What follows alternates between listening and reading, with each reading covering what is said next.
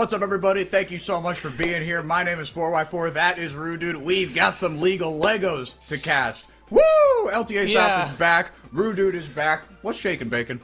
I mean, I still have to pretend like I didn't hear the last thing you said before we came on air and pretend that that's okay and I can't tell the people. Sorry, you can do whatever you want. No, we're going to live... That's Gringos Liberados exclusive. If they want that, they can have it, you know? We've got to keep something for the podcast, right?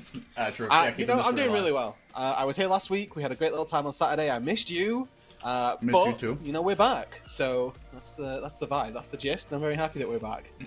This should be a good one. Yeah. LTA South. So basically what we're going to do here, these two games that are going to be played, we've got two best of threes. We've got IE, Isurus Estral versus Red Canids. And then afterwards, we've got Pain Gaming versus Leviathan.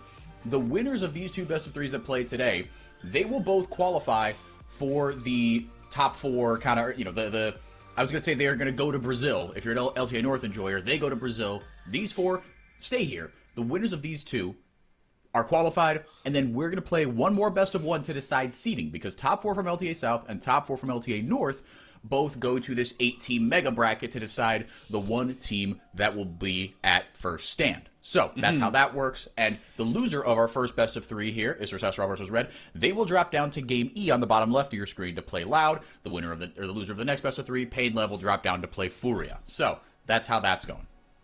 Yes, and honestly, it's scary for me because I'm scheduled to be on the whole day, which is terrifying because it could be 7 games. That takes me up until about midnight, which is not ideal. However, we will be here regardless, and we will make it work.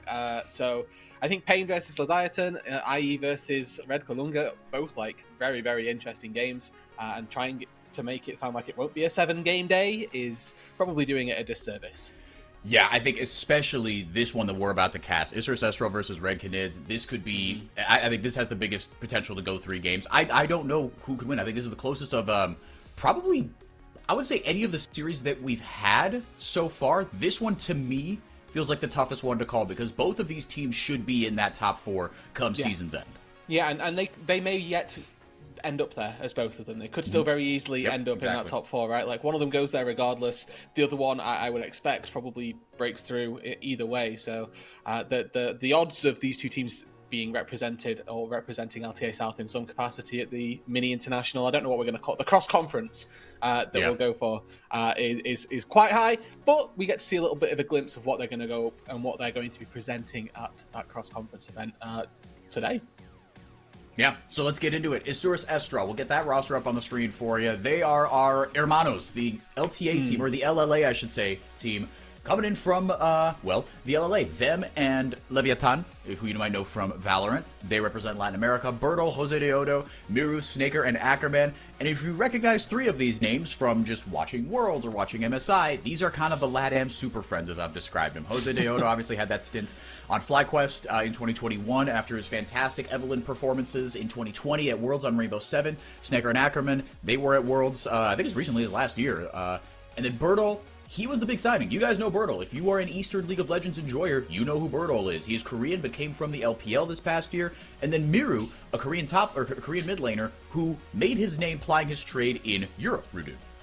Yeah, and I think as well he made it to an international event on an LLA roster as well. So he's very experienced at sort of this Globetrotter style of League of Legends player on this new roster with Isurus Estral. Again, a lot of familiarity, I'd like to say. I think that when I saw this team play last weekend, there were a few teething problems, right? It would have been their first competitive games on stage, a close 3-game series. They did obviously come out victorious, but there was definitely a little bit of question marks around their, I'll call it synergy, and how well they were communicating, it felt like, just watching. And I think that the 2 solo laners, obviously with whatever potential language barriers that there are, there's still not quite that same fluidity that you would come to expect from a team that had so much experience playing with one another. But all that to say, Miru was insane last week, just constantly getting the better of his counterpart, and really was the shining spot for this Isurus Estral spot. Yeah, he was incredible. We're gonna actually jump into Champ Select, but the Red Kid roster, if you were here last split, it's the same thing. So yeah, FNB, Aegis, Grevstar, Brunsey, and Frosty, they along with Pain Gaming are the only two that didn't change their rosters. Now, you will remember, if you are enjoying this tournament for the first time, or if you've been watching LTA North, we've got Fearless Draft. So this is, I believe, what they call full Fearless, essentially. If it is picked by either team, it is not available to be picked in the rest of the series. Now, this could be 3 games worth, this could be 2 games worth. Again, we don't know. But Jace is slammed immediately with the Cassante ban, kind of taking that away from, you know, any sort of pick, any sort of, yeah, anything at all. We were kind of talking yesterday, some of these bans, you have to change how you think, you know, about drafting a little bit in Fearless, because some of these bans could be, well, we don't want anyone to pick this because if we get Red Side, or if we get, you know, a certain position we want, then we want to be able to pick it. Yeah, exactly. For the most part as well, with specifically the LTA, we've actually seen flex. Much, but I remember seeing last week a plethora of LTA South enjoyers who were taking the Jace, taking it into the mid lane and going for that more heavy AD style as opposed to the tank Jace, which we sort of come to know and despise more than anything. But with the Aurora locked in, opens up again for that double flex. Now, we saw Miru play this last week. He looked exceptional on the pick, but he's also a champion that can be played top, can be played mid, and this for Red makes it so that both of your solo laners need to pick with the fact that they could be against Jace or Aurora. Yeah, and like you said, they're kind of holding all the cards here, especially that R5 pick. That's probably going to swing more than anything where Berto and Miru decide to go with these. Like you said, you could take the Jace, you know, a couple of different ways, not only matchup-wise, but also build-wise. Sort of like Ambessa, you could build her a couple of different ways that we saw Bwipo do. You could build her kind of lethality, tank, and, you know, all this stuff. Renekton is what's going to be locked in here opposite one of these two. Where would you like to see it go? Well, I think that the Renekton is probably going to end up going into the top lane. Just longer lanes typically favour him, and will get poked out quite easily in the mid lane, I'd like to think. Either way, we're going into now this second round of bans. It's very heavily support focused for Red, what they want to be banning out, so the jungle of the support. They've locked in the Maokai is like that flex pick. The Vi as well, very good for taking down a single target. What IE are missing for their composition at the minute is that semblance of engage. So we're looking to see if they can draft that out of their support role, out of that jungle role. I think that Rel is a champion at the minute that's gone largely under the radar that I think is very, very powerful in the current meta. Would not be surprised to see that get taken either here by Red or by IE, just as that form of engage. Red have already got the Sejuani to maybe go in, but having that little bit of extra, something to be strong in the lane, definitely going to be quite powerful. Is at least support a thing? I've heard kind of rumblings of that. Yeah, okay, so that being taken away there. Frosty, he doesn't have kind of the deepest champion pool. You kind of know him for champions like your Rakans, like your Nautilus, is kind of standard engaged junglers, or supports rather. But taking that away there, and now opting for a very kind of neutralizing long-term late game presence in the Victor. So still have that R5 flex to go into, well, actually, I was going to say, to go into that top lane. No, you've got R5 for support now. So everyone's kind of shown their hands as far as the solo laners. Yeah, so just looking for counterpick, really making sure that this bot lane can be very aggressive for Red, because I think that's something that Brunsey offers you. You can just look to go very ham very early on. The Varus in particular, again, a very aggressive laner. So you've got now, as IE, to have to try and predict something or placed with a little bit of safety in mind. I know that Bard actually does that, because Bard typically very good versus a lot of the melee supports. Yes, getting hooked is never good, but A, you're a form of engage. You can also disengage with a good cosmic binding. You've also got the safety that is provided to you with that magical journey as well. We've seen good bards, we've seen bad bards here in the LTA South, and indeed Rakan locked in here for Frosty, so a champion that he's extremely comfortable on. Roodood, how do you feel about the questions of engage as far as IE? You had that question in the first round. How are we feeling about it after everything is said and done? Hey, it's been answered. We're happy, right? Bard, I think, is a wonderful engage tool, especially versus Victor Varus. Normally, if you're playing Bard, you hate champions that have got dashes. So, you know, you try and call the ulti on them. Oh, they've used their dash spell, and I'm now useless. But Varus, Victor, they both need their flash, or they're going to get caught up in that Tempest Bait. And then the follow-up from that is a ton of long-range damage in the Jace, the Ashe, and the Aurora, and then a Wukong spinning on your face as well. There are a lot of tools that IE have got to start these fights and to get them going successfully as well. On the other side, extremely stock standard for Red Kittens. There's nothing flashy about this composition. You've got a couple of go buttons. You've got a backline threat. You've got a late game scaling threat. If that Chaos Storm gets out of control, you've got that to be able to look forward to in the late game. And then Brunsey, how are the Varus builds kind of shaped up early on here? I definitely prefer it when Varuses go for attack speed, and there is like a little crit build that's going around in very certain circles, but I don't think we'll see that. Basically, it has just defaulted to either on hit or lethality. But this game, with, as you say, the late game hypercarry that Victor is, there is an option for the Varus to try and go for that lethality route. The reason you normally go lethality Varus is if you've got something that provides consistent DPS in the mid lane, thinking your Azias, your Cassios, as you've mentioned here, the Victor as well can sort of operate in that function. I would, however, prefer the Varus to just go on hit. You've got a lot of targets that you can be getting on top of with those autos. You can take down the Jace quite easily, try and take down the Wukong as well. So that's where my eggs would be if I was to put them in a basket.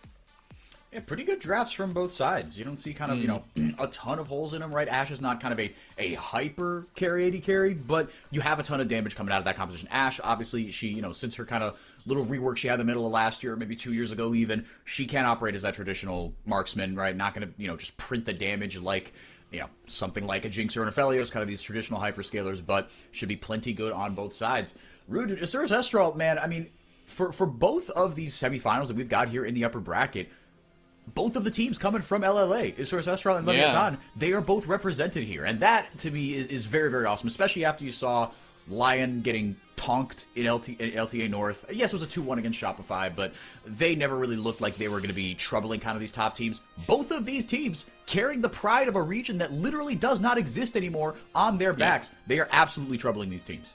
No, absolutely, and that was maybe my favorite part about last weekend was that we got to see those that the LLA and the CBLOL were going to be competitive with one another. And previous years gone by, that would have been a devastation for both of the leagues, right? We both wanted to be able to slam the other one into the ground. But the fact that we've now combined in this conference, and now really, there's that cross-conference rivalry, I think, as well. And whilst we've got there's still a little bit of that reminiscent, is it CBLOL or is it LLA team? Eventually, we are going to have to realize we're all LTA South and that our united enemy is the LTA North and that we're going to have to try and take them down to get to the international event as well. So that's what I'm really looking forward to, making sure that we have the highest level of competition from the South so that we can put up the best fight for the North.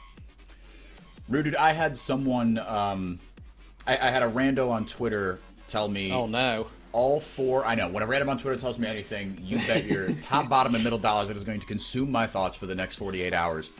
They told me all four LTA North teams are going to beat all four LTA South teams. Now, I don't think that's the case, but I'm curious for you, right? Let's say we send, Pain, Red, Loud, Asura's Estral, right? Yeah. That's not an unreasonable top four.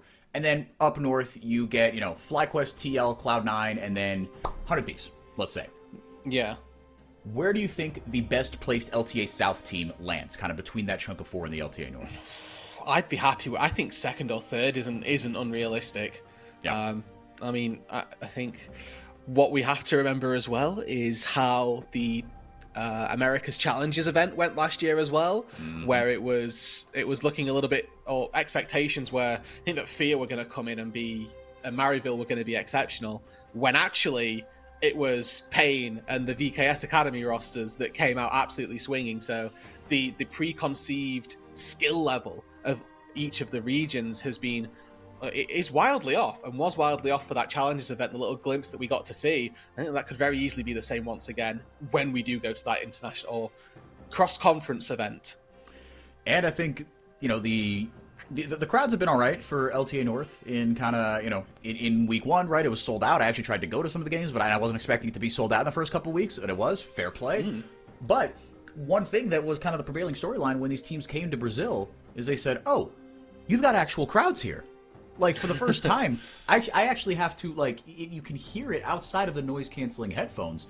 So I think that is going to be a bit of a rude awakening as well, if these teams aren't really expecting that or used to that. And you can bet that the Brazilian fans are going to be absolutely torqued. And as Bertol, getting into a little bit of trouble here, decided to go in, very misguided there. Frosty punished him immediately. Bertol having a rough time of it here early on as the lane swap does come through for both sides.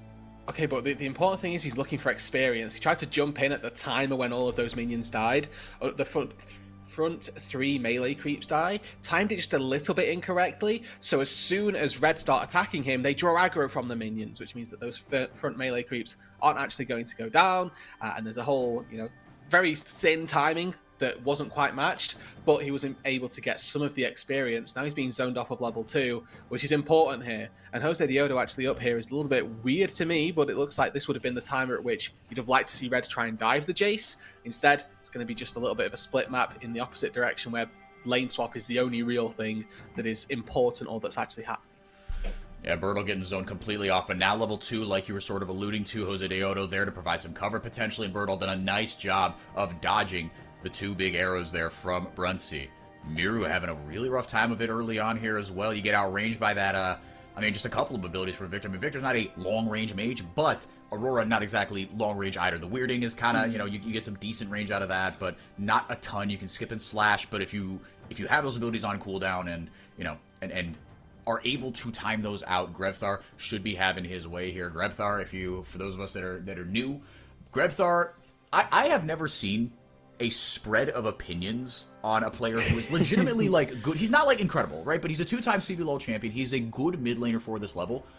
I've never seen a spread of opinions so wide on a player than I have Grevthar.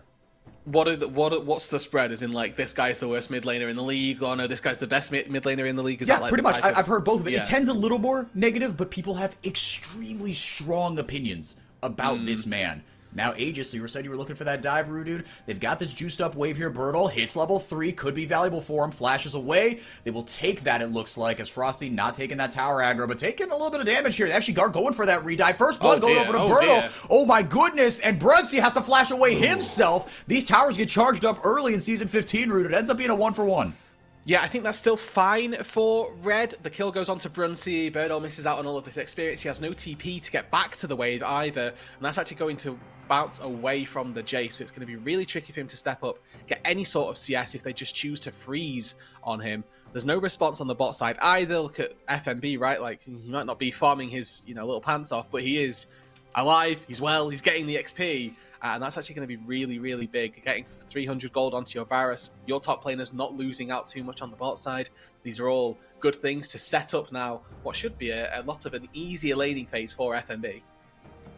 Now, Bertle said, all right, I've done my time. Get me the F out of this lane. He's going to go down and play normal League of Legends, normal-ish League of Legends down there. But like you said, Roodood, really, you got some more pots. He went with the Biscuit early on, suspecting potentially a lane swap and just an action-heavy start to this game. But down 10 CS, down about half a level here. Not actually disastrous, but not great by any means. He does have that kill in his pocket, though. But right now, in terms of combat power, because of that tier, FNB knows, look, these trades are going to go kind of how you expect them to pre-recalls. Yeah, and I think that the important thing about the Jace Renekton matchup is that Jace always needs to be ready to hammer E, right? As soon as you see the Renekton dash forward. Yep, got to bonk him immediately. Into a melee lane goes Aegis and gets 4 stacks of the Winter's Bite. No, that's Braum passive, JK. But either way, the 4-stack Frosty passive does end up with a kill over to Aegis. Nadoi, right? The really good execution from Red on this bot side, punishing the flashless top laner, who's down in the bot lane, but flash committed by FNB as well, just to make sure there was no way that the Jace got out to safety. Small thing about that is that I really liked was that Aegis was tanking the turret preemptively, meaning that FNB knew he could get in and take the kill as well. This is a replay of that dive on the top side. Again, Red very cognizant of how they want to play this dive. By letting the turret hit some minions, it resets that ramp up, and as you called out, it still ramps up incredibly quickly. Aegis very nearly goes down. Look at the flash to get out because he would have been 2-shot. The fans with some trash talk there in the arena. Always a lively place, the CBLOL arena. Great atmosphere down there. And it's good to see kind of the fans of, these teams. You've got, Latino fans in Sao Paulo and ready to represent for their teams. And I actually do like these jerseys. These kind of blue with the kind of faded red stripes down them. I think those are sharp.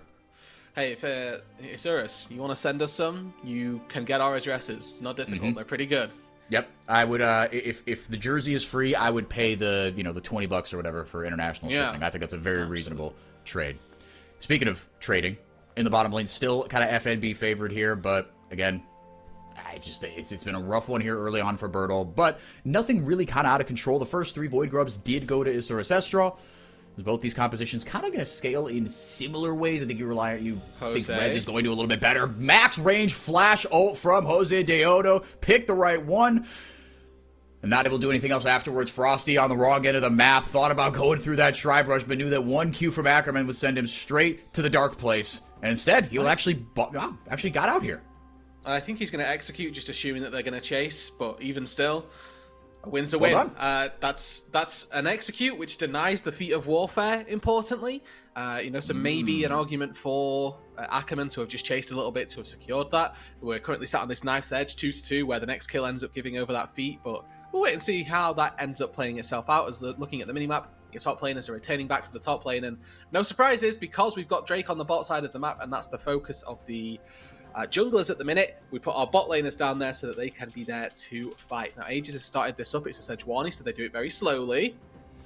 Grevthar not going to get on the business end of the Q from Ackerman. Throws down the gravity field to prevent any sort of chase from Miru. 0-0-0, a bunch of goose eggs in the mid lane, but that Drake does eventually go down. Able to buy enough time there. Bertle does get that hammer E off as the first couple of items starting to come through here, Roodood. The Phage comes in for FNB. Nothing else too wild, I don't think. Actually, Miru going with that null magic mantle early on, so knowing that, I guess... Treads, baby. Yeah, that's what I'm in a composition like this, I mean, there's so much CC. Literally every champion on the opposite end there for Red Canids. One spell could spell doom for you. Yeah, and it's important as well to look at the mid-jungle composition, right? As a mid laner, the only real champions that you fight early on are mid laners and junglers. Sometimes you'll get a support roam, but that fits perfectly for this situation as well. They all deal magic damage. The Sejuani, the Victor, even the Rakan coming in, it's all magic damage that they're going to be dealing. So those Merc Treads have insane value to get early on. Even though they are now a lot more expensive than they once were, just having that null magic mantle in your inventory is going to offer so much safety, because you're just going to take progressively less and less damage. The CS differences, I should say, pretty much kind of right down the middle. It's been a bit of a slower early game. Snaker actually goes right in there with the Enchanted Crystal Arrow. Ackerman not able to get the double stun there with that Cosmic Binding. I thought that would have hit there. I mean, Frosty, right? That's tough as a Rakan, right? Any sort of defensive maneuvers, you battle dance backwards, and all of a sudden, it's just easy pickings for Ackerman there. But now he's hit level 6, and everyone except Frosty ready with really important ultimates in this bottom lane. Yeah, and I think that's this is where I want to quickly highlight the Summoner spell that Bruncey's taken in the barrier. Normally versus an Ashe, you will see Cleanse, but you're looking at the rest of the CC that is available to Isurus Estral. Knock up from Jose, Stasis from Ackerman. Those things you can't cleanse, so taking Cleanse this game feels really rough. What that means as we move into the mid game and as Bruncey transitions into just farming mid lane, he's going to have somebody around him on every mid wave, or have a lot of vision set up around the mid lane, because if he doesn't, Enchanted Crystal Arrow connects, he probably dies. The follow-up from the Bard ulti, the follow-up from Jose will come through, and without Cleanse, he doesn't have that to keep himself safe.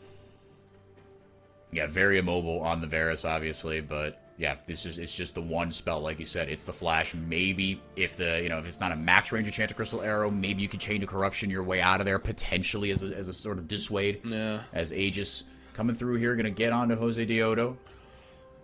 Big series for both of these teams. Again, this is a best of 3, full fearless. If you win this, you are locked in for top 4 and getting to compete against the LTA North for a spot at first stand. Temper Fate goes out onto 2 members. Frosty trying to buy some time there with the quickness. Goes immediately there with the Chains of Corruption. CC chained on to Bruncey. He is able to get the kill. Excuse me, not on Bruncey, onto Miru. Bruncey able to get the kill. Apologies. Bertle going to eat the board. Majority of this Chaos Storm is Grevthar playing bodyguard off the other end there as Bertle able to go back in there with the Jace. Double kill, meanwhile, for Jose Deodo, just completely ignoring that part of the fight. Goes in with the Cyclone, gets 2 kills, but will be shut down. Brunson getting another kill on him. It's still a 2v2 in the Dragon Pit. Grevthar survives by the skin of his teeth with that shield. Aegis going to take the magical journey with Ackerman. Grevthar might die to the grubs. Gets another shield off again, says Aegis. My lifelong friend, my cradle to the crib. Man, please save me. Okay, so Feat of Warfare goes the way of red. The tie-up now, so 2-1 for your feats of objectives as well. So Dragon plus the grubs, plus, let's not forget, all of the kills that red just picked up as well. They got so much out of that fight. All of the assists on Grevthar as well. He's essentially, from that fight alone, got 4/5 of the way to a full next upgrade on a spell. So whereas before was probably just sat on E-Evolve, now he's probably got E and Q just immediately out of that fight, which is very, very important for a Victor. Getting to that final stage evolution as soon as possible is so important. But look at Miru here. He goes in past the journey out, gets CC chained, never has a chance of escaping. Ackerman knew the position that he'd put himself in and had the way out, but didn't provide it to his mid laner either.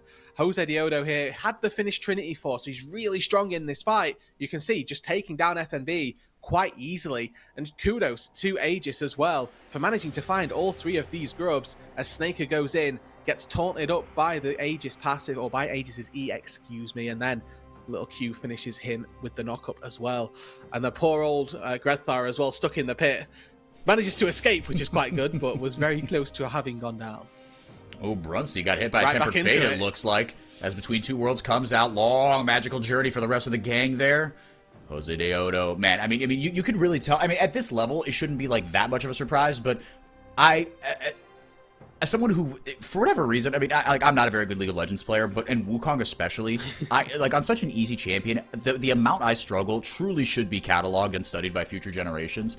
But the value you can get from a Wukong ultimate is absolutely game-changing. Jose Diodo, like you said, most of it was, look, the fact that he had a completed item there, and not everybody else did. He had that Triforce, like you said, as this dragon goes down in favor of red. But what he was able to do and extend that fight, just be a nuisance on that Wukong, getting the double charge of the ult, spacing him out like that, it's awesome stuff. It was, and I think that Wukong may be just one of the most sought after the patch. This is honor. We have to pretend like it's always banned, but he is doing a really good job at utilizing that as well.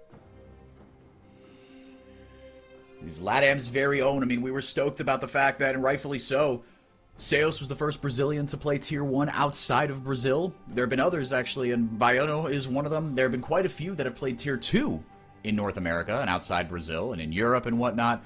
But Jose Diodo did it first, man. He was the one from south of the equator, not including Australia. They are south of the equator as well. But from south, in the South American continent.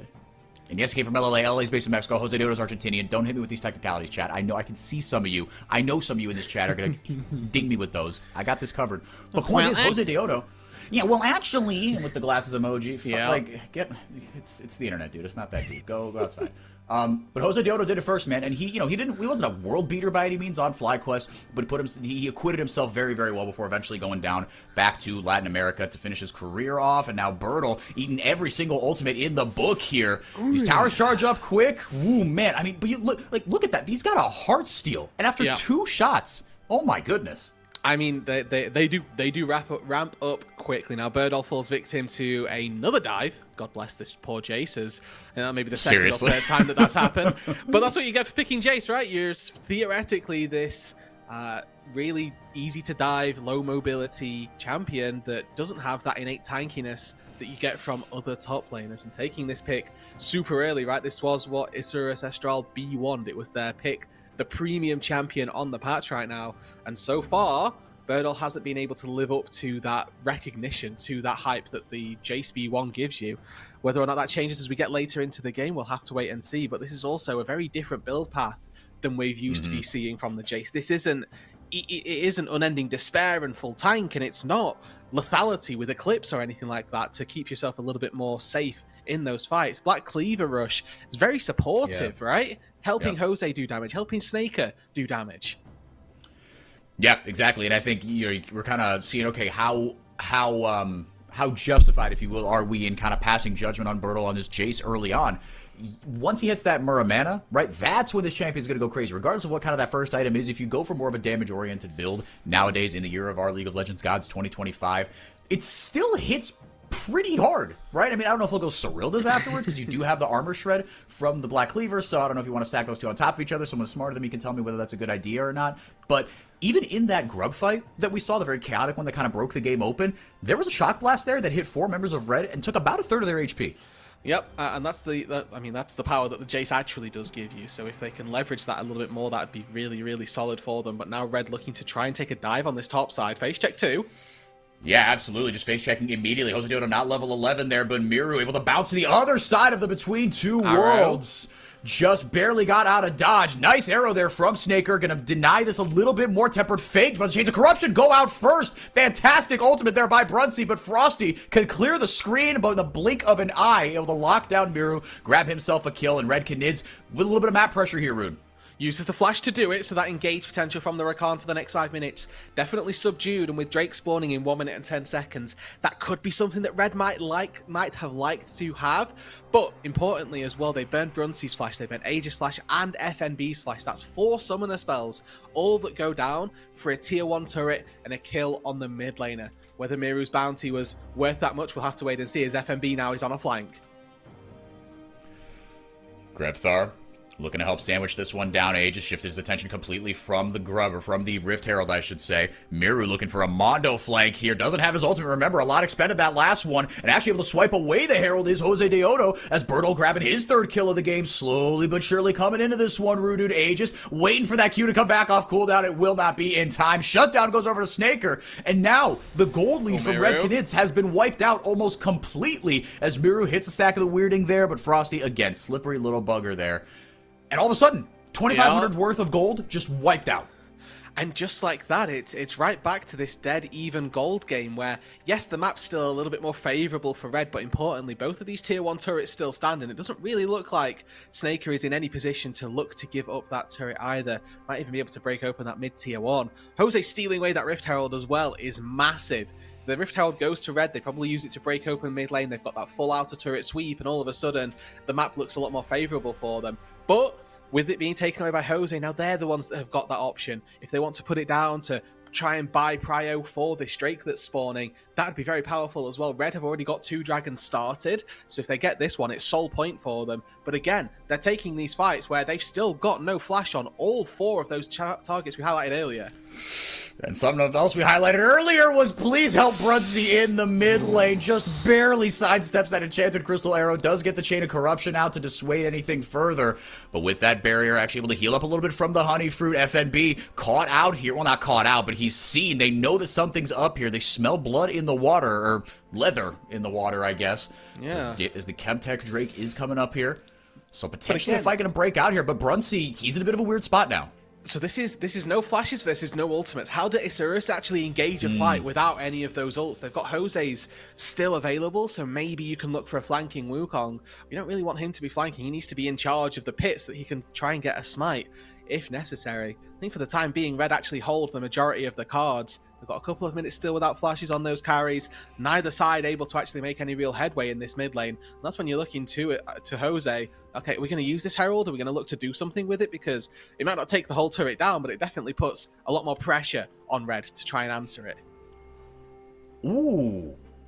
Okay, as Atakan spawns up in the top lane, you know, I was, with the tier, I was thinking, okay, it's going to be Muramana, but then that Shock Blast didn't do a ton of damage, so I was like, does he have that Muramana completed? JK Fimbulwinter. Yes, we've unfortunately been experienced to a lot of these over in China as well, so with Fimbulwinter Jace sort of making its presence, it acts as Eclipse, just obviously a lot tankier. You go in, you do a little bit of stuff. In the front line, you get a shield, which is very, very useful. And as you can see, clearly has no problem clearing waves, right? You do that as Jace with full AD, that wave dies. You do it with a Fimbulwinter in your back pocket, it dies as well. Yeah, I mean, it's like you said, right? That's why he is the premier carry, on the premier champion, I should say, on the patch. Just able to do so much and provide so much, build a couple of different ways. Both these teams jockey for position and have been jockeying for position for this Rift Herald for the last couple of minutes here. You'd like to think that if one goes one way, the other team will snack on the Atakan up in the top side. We'll see how it goes with both of these teams. They are very entertaining to watch because they are very rough around the edges, as only one gets hit by that Tempered Fate. Generous hitbox. I thought Grebthar and Brunsey on that one, as Aegis all of a sudden, not maybe the immortal monster that he thought he was. As that Phantom Dancer comes in and the Herald is dropped, FNB potentially looking for a flank here. Now Isurus Estral have created a little bit more pressure on the map before this fight. So that mid turret goes down. Importantly, Brunsey did get hit by that Tempered Fate, but second item is Edge of Night. Oh, hang on a second there. Bam. He's able to cleanse out of that one as the Enchanted Crystal Arrow finds him. But Brunsey going to be late to this fight. Jose Deodo pounce immediately. Grebthar is down. Kill returned immediately, though, as Brunsey joins the fight. Able to dump damage into Miru. Snaker going to get locked up, and not a moment too soon. Shutdown goes over to Brunsey. Magical Journey goes out. FNB, pretty tanky, but will not give chase. It's a bruiser build, not a tank build, and now purchase immediately onto that on that Chemtech Drake Root, and crucially, not enough left for Isurus Estral to trade with that Atakan. And they couldn't take down Brunsey once again. This Varus, who seemingly is the target of Isurus Estral, they didn't have what they needed to take him out. Edge of Night, first of all, blocks Tempered Fate. Then he gets hit by an Enchanted Crystal Arrow. Well, guess what? Frosty's first item to Mikhail's. So there's an extra arrow in their quiver to keep this Varus safe. And then this engage onto Greththar. Yes, he falls, but not before he pumps out a ton of damage, leaves his ulti down. And again, Snaker, he's got the right idea, trying to get onto the Varus, who's got theoretically nothing left in the tank. Unfortunately, he's got another set of teammates around him that can help him out and keep him alive. Yeah, it was a very awkward fight there. Like you said, the idea was sound, but the execution as the fight went on, and as Brunsey, with the help of the Mikhails, with the help of the Edge of Night, was able to shed every bit of CC they threw at him, was able to get right back into the fight, with Aegis still having a phenomenal game, by the way. Was deathless until very recently. He's just juggling everything. You called it out kind of in that first grub fight. I remember that. You're like, I wasn't even looking at kind of who got the grubs, but you highlighted Aegis got all three as chaos just erupted around him. He's having a really good Sejuani game. No, he is, and I do want to credit Red because this entire team working together, it's exactly what they're doing, right? Brunsey with that Edge of Night purchase, they've opted to not take cleanse, and the entire team has banded around Brunsey and said, yeah, bud, you don't need cleanse. Here's what we've got to help you out. And Aegis, again, mid-wave has shown up. He's in that mid lane helping. Ooh, Frosty going over with the grand entrance. Very nice pick there from the Red Kid support in his third year in the big time. Health bar's kind of low here, but here comes FNB. Use the TP. He's got Flash. He's got the Dominus. He's got everything he needs to lock up a target from long range, potentially, if they want to chase. They are going to chase. It's a matter of whether they find him. Frosty gets the grand entrance up again, and with the quickness, sets them all up for Red Canids. IE scattered to the winds. Snaker deleted there by Brunsey as well. Birdall going to pick up the cleanup kill, but it's a 4-for-1 Roodood. And you can see Brunsey laughing in the camera there. He knows, okay, guys, they double flashed on me. What am I going to do? Manages to find the Ashe anyway, and they're going to get Atacon off the back of this. Birdall may be able to push in a mid-wave, might even be able to take down this tier 2 turret, but for the next 2 minutes, Red are going to be emboldened to take things on the map. Absolutely, and their carries are starting to hit their stride as well. Greththar, he's got 2 items. He should be able to come back with something else here. Maybe that third item is that death cap. Not a ton of MR. You see a lot of Merc treads being built, obviously for CC, but it does provide magic resist as an added bonus. Not sure if anyone else knew that, but you like to see what that third item is going to be from Greththar. But Brunsey's build path, as we get a replay here, we can get to that a little bit later. This fight just completely dominated by Frosty. Yeah, I mean, Ackerman there, his portal, unfortunately, not quite as long as it might have needed to be to cause a little bit more chaos in this fight. But then Miru just, not really bad pathing, but the only pathing he could take led him into a really tricky position. And as you so rightly highlighted, it is a Frosty domination in this team fight. Double quickness, great knock-up as well, as Brunsey's able to find the 1v1 on the side and then immediately resigns to his own fate, knowing a Jace that's flashed on me is a Jace that kills me. Yep, but the Jace also burned Flash to get you. Again, just on the margins. Yes, Red are winning these fights, but they're getting so many valuable resources. I mean, literally everyone has Flash down except for Ackerman. And that, on a Bard, who gives a rat's, you know what? It does not matter on that champion. And crucially, 4 Flash is still up for everyone on the side of Red Canids. They hold all the cards here, Roodood. Yeah, and they've also got this fake death ready in their, I don't want to call it inventory, but ready to go, essentially. They should just be looking to force on a whim. And I like the change that Riot made, right? Making it so it's 200 gold instead of 100 when you withdraw somebody. That feels like it's tempered some of the aggression that we were seeing from 100%. Competitive teams. But still, I mean, Red have still got this opportunity now to go very aggressive and see if they can find any sort of fight with this. Aegis has 4,000 health. The resistances are stacking up really nicely as well. Kind of not maybe exactly what you need in the late game, but with only 2 items, 2.5 items, well, like 2 3/4 items with these upgraded boots. But he's got 4,000 health. He's just absolutely monstrous. Only 1 Ocean Dragon as well. The Chemtech Soul is just going to mean he's going to be that little bit stronger, that little bit, you know, tougher to take down with the tenacity coming through. And Roodood, it feels like Isurus Estral, they've still got a composition that can fight, but Red's composition, to me, is like, as they go for the Baron here, completely blind. 26 minutes. Reminder, it spawns at 25 minutes in the year of our Lord 2025. They actually feint the Baron, and instead are just waiting for a pick, and that's probably fair enough, because, I mean, in a straight-up 5v5, Red's composition will tear you apart. It is so easy to execute. You've got so much CC, so much damage coming out from so many different sources. The issue here is trying to bait out Baron is very tricky, especially versus Ashe. You've got Scryer's Bloom on the Ashe and then double Hawkshot as well. So theoretically, Snaker gets one of those probably every minute or so. So he can check very frequently whether or not that objective is available. But this is Soul for Red as well that has just spawned. Aegis dashes in, and the CC chain deletes Ackerman. No Tempered Fate to deal with. Woohoo! One less thing to worry about. Chaos Storm goes out as Aegis and FNB lead the charge. FNB flanking from the red buff. Shutdown for Frosty. They get the 2 that they need. Jose Dioto's still alive, crucially, but that should be enough to set them up for the Soul. Yeah, Jose with no flash and very little HP is not going to be in a good position to try and contest this. Red Canids go away, find themselves a 2-for-0 fight in the mid lane, find themselves a Soul as well, and this all the better poises them to move into that Baron and start putting the final finishing touches to this game number 1. Easy as you like for Red Canids. I mean, it never felt like this game was, out of their control. It never was fully in their control, I think, until right now. I always had a way into it. But again, this composition, I keep coming back to it because it's just so easy to execute. The absence of the front line, really, for Osiris Estral, very apparent. This Bard being the one caught out on the front line doesn't have that tenacity, that frontline capability that you would get from a Rel, from a Nautilus, and doesn't have, importantly, the immediate blowback as well. If a Nautilus gets caught there, at the very least he's dropping ulti, dropping some form of CC, getting Aftershock, right? The Bard doesn't have the chops to stay in there for that long, gets CC, gets taken down, and when your Bard dies instantly, that's all of your engage, that's all of your backline threat taken out in an instant. And just the fact that you said that and it was true, like you said, engage and backline threat all on the back of an enchanter, and that's it. That is a very, you've put yourself in a very low margin spot there. Not a lot of room for error. It relies a lot on if Jose can find these flank angles as well, but so far just hasn't really been successful in that. Just getting constantly either scouted out or just not looking for them either. Grethard does go back to base, finishes off that Rabadon's death cap, so if the Victor wasn't strong enough already, having that death cap in his back pocket now feels very, very good. And, we've already got fully evolved Victor. We're very happy with how fed he is in the game.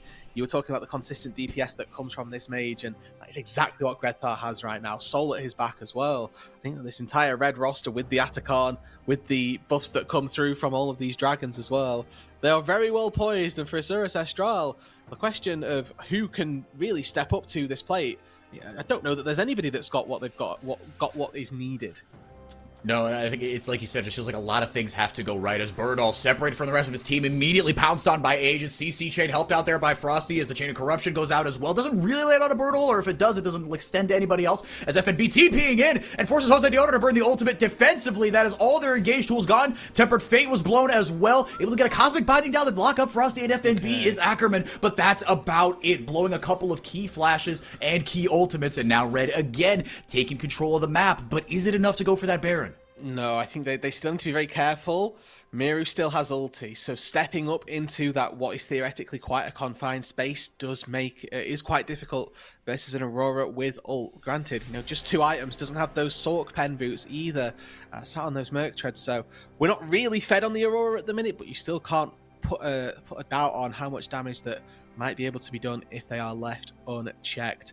Level 15 to level 16 that Grethar is as well. Taking a look at where the advantages for Red are in this game, they're only 2.7k gold to the good, which feels like, not as much, but you think about the intangibles that they have, all of these dragons, the soul at their back as well, they are actually very, very far ahead. And looking at where it's even, more so than anything else for Osiris Estral, top lane even, bot lane even, jungle, slight advantage even toward Jose Diodo, but it's actually just Grethar on this Victor, 3-1 and 8, death cap in his back pocket, who is really far ahead of Miru.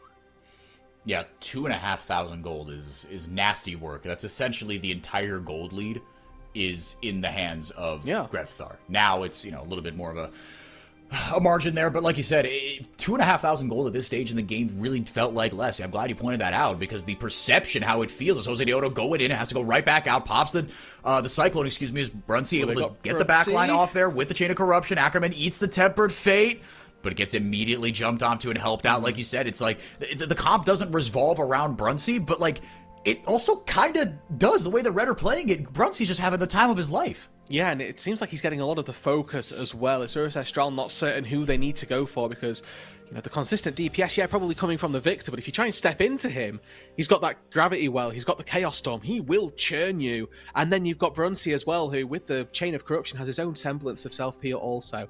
Looking importantly at those flashes, they are up for every single member, I think, apart from Miru.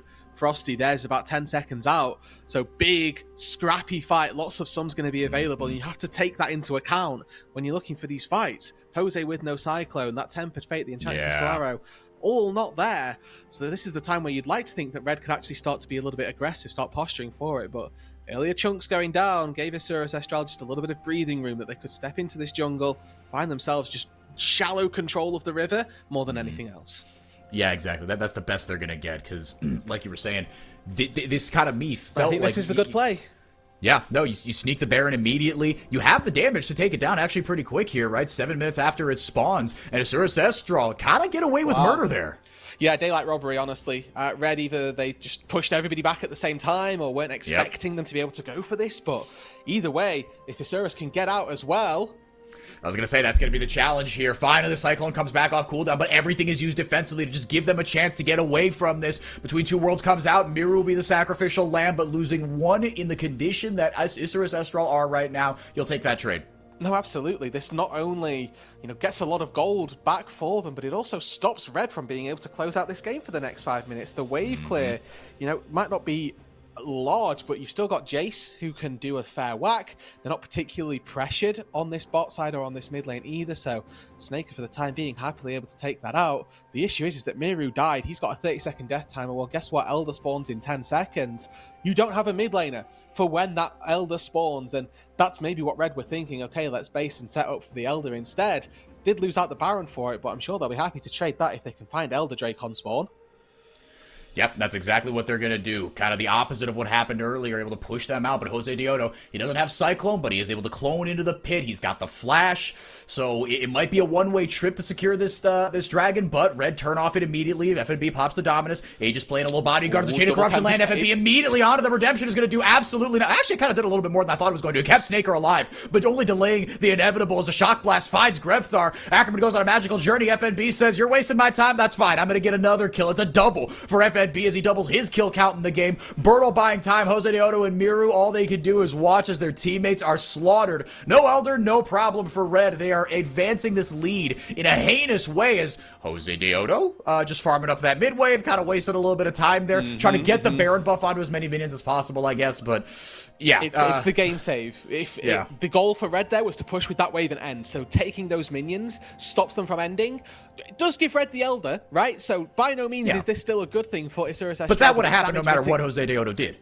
Exactly, it's damage mitigation as best as possible. And in that fight, I hope we get another replay of it because there was, so many important things that happened. But Red coming away with this Elder Drake buff, I think that this is not as important when Baron's down, but this fight is about as good as it's going to get for Asuras Estral. Double Tempered Fate on both carries, but FNB and Frosty go nuclear together in this backline. Snaker goes down, Miru's forced out and has nothing to say about this. And then, yes, the carries, they get unfrozen, they're able to come through, they help take down Birdall as well.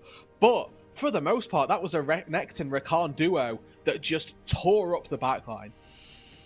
And that's part of why, I mean, Renekton, again, he's a pretty controversial champion, but in the late game, he falls off, but you could still get to the backline and just be a nuisance. Just be someone that, look, like you have to focus. Look at me. No, don't look that way. And then, like you said, pair with a Rakan that is even more mobile than the Renekton and has even more CC. Just an absolute nuisance, right? You cannot take your eyes off them. Yeah, what does an Ashe do, right? A little immobile Ashe versus Rakan triple dash. You've got Renekton 2 dashes. Just Ooga Booga in your face. You can do absolutely nothing. No, exactly. And now for Asuras Estral, they're staring down this Elder Dragon. They need to try and find what semblance of wave clear they've got. Miru going to be the real person championing that. And what you're seeing Red do right now is try and sync up these waves. As soon as mid lane crashes, they're hoping this bot wave crashes at the same time so that Asuras can't spread their resources in one space. And they do have that Elder Dragon. Let's not forget, my goodness, that is a lot of damage coming through as the waves are indeed kind of synced up a little bit, but the mid wave abandoned as Birdall kind of on cleanup duty on that front. Weren't able to get that mid lane tier 3, but the bot lane tier 3 and the inhibitor crucially going down. So a long, long lane to play through. Elder Dragon lasting for another 45 seconds. Birdall pushed up far too far. He's going to take the scenic route back home. FNB burning the TP to potentially try to catch him out here. And like you said, it's not bad pathing necessarily, but you force yourself into a situation where you have to take suboptimal paths. And Red say, okay, you know what? Otadeota's flanking over there. We've got a 5v4. Let's just focus on getting these 2 inhibitors and leaving ourselves a very long lane to work through. Fantastic Tempered Fate gets 3, but the follow-up just isn't there. FNB has to pop the Dominus. Otadeota looking to go in with the Cyclone potentially, so they hold off the inevitable again. And actually, Red going to retreat off the back of this. Yeah, so they save their tier 3 in the mid lane. Again, important. So Ackerman does a good job there, just not threatening the engage more than anything, because there was no engage there to be had in the back end of this. But Red, go away. We've still got an inhibitor down on the bot side. That's going to be very important. That's 5 minutes of pushing pressure down in the bot lane, where Baron spawns in 1 minute and 10 seconds. That mandates that somebody from Asuras Astral is down in that bot lane, or they're going to start losing Nexus turrets. So that gives now Miru, yes, a little bit of free time to farm up, but also means that he's going to have to teleport in at some point and try and be that difference maker. 0, 5, and 1 on this Aurora is not the scoreline that I expected to see from this player. Came out of last weekend having had a very positive experience, having been one of the star carries for this team, and it's very evident in this game in so far that he's just not been there. No, 0-5 and 1 is not where you want to see. I mean, and 1 assist on the back of 9 kills for your team, right? And then on the other side, yeah, a little over 50% KP for Grevthar, but the amount of damage that he has been able to churn out, absolutely unbelievable. Birdall, man, oh man, it's so strange seeing a Jace with the ruler health bar right there. 5,000 health almost from Birdall. FNB did just heal him, and yes, that was a part of the items, but equally, like, you know? Yeah, it's a nuisance, man. It is. Oh, it's so cursed. But you get why it's being built, right? I mean, it doesn't kind of look that great in this game, but it is not the tank Jace's fault that things haven't gone their way. And Asuras Astral, right, haven't played an amazing game, but if anything, I want to give credit to Red here.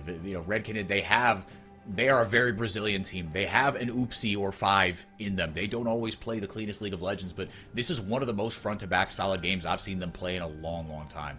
Jose sees this. Gonna probably clone over there, try to swipe away that Baron, but Aegis able to secure. Tempered Fate goes wide. He's gonna miss there. The Shades of Crystal Arrow went in for that initial stun. Shades of Corruption coming back. That was the last-ditch effort from Asuras Astral. They're separated a little bit. Frosty probably going down here in the backline. Just kidding. He did some honey fruit, and on the back end will in fact be taken down. Mirror from the other side, able to get the shutdown there, but Brunsey survives, and more than that, a triple for FNB. 7 kills for the Renekton, coming alive in this late game to help Red Kinid secure game 1 of this best of 3. They put everything on the bot lane, but Grethar and FNB stand tall. The solo laners for Red, through thick, through thin, come up trumps. 1-0 in favor of the Brazilian squad. Everyone does their job. Red Canids, again, just a really front-to-back clean game. And now Asuras Astral 1 game away potentially from a date with Loud in the lower bracket. But Red still have a job to do. Roodood, I mean, where do you start? I mean, I was in the middle of the game. I was kind of going to say, I was going to throw out the, we haven't talked much about FNB this game, but, blah, blah, blah, blah. And then the late game he had on this Renekton, oh my goodness. Yeah, and then FNB started talking for us. We didn't need to. Yeah. He made those statements on his own. And, like you say, moved into the late game and was just a phenomenal Renekton late game team fighter that you're looking for. We so frequently, I feel like the narrative of FNB has always been that he is a very solid player through the regular season, but we go to those best of series and all of a sudden we start to not see the FNB that we're used to. But what we've done is we've made regular season playoffs and best of series, right? So now all of a sudden FNB looks like a king in the top lane. Yeah, I mean, he's just great. I mean, he's probably considered one of, if not the best Brazilian player to never win a title.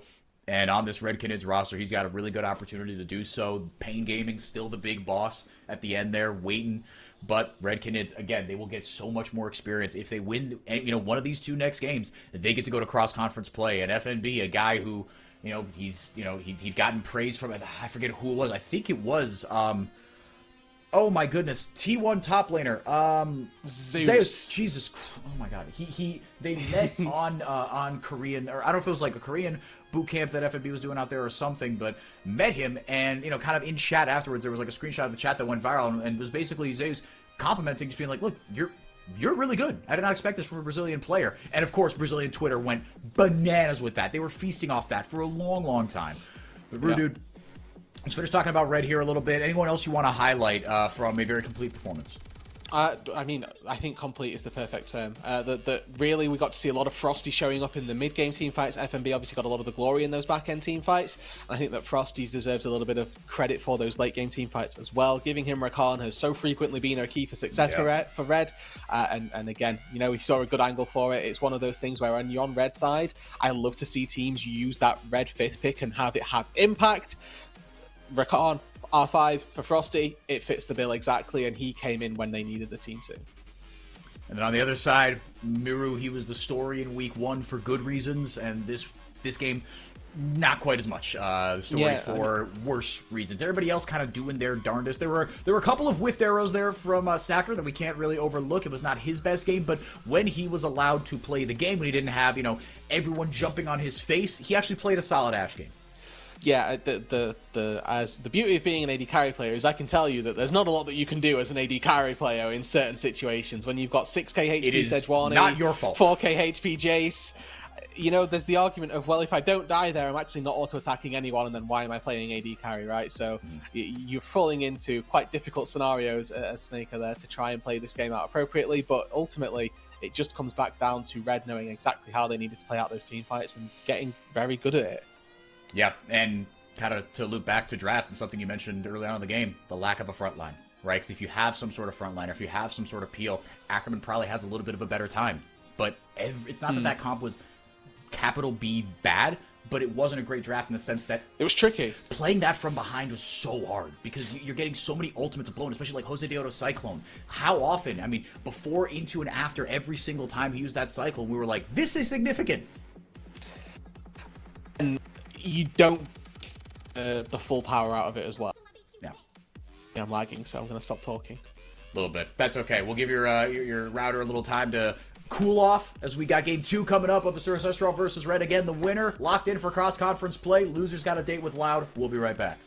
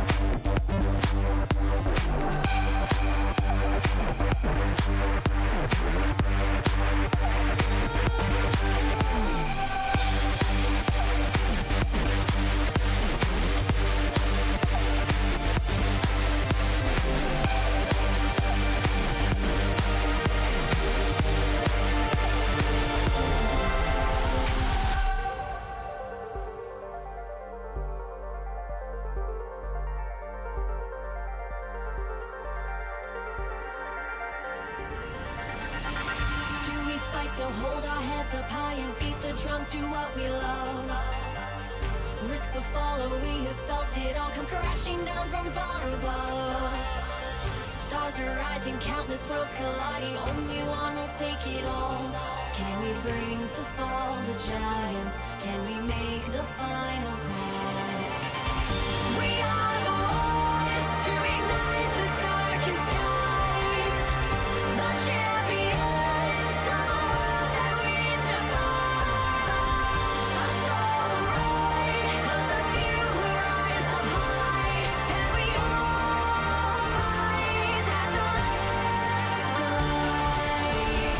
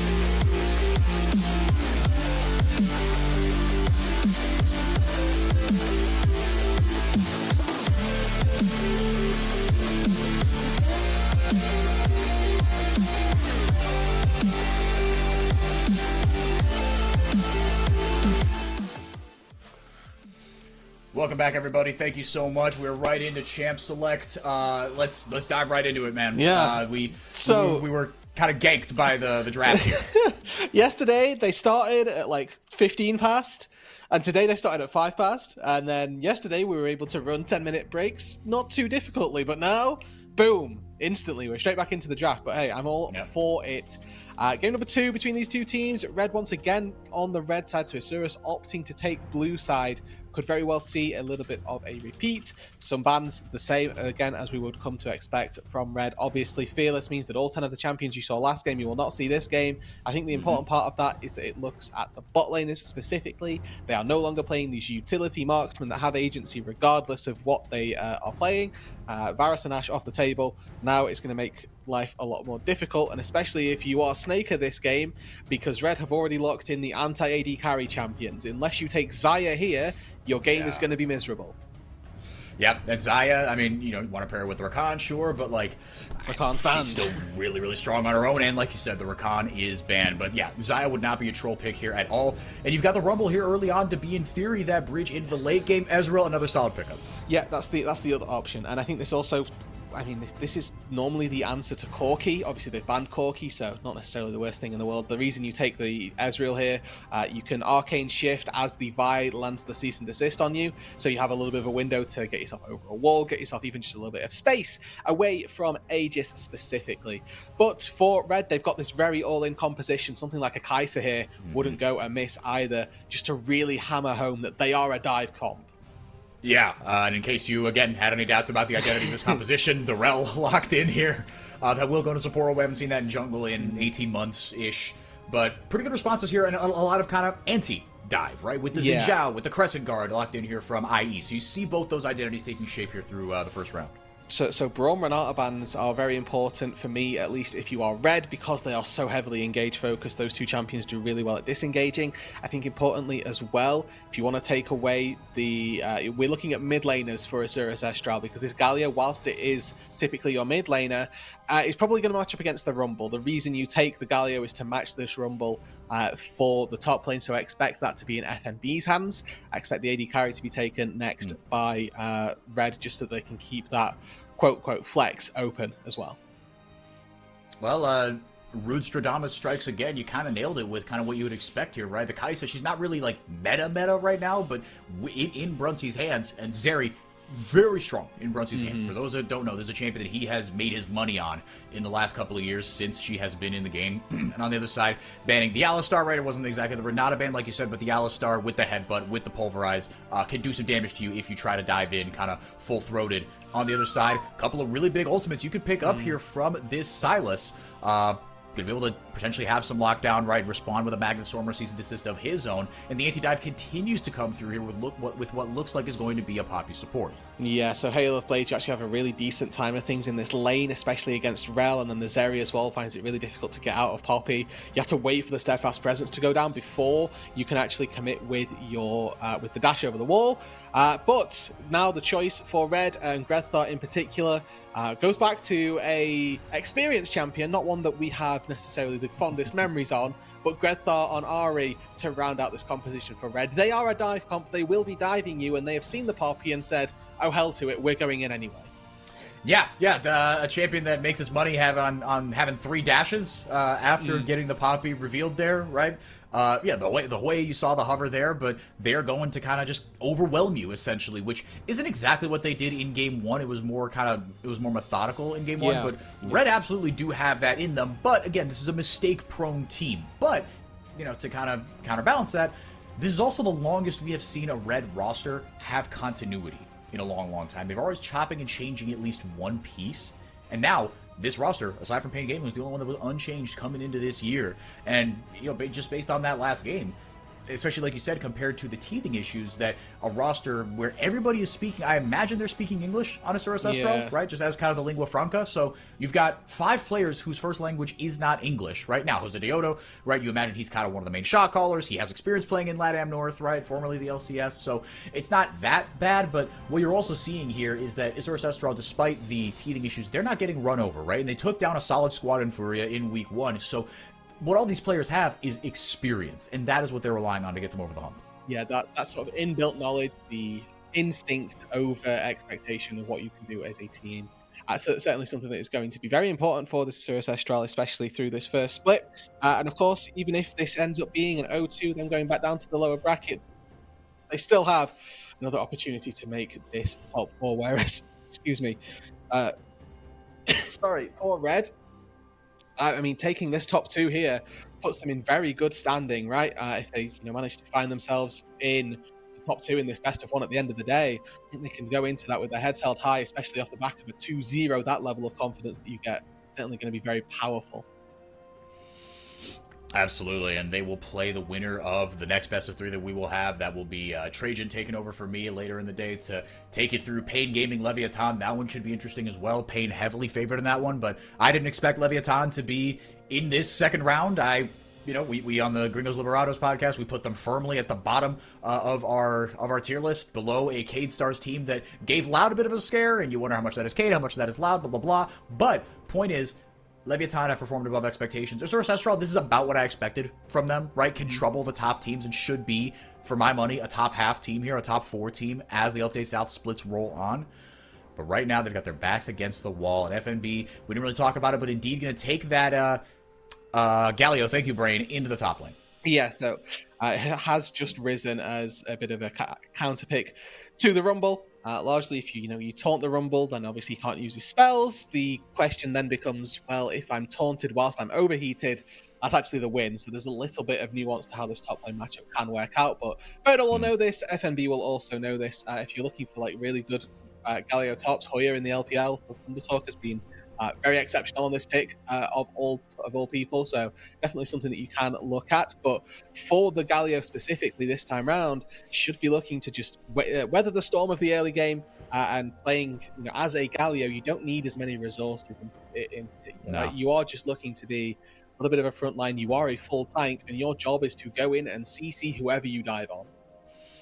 Yep, 100%. And you've got a couple of buddies, right? You are not primary engage as the Galio, you are that secondary engage. But whether it's the Vi that Aegis is piloting or Frosty's Rel, you've got a couple of really solid targets to be able to ult onto. Yeah, and I think that for this game as well, Snaker, walls are going to be his best friend. The best way to sort of keep yourself safe is, timing your E so effectively when you're getting cease and desisted. But also, if you do manage to do that, you want to nail the timing on your E so that you're hopping over a wall so that Galio, when it lands on you, can't just immediately Justice Punch you. So the Vi has to channel quite a lot to get the Q fully over the wall. They're already fighting. Yeah, already brawling here in the mid lane, a little bit in the bottom lane. It has taken full-throatedness. First blood over to Brunsey immediately. He took that barrier as well and had to burn the flash as well. Snaker not able to land the Q, but a double comes over. He does get the kill there eventually as the auto was in mid-air. But 2 kills for Brunsey here compared to the 1 for Snackerman. Conqueror Stack takes down Brunsey, but a 2-for-1 down on the bot side. And the Zeri, already with 2 kills in this early game, goes back to base, picks up a Cull and a longsword. So plenty of damage to go back into that laning phase, whereas Snacker, a tier of the goddess, not nearly the same combat power. No, and that is just part of the tax of playing Ezreal early. You'd like to take a little bit of a better back than that, where you can come back with that plus some CDR boots or Berserker's Greaves and something like that, where you get a little bit something Even extra. Even just a right? longsword, man. Anything, right? Yeah. A dagger, something, brother. But it feels a little rough. But look, you got yourself a kill, right? You're able to get that early gold injection and set you on your way. But again, this bottom lane, and I associate this heavily with Red Kid's bottom lanes, because back in kind of 2021, 2022, when we were casting this Roodood, Jojo and Titan, that was a bot lane that I always thought of as they just kind of go. They're up in your face. Brunsey and Jojo, when that was the bottom lane here. So Red's identity over the past 4 years, really, has been these bottom lanes that get up in your guts and toss your salad. Yeah, not the euphemism I wanted on a Sunday evening. You are correct, though, as Ackerman is caught hex flashing out. Salad firmly untossed thus far. Is FNB missing the Justice Punch there? Just barely. Yeah, and you see the players on the bottom left of your screen on Leviathan getting ready to roll. Pro Delta, Brazil's newest prodigal son, a quote-unquote export, just kind of, a couple miles down the border to Argentina, where I think both these orgs are based. And actually, I might be talking nonsense here, but point is, Argentina kind of one of the big hotbeds for talent as far as Southern esports are concerned. Nice little shove here from Asuras Estral as they get ready to potentially start to, with the Scuttle Crab, get some vision on this Dragon. 30 seconds until that comes up. Decent push here from, well, I mean, really more from kind of the side of Brunsey and Frosty. They get a good little freeze there in the bottom lane. I don't think either mid laner will hit level 6 before this comes up, so that kind of means you're probably going to wait for level 6 for both of these mid laners to go in on that Dragon. Yeah, oh my goodness. And right now what we're expecting is to start looking at any of these recalls coming through. Drake typically isn't the thing that you'll take on spawn, especially the first one.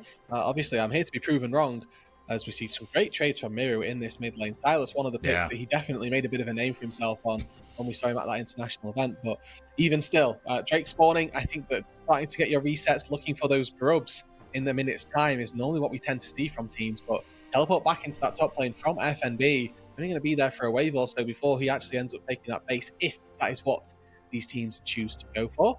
For the time being, Asuras Estral quite happy. A little bit of even farming in mid lane, you know, small CS advantage. I mean, small in that top side for Birdall as he catches a nice wave under his turret. Now he's going to be able to go back to base, use that teleport, and get back out onto the map.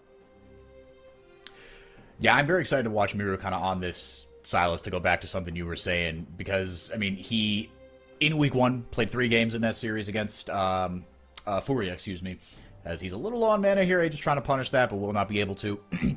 Had the game 1 on Aurora, 1 on that one. Game 2 on Yone, not as much fun. And then game 3 on Akali, had himself a pretty good game there, but, you know, yeah, and actually able to pick up the win. And so these champions, right, this is something that he is comfortable on. It has a little bit of a wrinkle here, but Miru so far has been a bit boomer bust. That Yone performance was, again, nothing to write home about, as Age is going to start up these grubs. FNB just kind of wasting Birdall's time here. He's not going to commit that level 6 until he has a little bit of backup, but Frosty sensing things in the water as well. Coordinated play up to the top side to make sure they catch anyone on approach. Ackerman not going to eat the lance there from Frosty, but the Arcane Orb does go out there from Grevthar, and again, just shielding Aegis here. Jose Deodo doesn't have level 6, and Aegis can just pop right back out. Okay, so nice and easily done there by Red. So again, starting out this game nice and easily. Now, normally you will see grubs traded for the Dragon, but neither jungle are particularly present on the spot side of the Rift, and there's a world where Red actually look to try and take both of those early neutral objectives. As you can see, Birdall may be countered in this matchup, but FNB certainly feeling a bit of damage. Yeah, absolutely. He's going to need a little bit of that equalizer. Has to flash away. Jose Deodo waiting in the wings to get in there with the Wind Becomes Lightning, flashing in to lock it up. Killed over to Asuras Estral, and they need to get this rumble going here, Roodood. And that's kind of the game plan, it looks like. They've got a lot of consistent DPS with the Ezreal, as mid lane now should be fine to just ulti out. Yeah, I was going to say, he's stole that Ahri ultimate, and Grevthar has to go back there, but all the dashes committed. My goodness, clearing the screen in the blink of an eye. Miru getting that trade off 1 for 1. Yeah, it's really difficult trying to watch Silas versus Ahri matchups, to be honest, to know which spell they actually used, especially as the Silas, which of the 7 dashes is the champion. Yeah, exactly. Now actually gone for, but really well executed, trading 1 for 1 there. I'm thinking, okay, with the Ignite on, you probably just need to back out, but Miru spots blood in the water, takes down Grevthar as well, and the wave in the mid lane not the most favourable for the Silas, it must be said, so Grevthar probably just coming out a little bit more on top, but replay of how it goes down, the chain again barely connecting, and then all of this chain CC. Miru, by the time he's un-CC'd, 400 HP, but as soon as Grevthar jumps on in, it's immediate from Miru, knows that he can find the damage, and actually getting that final charge of Spirit Rush means that turtle, allowing that turret shot just a little longer before it connects, because it would have taken him down, but sort of runs it around the rosy a little bit and finds the kill. And both supports up there to help out. Both committed their flashes onto the opposite number. As now the Dragon going to be taken here by Red Canids, or at least started up. Jose Deodo on the other side of the map. No real way to contest this one right now. Maybe you get someone caught out in a bad rotation, but so far so good for Red Canids on the neutral objectives. That's 2 for 2, Rooted.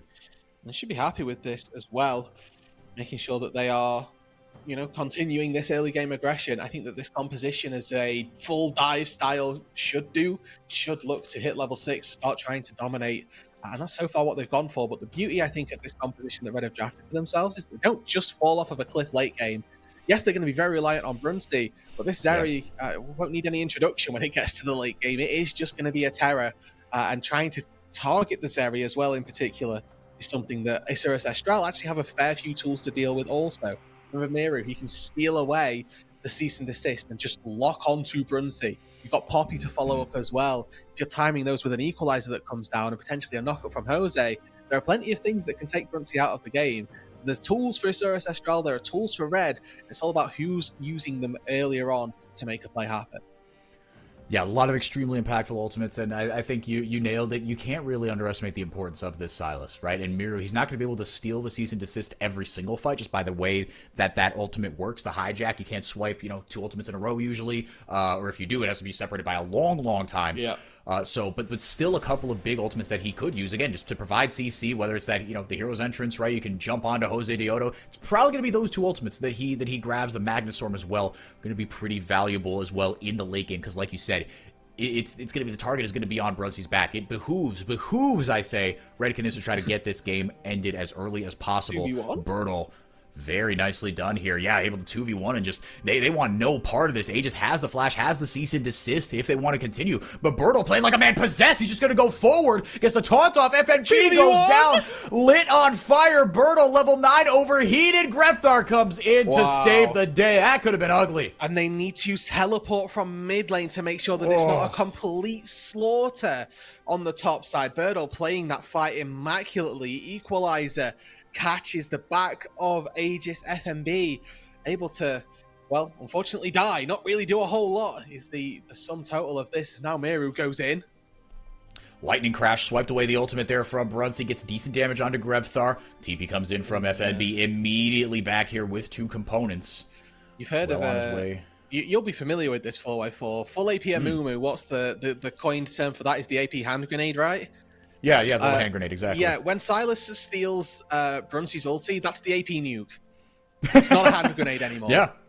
No, it's an EMP, if nothing else, right? Just wipes you out. It just really makes you reconsider what the heck else you're doing. Get another look at this. I mean, we'll call it a 2v1 here, because that is what happened. It was. And, I think that Bertle is getting his cooldowns back up. He probably beats Aegis there. And Aegis wise to step away, knowing, okay, all I have to do is not die, because I know that my mid lane is here to save me. So, again, making the best of a bad situation. But don't get me wrong, it was a bad situation for Red to find themselves in. They had such a solid start to this early game, 2 for 2 on those neutral objectives, but since then, not quite have had the same footing, and it stems largely from this top side. Yeah, Bertle with quite the redemption performance. Sorry, I had to step away there for a second. Bertle with a really, really good performance here early on, and he's going to be that bridge into the late game. Again, this is a composition that you're going to rely on a couple of buttons to be hit in a certain order and with certain priority. It's not the easiest composition to execute from Isurus Estral. Again, the lack of a true frontliner could come back to bite them. But if you can have Bertle be that bridge into the late game, Snaker, you're going to have to rely on him, absolutely. But you've got tools to, again, just be able to keep him safe. You've got more peel than you did last time around, I feel. Flashing right in goes FNB, my goodness. Winds of War go out as well as the taunt. Able to get the CC down onto Bertle. Drops the equalizer. Can try to take someone down with him if he does go down. But actually very nicely executed there. I didn't think they were going to get that off, Roodood. No, but the important, remember as well, Merc Treads versus a Vi does absolutely nothing. So Aegis steps in and just starts pumping through Bertle's HP, takes down the Rumble, and this time around the 2v1 is executed a lot more efficiently and a lot more effectively also. Jose Deodo going right in there onto Brunsey, able to dash away, gets smote. True Shot Barrage is going to wipe out the barrier shield, but that's a trade you'll take any day. Grefthar in a little bit of trouble here, gets jumped on as Miru goes forward. Lightning Crash comes down this time from Brunsey. Miru wiped out, just barely not able to land his kill onto the opposite number, but Brunsey will pay the iron price here, and this one is just sends over just a little bit here. Jose Deodo, a good job of punishing that one. Yeah, the aggression from the Xin full item finished with that Divine Sunderer, Sundered Sky, whichever one of the 2 items it is these days. There you go. Able to find his way onto the Zeri and quite nicely picks up a little shutdown. It's not, a lot of gold from the kill, but manages to take the Zeri out of farming and gives Snaker as well a little bit more time. Is it Snaker or Snacker? I've noticed you say this. So here's the thing. I actually don't know the Latin pronunciation, and I should know that. I'm a bad caster, but Snacker is spelled with a CK, right? One who snacks. Hey, shut up, Rose. It's Snack. Thank you. God, I love you, Rose, but I know you're trolling, but that was a little useless right there. I had a moment of need, and you just put a brick in front of where my toe was going to go. Is why it wasn't useless. It was perfect. You got a reaction out of me, so I guess well done. Yeah. Not useless. Yeah, useless maybe. Yeah, not strictly speaking there, but yeah, I would say Snaker. Okay. I don't know, man. Is it a tie to Solid Snake, Or no, I'm thinking of some. No, there's a player named Solid Snake that I'm thinking of. Their coach is called Solid Snake. Yeah, and I think he was a LATAM. Yeah. So, all right. Well, okay. If anyone in the chat knows, feel free to correct me here. I'm not here to be right. You cut out right when you told me what you were gonna say. Snaker. Yeah, Snaker. There we go. All right, so that's what we're going to go with. FNB, drop it in there with the hero's entrance. Aegis getting that big old magic damage shield to help him out. Shutdown traded back onto Aegis now as the Red Canids jungler. Gets a little bit of a gold injection. Jose Deodo just a little too far forward on that one. And all of what this composition wings, everybody just flies in. It's 1v. All of a sudden, and everybody in from every and they find a really quick chance of surviving. No, absolutely not. 1-1-1 for him. It's been a bit of a, it's been a more exciting early game here for Xurus Estral, but again, Red Canids just a little more solid in the neutral objective control. Roodood has been kind of on the money. They gave up the second of the 3 grubs, but they've got the dragon stacking in order. Couple of win conditions to go to, and again, it's not over by any means. It's a 300 gold lead. That's essentially 0 gold, but just I trust Red's composition more in the late game. And not only composition, but again, the fact that this team has so much inbuilt synergy. And Aegis and Grevthar as well, aside from the random split where Grevthar was on Cade Stars with Grell. I completely forgot about that until just now. These two are literally best friends IRL. They grew up together. They came up through the ranks together through Division 3. They are boys, and this roster has so much pre-built synergy. Yeah, the 3G network on the top side was certainly something that I will not soon forget. What that was like a fever dream, dude. Grell comes in mid. Like I say, some of the VKS roster on that. Look to break up. Oops, stolen cease and desist there, but dumped immediately out. There is Aegis caught out. Usually see that happen to an AD carry, but Aegis, you can't cease and desist onto not a target. So, and that gives Jose Deodo room to operate here and try to get back into this game by way of a Rift Herald. And that's why I think taking this Herald is going to be very important for slowing this game down. It gives Red fewer options to accelerate the pace of this game.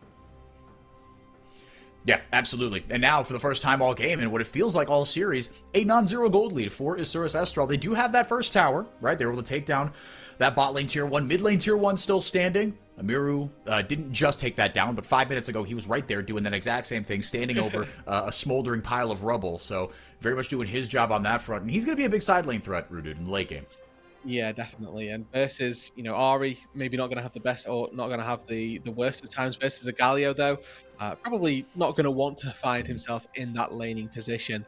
Either way, we're looking at how well the teams are playing out as a 5 versus 5. I think that's what the importance of this game is going to look to break down into, because ultimately, Galio's going to be able to just this punch and probably tank his way out to safety. The Ahri, very, very difficult to lock down on a side lane. But when we look at these 5 versus 5s, we've seen glimpses of how both of these compositions want to function. The Silas takes away one of the big ultis, find the entirety of Red collapse on one single target and take them down. In these 5 versus 5s, getting to see which target Red choose is going to continue to be very important, because the dynamic will shift throughout this game. For the time being, one dealing the most damage might well be Jose Deodo, but as we move later and later on, Snaker is going to take up more and more of that mantle. He's going to have to. Right, I mean, Jose Deodo, he's the go button for now, but after a level 11, after kind of that 20-minute mark, you become a bit of a one-button Boris, has to flash away here, going to ult actually onto either Brunzy or Aegis, but either way goes forward. Miru, meanwhile, able to get another tower for his squad in that top lane, but now trying to join the fight here and get into the back line. Frosty gonna get knocked up here. There goes the lightning crash from Brunzy, and again, he just stays completely safe. They don't have that backline access, or if they do, it's Miru, and finally he gets in there, but it might be too little too late. Hang on a second here. I think I might have spoken too soon. Forward with the Spirit Rush. Frosty somehow survives by the skin of his teeth, but an ult from downtown from Birdall makes sure that he does not, in fact, survive it. 2 kills over to Xurus Estral. On top of that, 8-8. Now the score is tied. Xurus Estral creep out to a bit of a bigger lead. And it's just getting closer and closer. A small misexecution from FNB channels his ulti as he thinks Aegis is going to land with the cease and desist, but actually Flash from Jose buys it a little bit more time and actually means that he can get the auto attack on the blast cone to keep himself alive. Opens up for a complete re-engage as well, and Ackerman happy to give their life for what was a very favorable fight off the back end of this. Let's take a look. Flash right at the end. FNB's Galio ult not really in a good spot, so Jose is actually able to get out to safety. And then Ackerman forces Bruntsy's flash at the start of this fight, and Miru again stepping up huge. Spots Grethar, says, I'll have your ulti, thank you. And then just walks Red not only out of their jungle, but into what is a very dangerous little position. Whoa. Because he's just dancing on them. Yeah, and got away from that charm as well. That was a point-blank charm from Grethar. Maybe it was a coincidence, like, reaction times that quick, I don't think, maybe they exist, but with all due respect to Miru, I didn't expect it from him, so maybe it was coincidental. But when that flash, or when that charm came out, he flashed over that immediately. Like you said, there's so much mobility on this champion, especially if you swipe away the ultimate from Grethar. Cease and desist used on cooldown, though. He called us the anti-AD carry champion for a reason. Snaker locked up here, but the tower's preventing any sort of advance from Red Canids. First Dragon of the day also taken by Asura Sestral, just to put a pin in that, and now almost a 2,000 gold lead. And it won't have looked flashy, it won't have looked important, but Ackerman saves the life of Snaker there. Walks forward, steadfast presence available, and all Frosty can do is walk up, offer a very small stun, but he can't knock up the Ezreal. Flash used, so he gets out far enough, buys the space to get Ackerman in, but importantly, a locket came through, blocking enough damage. The steadfast presence keeps the Rel off of Ezreal. And like I say, won't have looked good, won't have looked flashy, but he did exactly what he needed to keep his Ezreal alive, who is now still out on the map, 2 items, and looking to start up this Atakan. And it's only going to get scarier. Jose Deodo going to start up that Atakan like you were saying, but Red Canids might have designs of their own on it. It's tough to take this objective down, Roodood. This is not just a big old scuttle crab. This requires a lot. Jose Deodo, he's getting chunked down pretty low here, only 2/3 HP. Brunsy happy to provide some poke with that W. Frosty looking for a way to go in, and FNB flanking from the other side. This is where your mages start to really love these fights, right? Atakan drains your magic position. You can be dealing true damage without actually having any sort of penetration whatsoever. So you're looking at Grethar, looking at FNB, the small amount of magic damage that he's got, but both of them are going to be dealing extraordinary amounts of damage to Jose if he's the one tanking up the Atakan. I think wisely they backed away. Atakan, I think, needs to be adjusted, and I've seen a lot of solo queuing of my teammates. Okay, it's 20 minutes, we've got to take the Atakan as it spawns, but actually, it's one of those objectives. It's not that simple, man. Exactly, FourY4. It isn't. You just kind of need to let it sit sometimes, and in close games like this, those can be those defining throws that we've seen so frequently from a Baron. This time, just come from another area of the Rift. The more things change, the more they stay the same, right? Those instincts will always get the better of you, unless you have that discipline and that game knowledge to say no. Trust here. This is not the free objective you think it is. This could be really, really ugly. Jose Deodo, obviously eminently experienced, now playing in technically his 3rd region. As far as his time of travel is concerned, quite the journeyman. Again, Asura Sestral, one of the 2 teams in the upper bracket semifinals that came from the LLA, them and Leviathan. And I'd say representing their home nations, plural, I should say, very, very well right now. Asura Sestral on their way to victory in this one, but this game is far from over. A 2,000 gold lead here right now as a couple of key items are coming in. Rift Makers for both top laners. Second item for Jose Deodo. Again, this is that exchange now from Jose Deodo to Snaker to be kind of the most important member of this team. But Miru as well, quietly having a really good game. Bertle, quietly having a really good game as well. There's a lot of kind of eyes on the AD carry, but Asura Sestral, they've got a number of players that can be game breakers. And I think that looking at this fight, okay, never mind. Charm lands.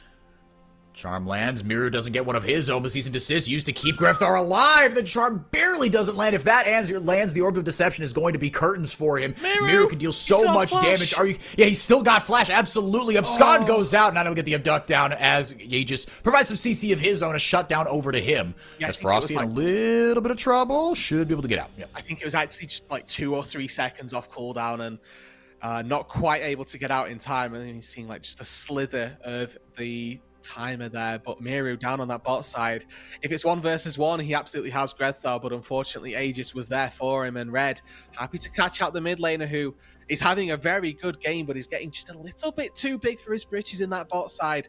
So he needs to take it back down on another notch. And remember, okay, if I don't see enemy jungler, I kind of can't go for these plays, especially when I'm looking at this composition that Red have drafted again.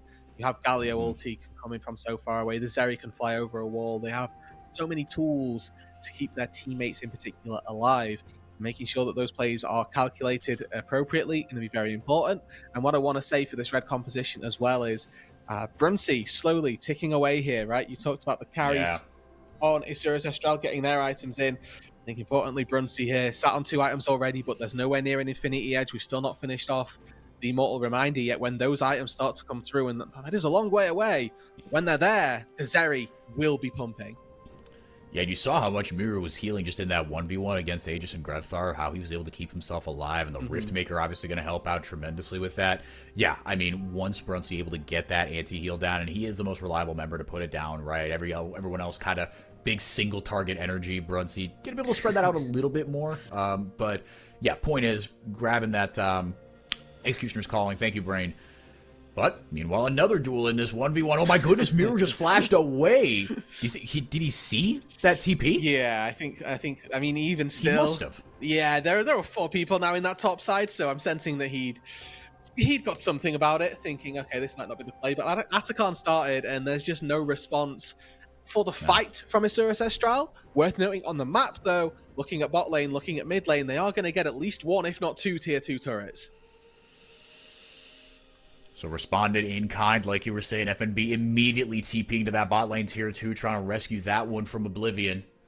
But Red Knid's able to get that Atakan, and like you said, Roodood, Isurus Astral responded in kind. Now the next item is that Baron, but you know, again, it's just not that simple. I think important sort of turn of attention may well have been toward that dragon. You know, we put a lot of focus from Isurus Astral down and making sure that they secured it, denying Soul Point, but came certainly at a cost. Miru, though, again, another timing where he's overextended on this top wave. And you've got those mini GAs there from the Atakan. Important to remember that as well. Miru going to get slammed with the anti-heal as well. Brunsey showing up, buying his time with the stopwatch, but just delaying the inevitable. Not sure it was worth it to blow that one. But if you've got enough gold to turn into Azania's, I guess why not? It's technically wasted, but that did not feel good. No, I would have loved to have seen him hold on to that, to be honest. There's an argument to be made for, well, if my team are getting something elsewhere and those 2 seconds buy them 2 seconds more time, then maybe. But it wasn't the case. Now Isurus Astral had to try and defend against this Baron with 4 people. 2 items on Snaker, almost at that 3rd, but no mega breakpoints. Snaker immediately jumped on there with the cease and desist, and the charm lands for the follow-up. Snaker, you're not allowed to play the game today, man. Sorry, I don't make the rules. Red Knids do. The Hermanos, the Irmãos, that mid-jungle duo for Red, they operate on the same brain cell, and when they do, this team can be deadly. Jose Deodo trying to get in from the back of the pit, trying a miracle to let this team survive just a little bit longer. Ackerman goes forward with the steadfast presence, trying to buy time again for Miru to show up. Is it too little too late? It seems like it's gonna be. Brunsey able to get that kill. Again, still the GAs there from Red Knids. Yeah, I was gonna say, that is a big stolen Galio ultimate. Might have just turned the fight here. Hold on a second. What are we doing? They bought enough time. Isurus Astral, they flip the fight on its head and prevent the Baron. And it's Miru again. He can be caught in a side lane, but his team fights are immaculate. Steals away the hero's entrance and turns the fight around. Snaker caught out, no chance of him surviving. CC timer equals time in combat. Good night to the Ezreal. But then the poke from Birdle as well. He takes Grethar down to about a 1/4 HP. And yes, with this fake death, you can be a little bit more liberal with your health bar. But it's the TP back in. Birdle takes down one on the top side, and Miru finds the exact right ulti. Calls it down on Jose, who is in the middle of 4 people. And look at how much damage this does. Bonk. Catches 3 of them out. Brunsey flashes into the face of a Xin Zhao. Still with Starax ready. He can't take him out. And it's 4 resurrects. 4 sets of 200 gold that Isurus find on the back half of that fight. And yeah, that's the right response. Yep. Hands on head. VLZ not happy with what he's seeing there with the Red Knids owners as well, the CEOs. It's a big match for them, right? I mean, you like we said, you win this one, you get to stay in Brazil to be in that cross-conference playoff for the end of Split 1, the top 4 in NA, and the top 4 in Brazil. LATAM North, LATAM South, yes. But Snaker, man, it looked like absolute disaster for him. He grabbed his third item, but what a turnaround from Isurus Estral. This team is not going quietly into that good night. The gold lead is still in Red Canid's favor, but they are not going to have an easy time of this, Roodood. And now with the Shojin in the back pocket of Snaker as well, Aegis's job is infinitely clear, right? Take down this Ezreal and hope that the rest of the team follow up, and then you can deal with the rest. I think that Miru so slippery on this Sylas, especially now with the Zhonya's, the Proto Belt, stealing Ahri ulti. That there's value in focusing down the Sylas as well, but the issue is if you miss one tick, one frame of CC, he presses Zhonya's and all of a sudden your entire composition falls flat on its face. Snaker did not panic flash there, and that's why he's playing and I'm commentating, because that is what I would have done there. As soon as I saw Aegis in frame, very close to me, I would have freaked out, pressed F, and that would have been bad news bears. But yeah, Rooted, I mean, the target selection is so important, right? You highlighted it earlier for Red Canids. They've got many abilities and many ways to be able to get in and lock down a single target and 100 to 0 them. But now Miru, man, he's proving his mettle. It's been a bit of an up and down series for him, but on this Sylas, he cannot be ignored. He's not going to be just pumping out the damage like crazy, although look, it is 3 damage items. It's Omnivamp, it's Flat Pen, it's the Zhonya's as well, but it is Snaker, but you've got a 3-headed monster here that you've got to deal with for Isurus Estral. Red Canids have to play these team fights perfectly. Setting up now around that Chemtech Drake down on the bot side. Whoever gets it gets to Soul Point, not the Soul, importantly, as Grethel finds a small chunk onto Miru. And Miru says, I'll take your ulti in response. Thank you very much. But Frosty here, waiting on what is not quite vision, but he's going to get seen now. Has that cone. Yeah, you got the long blast cones with the Chemtech Rift. Rammed into a wall immediately there by Ackerman. Miru has the Spirit Rush. Charm not going to land. There goes the Equalizer. Knocked up and deleted. Is Frosty Isurus Estral get the better of the fight, and they will be on Soul Point. Double kill for Snaker as well. And they might go for something else. They might not want the dragon. Baron is going to be much highly prized for Isurus Estral. Another fight. This time it's Ackerman again coming up massive. His sort of poppy play this game has been very, very muted, but this time, this fight, you get to see the full power and the full impact of what the poppy can do. These 3 people you see on your screen right now, they were not in that fight because they didn't want to be. They weren't in that fight because they got booted away by a keeper's verdict. The heroic charge, the steadfast presence, and the keeper's verdict, using every part of that kit so well by Ackerman. My goodness, the 3-man ultimate is absolutely just gorgeous. There was literally no way back into that fight, even if they wanted to be. And look at the ultis, importantly, from Red that are still available. I think this composition lives and dies by its engagement. If it can engage, it takes a target down. We've still got Cease and Desist, Hero's Entrance. Those tools are still available because they actually got engaged on themselves. They were disjointed. They didn't quite know how they were going to go about things, and it cost them in the end. Red need to simplify, go back to the basics of what they were doing earlier on, and they'll find that they can get away with these fights a lot easier. 2,500 gold is the margin here for Isurus Estral. Yeah, I mean, I don't really know what Red are supposed to do here. I mean, you say kind of go back to what they were doing. What exactly do you mean by that? Because right now, again, it just feels like death by 1,000 cuts for Isurus Estral. They need to engage themselves and decide to take the fight. Right there, they didn't have full commitment into taking the fight. They were split. They'd come in from multiple angles. Fortunately, their composition doesn't need to take these multiple angles. They can just do this death ball style thing where A just charges through everybody. You get the Galio ulti over the top, and both of those things can not be stopped by steadfast presence. Nope, heroic charge in. Miru with the stolen Sylas all going to get in there and take Frosty down. Tower to boot. FNB joins the fight, but a little too late. Justice punches out. Winds of War go out to defend the tower just a little bit, but that Baron buff doing some work as well. Mid lane not in a great spot, but this bottom lane, they're going to try to get this mid lane tier, or this bot lane tier 3, I should say. That cannon minion just hanging out, surviving as long as it can. Now attention shifted over to the mid lane, but little by little, Roodood Isurus Estral building what is looking to be it's on the verge of being a commanding lead, I'd say. Yeah, I think Bruncey's just waiting now, right? He's so close to Infinity Edge. He's got that pickaxe, got 3 items otherwise, but as soon as you get IE, your team fighting turns up to 11. Miru now with a stolen Ari ultimate, getting a ton of value out of that at level 16. The cooldown a little bit lower on that hijack, but big damage comes through from Red Canids. And they might have a purchase on this one. Snacker goes back. He gets season desisted on immediately, but Xinjiao with the kill. Jose Dioto gets a shutdown, preventing any sort of further damage. Brunsey is alive, and that's all they need. With Frosty back, it's a triple for Brunsey. The shutdown comes through as well. It was looking so good for Isurus Estral. Brunsey said, hold my Caipirinha. I'm going to put us back in this game. Ding, ding, ding. Your time is up. The Zeri has her Infinity Edge, and she is here to tear through your team. An ace for Red. A wave coming down. Is that through the bot lane they're looking to work with it? I think ending is going to be a little bit out of the question at the minute. They're going to get a lot of gold out of this turret down on the bot side. Maybe even look to break open the base to neutralize that tier 3 that IE found in their own right. And again, just the fact that they found their own engage. 1, Brunsey stayed alive, and 2, Aegis found his way onto that backline. The two things that they needed came together perfectly. Snaker sort of takes the Vive for a journey. Unfortunately, Aegis at this stage, even in levels, is able to use Flash, get on top. But that backline as well, Brunsey had just enough support from FNB to keep himself alive. What a series, man.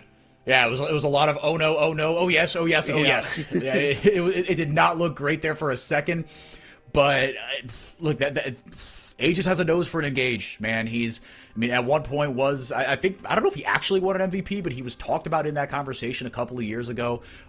He's kind of past his prime a little bit. I'm not saying he can't get there again. He could. A lot can happen. He's still 17 or however young these kids are. Oh no, Miru again. Yeah, might be in a little bit of trouble here. TP comes in from Grevthar. Frosty trying to get purchase onto him. Season desist goes out, but they equalizer get from Birdall as well, getting a little bit of damage down, but it's really only Brunsey that eats it. He's able to lifesteal back up just that little bit. And they get it purchased, or get kill, onto Miru. And now, what's up on the menu? We got still Chemtech Soul available here, but in 40 seconds. So Miru's going to have teleport for it, and that's when your next big fight's going to happen. But it's again Miru being caught out on side lanes, costing Isurus Estral crucial tempo in the game. Not just that, but now you won't have stolen cease and desist for this next fight. And in case it wasn't clear enough for Isurus Estral who they need to take down, targeting Brunsey just became that bit harder. The combo was used there just very briefly. You got to see, okay, we'll use Equalizer on the top of a cease and desist target. But now, Brunsey has Guardian Angel, first of all, and B, can't be targeted by that stolen ulti. It's going to be soul picked up with no contest. Isurus Estral, they've got no choice but to give this up. Yeah, there's just no way. You can't do anything. All you can do is throw a desperate True Shot Barrage out, which I don't think even hit its intended target, but the odds were slim no matter what. And now, after this back and forth game, really coming into its form. I'm just glad we got what we thought we were going to, which is a really close series. Game 1, it wasn't a blowout, but it was kind of in Red's hands the whole time. They still had to execute it. Isurus Estral made it very difficult for them. But this one has been a knockdown, drag-out game. It has been an absolute blast. Yeah, Isurus Estral, they had chances to win this game, absolutely. Yeah. And don't want to take it completely out of their hands, but I think killing Brunsey in this fight, in any of these future fights, is going to be very difficult. 5 items for him. Birdle having to flash away. Second most damage in the game, not for nothing. So actually doing the most damage on Isurus Estral. Miru trying to lock down Frosty, but the shield's coming in from the hero's entrance. FNB level 18. He's on 4 items. He is absolutely huge. Doing a decent amount of damage as well. Gets the taunt off. Ackerman maybe looking for a way into this one. Ultra Shock Laser not going to find its mark. Grevthar lands the charm there on Jose Dioto on the back line. Ackerman going back with the steadfast presence. Keeper's Verdict going to take him out of the fight. And now Isurus Estral have the opening they need. Ackerman on the margins, keeping Isurus Estral in this game. We don't need to kill the Zeri. We'll just send her to Narnia. Sentence Brunsey out of the fight, and they find 3 kills. They're going to find the Baron. There was no response from Red in that fight, and there, the hesitancy actually cost Red. Again, they don't have this ability to go forward when they're so hesitant. The hero's entrance used on a target that was trying to disengage is the first indicator that this is how we want the fight to be playing out, and the no commitment engage from Isurus Estral. They're constantly using spells and tools that don't indicate a full all-in. So Brunsey still has to be careful in case he gets flashed on, in case he gets fully engaged on. But the little chip away bits of damage that the Ezreal is constantly doing to you, the Xin Zhao with Wind Becomes Lightning, a couple little chains here and there connecting, are just too much for Red to deal with. Yeah, it's I have no notes. I was going to say exactly what you were going to say. It is too much to deal with. There are so many things you have to be cognizant of. And Aegis, I mean, look, he's had 7 kills on this fight, man. He's been doing a ton of work. But at this point, a lot goes on to FNB, right? And Frosty, they've got to be the ones that keep Brunsey safe. And just as you think you've kind of figured that out, we saw in that last fight, Brunsey with the triple kill with the 4 items. Now he's got 5. But you can never count out Ackerman.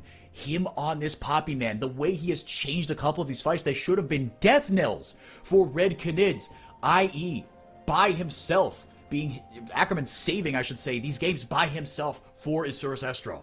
And I almost want to sort of critique Brunsey a little bit there. I think that with Guardian Angel, Flash, and Barry, you could have afforded to get a little bit more aggressive around that Baron fight.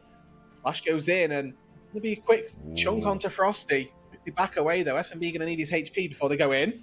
Oh, the charm lands on a Birdle! And Brunsey takes care of the rest. Grevthar changing the game with 1 spell. Gets absolutely ripped through by the True Shot Barrage, though. Ackerman throws up the Steadfast Presence. Jose Deodo actually throws up the Crescent Guard. That's what that was. Flashing in. But here comes the Hero's Entrance from FNB. He's got a couple of key ultimates and might have just saved this one on the margins as well. GA, like you said, from Brunsey. Keeps him alive. Flashes away and does enough damage from FNB to lock the kill up. Now they're looking to end here, Roodood. Grethar looking to rewrite the Ori narrative here with some massive charms in the fight to secure this 2-0. A base and a brush here from Jose Deodo, and he's going to have to work wonders if he wants to keep his team in this game. 25 seconds on Ackerman, on Birdle, the 2 champions that arguably provide the least to this defense. But I think that Jose, if he can just get in, just do a little bit of damage to that wave, they might have the ability to stall this game out for 1 fight longer. It is going to be very, very close, but either way, like you said, Jose Deodo is going to have to work miracles, or maybe he won't have to do anything, as Red Canid's not feeling quite confident enough to push this one over the line. Man, oh man, let's get another look at this fight. The metronome swings yet again, back and forth. Birdle caught out. Woo! A charm from Grethar to start it off. An Ultra Shock Laser as well does a lot of extra damage as well. You've got to respect Jose for his sort of heads-up play there, trying to cause disruption. But Brunsey, unfortunately, just a little too strong. Another catch. This time it's onto Snaker, which sets up Brunsey to fly in, find that quick kill. And the GA, again, worth mentioning, has that value, keeps himself just about alive as Miru, really trying to take him down out of GA, just doesn't quite have enough damage left in the tank. Yeah, and you can feel the frustration almost, because this is one of those exceptionally close games. Yeah, I mean, it just feels like he did everything right there. FNB has to flash away. But like you said, Rudy, you saw the frustration on Ackerman's face, and you understand, right? It's like, how much what more do we have to do here? Exactly. And it's only going to get tougher now for Brunsey. Now, here's a question. I'm assuming you have the Berserker's Grief. Can you still, with the Noxus upgrade, turn that into a Zephyr? Zephyr doesn't exist anymore, my good friend. Oh, it's gone. Oh, I missed that. For the tier 3 turret, for the tier 3 boots, they have removed Zephyr. All right. Well, that makes a lot of sense, actually. Again, answered my question there. Thank you. But the damage meters come out shield here bow as well. So shield bow. Yeah, I was gonna say, that is really huge. I mean, again, without the Guardian Angel in what every fight could be that last fight, opting to take that instead, actually swapping it out for something. I forget exactly what. Actually, no, maybe he didn't swap it out for anything. It's on 5 items. Without the boots there, FNB gonna get 100 to 0 here? Question mark? No, able to get out with the big old blast. Oh my goodness! Everyone gets scattered to the 4 winds. Brunsey is by himself and gets just out of range of the Keeper's Verdict. Oh, I thought that was gonna be an absolute disaster there. I thought FNB just lost his team the game. It was full panic mode there for FNB. Yeah. He's just using cones to get out to safety, regardless of what it does to his team. But Red, they've sort of sacrificed their play on mid lane right now. FNB's going to have to catch that mid wave, use the ulti to be a part of this fight. This means that Red, once again, they have to be the ones to engage. But Grethar sat on a pink ward, level 18 on this Ahri. We'll just kill Ackerman. I don't know if FNB has his ultimate. Did he use it in that last fight? Hey, we'll have to find out. I mean, I think that mid wave again is Isurus Estral. They've tempered the aggression for a second, but Elder once again started. 10k on this. The do or die fight. Oh, IE going to have another game at this. Or they This in is lower for all the bracket? marbles. Charm lands on a Jose Deodo. They take over on the Dragon. Dragon says, I'm no longer interested. Jose I'm going to in. do my own thing here. Jose's Brunsey dead. gets taken down. The worst case scenario comes to fruition for Red, and they know that their business in this bottom river is now terminated. They have nothing to do here without their star man. Gets taken down by Miru. Not the most consistent performance, but man, has he had some big moments. The IE mid laner, and they get the Elder Dragon. And again, Red punished for not playing to their composition. This is a comp that goes in. If they do not engage and they do not fight, they will not win. They can't protect Brunsey at all. So as soon as he gets engaged on in any facet, the damage just comes back through. And if you're not pressuring the backline from Isurus Estral, then they're just going to happily take it down as well. A little glimpse there, again, of some of the woes of a team from the CB LoL and what they can look to accomplish in the LTA South. But Isurus Estral now with the Elder, Baron will be their next prize, and there will be no contest. Aegis can sniff all he likes, but just the power of Ackerman alone should be enough to keep them away. My goodness, to take a phrase from a very wise color commentator, the pendulum swings again. As Isurus Estral all of a sudden, man, went from 0 to 5,000 gold up almost in the blink of an eye, and only got 1 kill. But the amount of pressure they have right now is suffocating. Yeah, the momentum is fully in their favor. That's a diminishing returns, Ezreal, as well. That was ulti 3 minions. That wasn't even the first tick from his ulti. Fortunately, there's some honey fruit in the base, and once he's able to heal up a little bit as well. Waiting on that barrier, really, for his final amount of safety. But really, as Red right now, you have to just concede versus Elder, versus Baron. There's only so much that you can look to try and fight with. And there's still a minute left on this Elder buff for Isurus Estral. For them, the end of the game is what they need. It's what they're looking for. I think without these buffs, the fight is still really tricky. Frosty, you gotta be careful here, my brother in Christ. Able to flash away. Brunsey again, taken down at 2/3 HP by a true shot barrage. He's using that on cooldown to get to the edge of the fountain to get something back. Every inhib is down, and now it's just the Nexus turrets that stand in the way of Isurus Estral tying this series up. Do Red have another miracle in them? Can they pull another rabbit out of a hat? Here comes Bertle back with the Morellos. FNB gonna drop the the Zanya's brain. You're freezing at the wrong time here. Jeez Louise. Equalizer comes out as well. Miru stolen the Grevthar ultimate there. Oh my goodness, went in, got absolutely nothing. There goes a stopwatch from both Bertle and Grevthar. Hero's Entrance coming in, gets no one with the taunt, but Brunsey's alive. That means Brunsey can do work. No Bertle. Is that it for Isurus Estral on this push? The base is in tatters for Red Canids. But is that enough? Red Canids, if you give them an inch, they will take a mile. The same can be said for both these teams right now. But Isurus Estral know that if Brunsey is not on the menu, the fight is not worth taking. Red lose the Baron, they lose the Elder, and they lose all 3 inhibitors. But they hunker down and they stay strong in their base. Grevthar goes forward, and I thought he'd thrown his life away. But had Flash, had Stasis, had a Galio to back him up. Now Miru in trouble. No. Now Miru in big freaking trouble here. Able to buy some time maybe with the Soul and cease and desist, but the only time it bought was for Brunsey to get a front row seat to the action. And now I think, once again, it's probably back in Red's hands, even though they're down 3 inhibitors. They have no control of the map. There's importantly nothing for Isurus Estral to gain, other than these Nexus turrets and the Nexus itself. Those neutral objectives aren't up. For Red right now, this is the time for Grevthar to get his final item, for FNB to get another couple of items in. There are 8 minions flooding into your base. And every single wave, that's a lot of gold that you can start to pick up. And if somebody isn't level 18, let's get them there. Let's get every inch, every piece of gold that we can. Every metric going back in our favor. Because this team fight composition, again, that Red have drafted, they've got this all in, this go, go, go composition.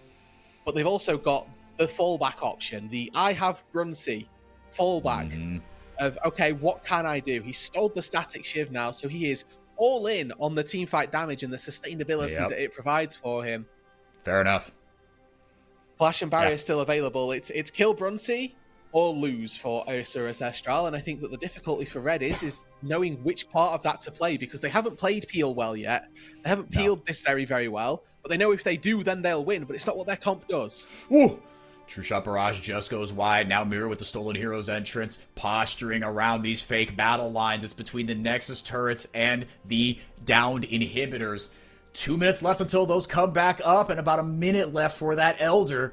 That could be where the battle lines are drawn, unless you got a great pick. Jose Deodo not really going to do anything here, but he's got the Guardian Angel should things go sideways. Big 4th item pickup, and now he's got 5 there with the Titanic Hydra as well. Man, if you get late enough in the game where that is what the builds are now, and Ackerman has 3 items. That is how late we are in this game. He's got the Frozen Heart as well, on top of the Knight's Vow and the Locket. He's gotten so much out of Bertle. Drops the Equalizer, doesn't get a ton out of it, but that Locket going to be used there by Frosty to mitigate basically all of that. And they can just go back into Found if nothing else. Exactly, and they can just heal it back up. But I like this full court press from Asuras Astral. Their goal from this should be to keep Red in their base for as long as possible, and then just default back out to a spawned Elder, because Red will have to face check every single brush. They've been dealing with these waves, constantly assaulting them in their base, and they've not had a chance to go out and get any form of vision down. So Asuras Astral should play in this completely dark jungle and try and force Red in, because they know that at some point they're going to have to walk into this, or they're giving over another Elder Dragon. That's exactly what they do. They default backwards, dropping wards along the way, like that Greek myth where you drop... Oh, shut up, 4x4. Not the time. Ackerman goes in, gets double Galio ulted on top of him, one right after the other. Welcome to the bounce house. Red Canids, man, take your order. Miru by the time with the stopwatch. And another huge Keeper's Verdict. Might have swung the flight again for Asuras Astral. We might be going to a game 3 on the back of another Poppy old Miru with the double kill of some for Snacker as well. Brunsey's got the GA. He's got a little bit of health. He's going to have a lot more once he heals it back up. You need a miracle right now, Red Canids. But Asuras Astral look poised to tie this one up. Now with the Yunto Wild Arrows in tow, because why the heck not? Brunsey gets jumped on. The Guardian Angel will be popped there. Tower's doing a little bit of work, but Frosty can't do much. One more bit of CC, and that'll take Brunsey down. 50 minutes later, the Hermanos come up with a huge win. We are not done yet, Roodood. And finally, it swings, and the Asuras Astral are the ones who come out on top. A valiant fought game and a victory well deserved. They had to deal with so many difficulties. How do they deal with an engaged composition when their peel can be so very weak? When they've got a 6-item Zeri on the other side of the fight, how are they ever going to try and take it down? One simple answer for you people at home, and it is Ackerman. That player stepped up like no support has so far in this split. The Poppy was game defining. My goodness. I mean, absolutely huge. You forget about the Poppy until she winds up the hammer and you go, oh, wait a minute, because we just spent between every team fight. It's like, well, they got to kill Brunsey. They got to kill Brunsey, right? And every team fight that Brunsey's alive, you see just how much they're able to do. Just right-click, weaving it in and out. He's played the Zeri very, very well. This is what we've known him for. Ever since this champion came out, he has had incredible mastery on it. And Ackerman, just with one button, bonk, you don't get to play. One well-placed skill shot, and that's all it took. And that was numerous times. There was obviously the fight that he's just won them the game, but so many times where he saved the game. Importantly, I think for Asuras Astral, that just kept them in it. Right, like the Keeper's Verdict didn't win them the fight, but it stopped them from getting ran over, and just the distinct difference that we get from some Poppies and from Ackerman Poppy. I mean, it was absolutely incredible. Yeah. Living up to his name, man. The tiny little demon. He actually, that is why he has his name. I saw someone in the chat say, oh, it's like Levi Ackerman. That is literally why it is his name. He's like, no, he's like, Levi, that's my boy. He's my favorite character in my favorite anime. That is why my name is Ackerman. And just an absolute game-saving performance by him. Credit to all the members of Asuras Astral forcing Red Canids into these places where, you know, you want to give them credit, and some of the blame has to go to Red as well, but it comes down to what you kept saying, Roodood, is that this competition has one way to play. When they can play successfully, it's darn near unstoppable, but on the margins, right before or right after fights, Asuras Astral would get one big ultimate out, get one little pick here, and all of a sudden, the well-oiled Red Canids machine of this dive composition gets a wrench thrown into it. And I think that credit as well needs to go to the sort of front line of Asuras Astral there, making sure that getting on top of, honestly, just Snaker was never particularly possible. There were always a bodyguard line of 3 or 4 members of Asuras Astral just going, yeah, go find our Ezreal, but we're going to kill you on the way through. It made it so that playing that composition was damn near impossible, and that Red clearly really struggled with it as the game got later and later on. Sets up for what should be an absolute banger of a Game 3. Do not go anywhere. The best series of the day, in my opinion, is certainly delivering. Should be a good one next. Don't want to take anything away from Pain Lev, but this one has absolutely lived up to the billing. Win, and you're in. You're in that top 4. Lose, you got a date with Loud. Don't go anywhere. We'll be right back.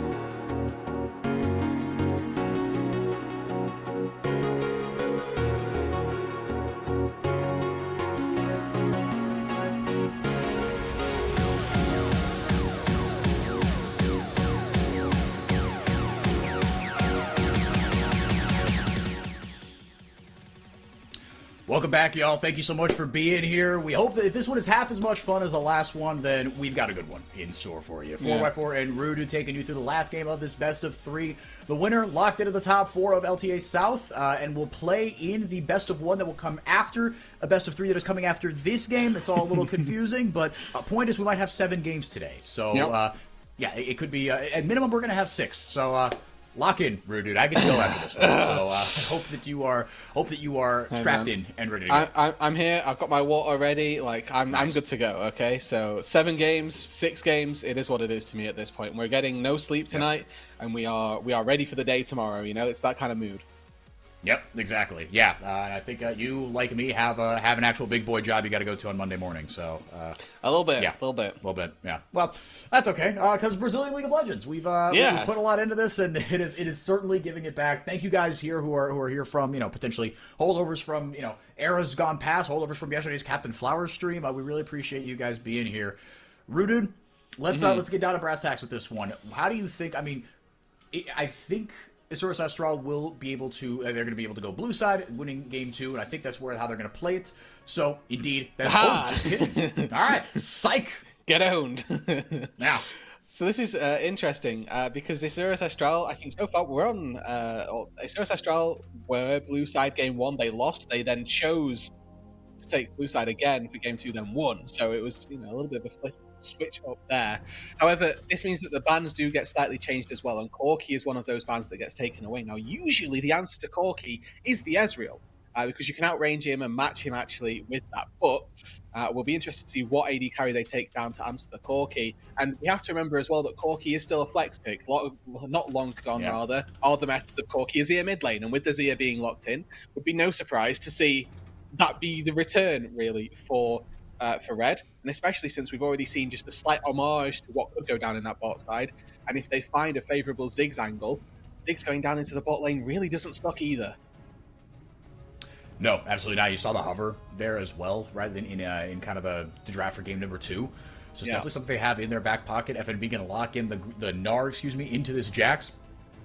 And I think yesterday we had what I thought was going to be an Azir Corki matchup, but it ended up being that Corki in the bottom lane. So if Red have something that they feel more comfortable into this Azir, then yeah, you might as well take. I think we saw Victor into it yesterday, if I'm not mistaken, yesterday morning, and we took the Corki into the bottom lane. So it's an option for Grevthar. He is solid on those control mages as well, but we also know that Grevthar, he's made his money by playing some kooky stuff over the years. Yeah, I mean, Grevthar was the former Kled mid OTP, right? That came onto the mountain in the finals of CBLR, I can't remember the year, 2021 summer. 2021, exactly, yep. Just out of COVID lockdown, and he pulls out Kled mid in a finals that Red are in. It's the only game that they lose, but it's the game that he pulls it out in, right? It was still very performative, and exactly the type of caliber of player that he is to be able to see in his ear and go, actually, I've got the exact pick for this champion. Yep, last split they went, they did a lot of Scion Lilia, and that was something that they tried to target ban away, and yeah, it worked out all right for them. They weren't like married to it, but they did surprisingly, annoyingly well on it, and it's just like, just drafting against Red, you're like, are you serious? These jokers again? We're really gonna do this one more time?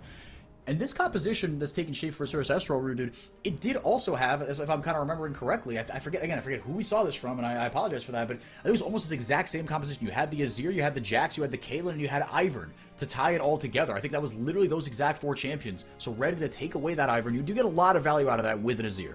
Yeah, and now we've got this Elise, which was banned previously. So this is actually going down into that bot side, and I think this actually increases the Ziggs priority for Red quite significantly. You've got just an extra element of safety in that satchel and in being able to put down the sort of minefield and prevent the Caitlyn from getting in. This is the same sort of thing as Caitlyn Lux, except the Elise has a whole lot more all-in capability, a whole lot more dive potential. We'll be looking to see what Red are looking for down on the top side instead. He's taking the Lilia with Scion. It's the Scion Lilia! You called it. It's the Scion Lilia! Oh my goodness, I didn't think they were actually going to bust this out in this high stakes of a game. That's crazy. Wow. All right, well, this all of a sudden just got really, really interesting. Jungle pick is the last one, question mark? That Sarah says. Yeah, it could still be support, right? It could just take at least into her traditional role, but it will be the Viego instead that Jose Dioto is piloting. This dude knows his way around to carry jungler, but Roodood, so does Aegis. So I love this Viego pick, and I love it in this composition with Asuras Astral. Heavy focus on the bot lane, and there needs to be. The ability for Asuras Astral to kill the first target is very high, and that's really important because their composition thrives off of getting that reset for Viego and then setting him up for the initial fight.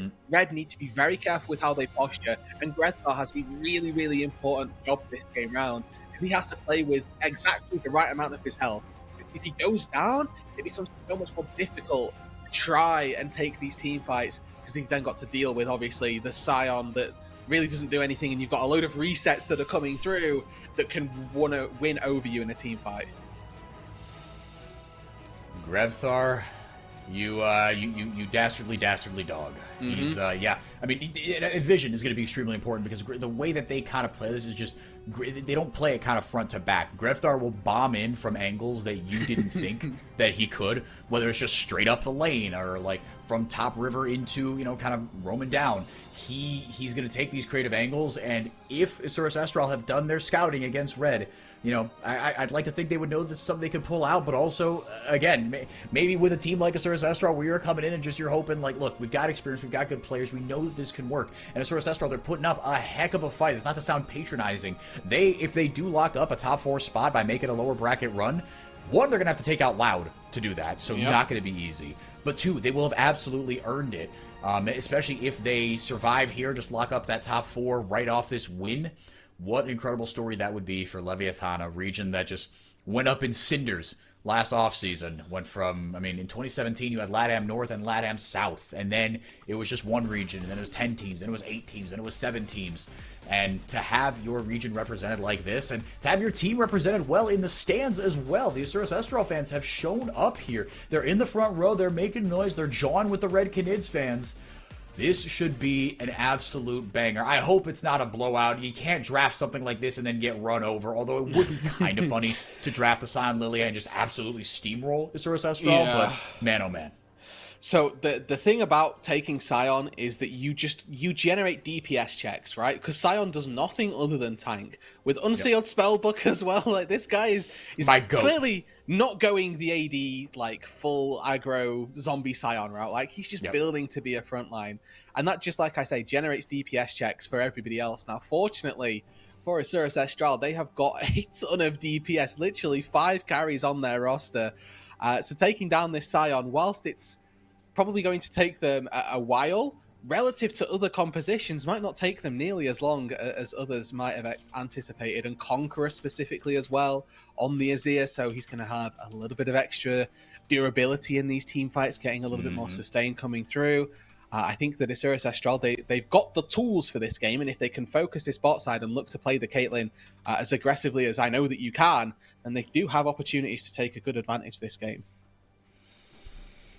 Miru's going to need to have a heck of a game, but it all comes down to Jose Deodo as well, like you were saying. I mean, if you can get things rolling in that bottom lane, like you said, the damage, the upfront burst that you can provide, right? Snaker with the headshot combo if you get locked up in a trap as well. Ooh, okay. You mentioned it, Roodood. That's absolutely where you're looking. Bud Birdall will be opting into this lane swap here. Gets the double stun off. So maybe not quite the fireworks we were looking for early on, but... And now Grethar, it looks like, Grethar's actually going to be sent up to the top lane. And to be fair, if there's a champion you want to just kind of sit there and soak up pressure, Scion is pretty dang good at that. Yeah, and remember, right, you try and dive the Scion, and then what? He catches all the experience in zombie form anyway. So this is actually really, really good for Red in particular, especially if they're denying Birdall. But immediately you want to look at the map and see where people are positioning, because they are setting up for dives on these isolated members. Asuras Astral, they've got this wave crashing in. Jose Deodo is around this top side. Looks like it's going to be on the next wave if they look for it. And then down on that bot side as well, there's 3 people lurking around a Jax who has just hit level 2, so might be okay. But Red, this is a bit of a test for them. How well can they withstand this pressure, and what are they going to do given this initiation? He just went up into that eastern quadrant of the jungle, lit that up. Actually, pretty good deep vision just in general across the map from Red Canids. As FNB, he's going to tangle with Miru, right? With the Mini-Gnar, it's not as bad, right? You can play in ranged for him a good amount. He seems to be trading all right here with Miru. Jose Deodo and Aegis will meet in the jungle once again by the Wolf Camp, but Aegis has so much upfront damage. And Jose Deodo, right? He's got a little bit of help here, right? But FNB, he's the first to rotate, and Jose Deodo knows that. This guy's extremely experienced. He's got that sixth sense of, I can't be here. I'm a good duelist early on as Viego, but with the early damage that Lilia can provide, and Frosty roaming up now, I mean, yeah, like you said, Red are going to have to put on an absolute clinic as far as just juggling everything, eyes fluttering to the bottom right of your screen to constantly check that minimap. There are so many moving parts in these lane swap situations, and I think that Red so far, they're sort of playing this catch-up game almost, right? That they're trying to get into this river now, but Ackerman already behind. Oh! Jose Deodo flashing forward immediately, hits him with the stun. Aegis isn't allowed to play the game. FNB throws a boomerang on. I was going to get hit with an Ignite. He has to flash away. Frosty maybe can get one more Q down. Won't be necessary. Man, oh man. Insurus Estral, they jump on that first opportunity, Roodood. And Red just can't quite catch it, right? They're not catching up how they need to. And even though this is a turret plating on the top side that's already been taken for Snaker, he's taking this when there's fortification on the turrets as well, which is kind of crazy. You know, they built, right, have swapped these laning situations around. So top lane has had fortification, and they made it even stronger in season 25 we're in now. So they've made it so you shouldn't be able to get plates in this situation where actually we're matching evenly on the plates. Now those resets are coming through. You expect to see those Australia lanes reversed and everybody start to return back to their normal situations and how they should be in the lanes. Oh, Australia lanes. That's good. That's good. It was right there, too. Yeah, FNB, he might hang out a little bit in the mid lane, but yeah, the solo laners, you can kind of just put those where you'd like. I mean, again, with the Scion ultimate, being in the mid lane, you want that a little bit just to be able to reach ever across the map, but look at this from Jose Deodo, man. Just caught Aegis with his pants down. Yeah, and, you know, double flash, it's that commitment from Insurus Estral, right? No hesitation, no doubt in their minds. They're flashing forward to get that kill. Ooh, lives a steal from Brunsey. Nice. Yeah. Able to commit a little highway robbery there as Brunsey going to be coming back with that 400 gold. Gets the tier, but crucially that sheen as well. So again, just matching things. Again, we do have the loose Australia lanes, but this is just lane swapping up to that top side. Get first purchase onto those grubs. Yeah, you don't really take the dragon on spawn, Roodood. You're absolutely right these days. But the grubs are a little more tantalizing. Yeah, especially because there's that timer, right? Dragons are going to be in the bot side for forever. At some stage, Herald starts looking to spawn in, Baron starts looking to spawn in, so there is a little bit more pressure to get those grubs, and importantly, they can be relatively low commitment as well. I think that for the time being, though, with Insurus Estral having found that first blood, and importantly, Jose Deodo coming out largely on top on that jungle war, you can see he's a level up over Aegis. I think might just even this up now with the prompt going through. But that first blood, and all of the farm that we can see Miru has been able to get over Grethar in particular, they should be looking nice and pretty to be able to take down this objective and take down at least 2 of these 3 grubs. And I think that if there's any form of contest from Redkinids, they should be punished for it.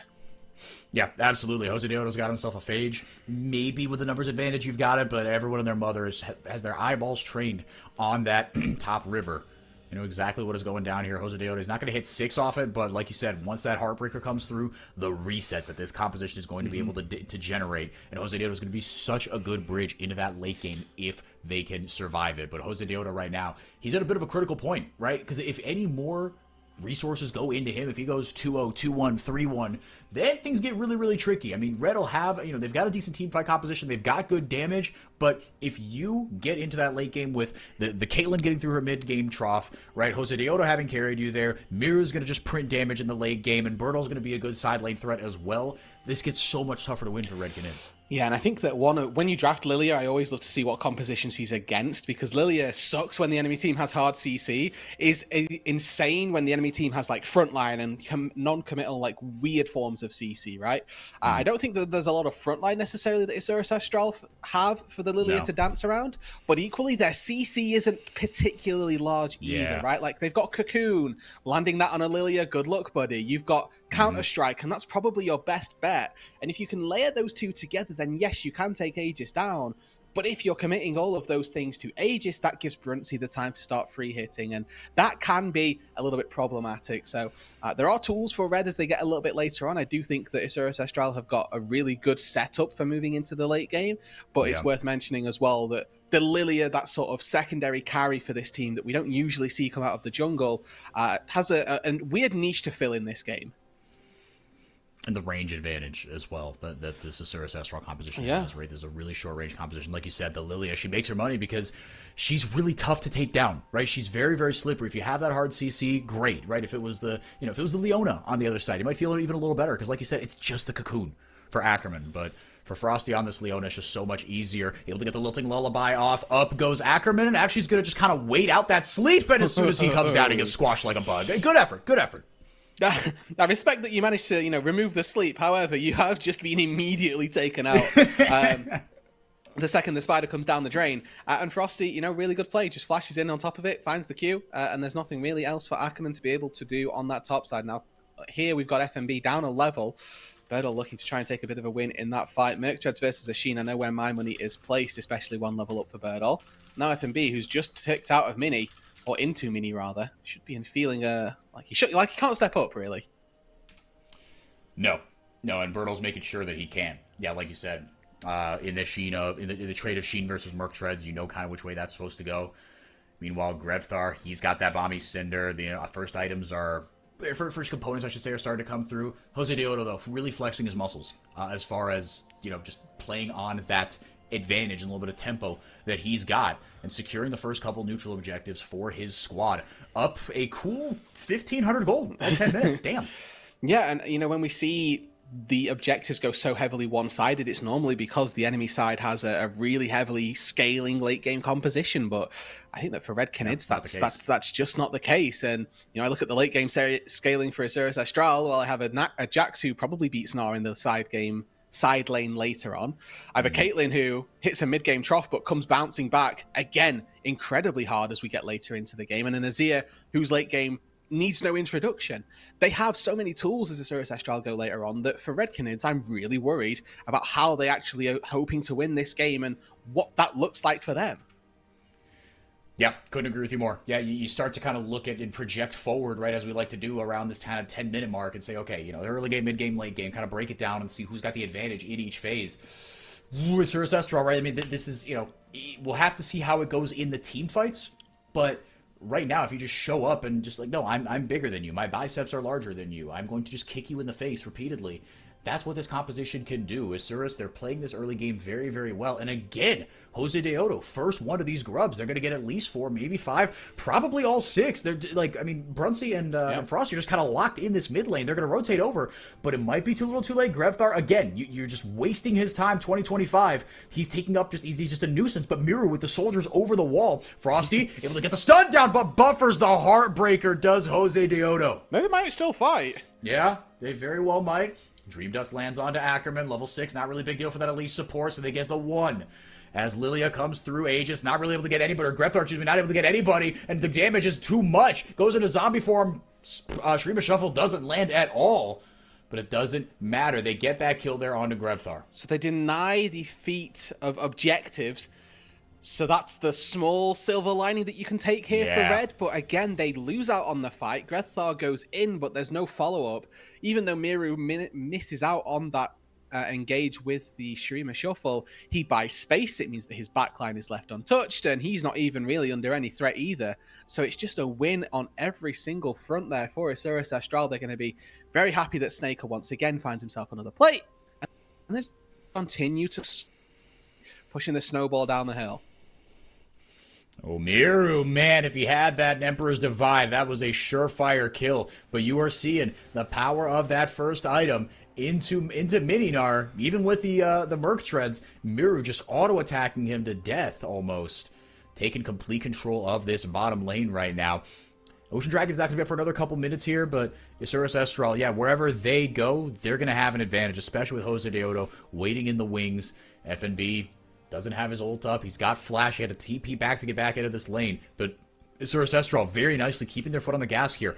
3,000 gold up almost at 2 minutes, Roodood. I think 2 minutes, 4x4? 12 minutes? Other. Oh. Nope, incorrect. Oh, no, FNB, good night, sweet prince. Maybe ult to get out of there, but I think he's just going to hold on to it, question mark. Okay, it's the Ignite and survives. Okay, so this is... Well, this isn't really, but this is where I'm going to go with it anyway. Small tangent. Great. Ackerman is the only real part of this composition that I'm concerned about for Asuras Astral later on.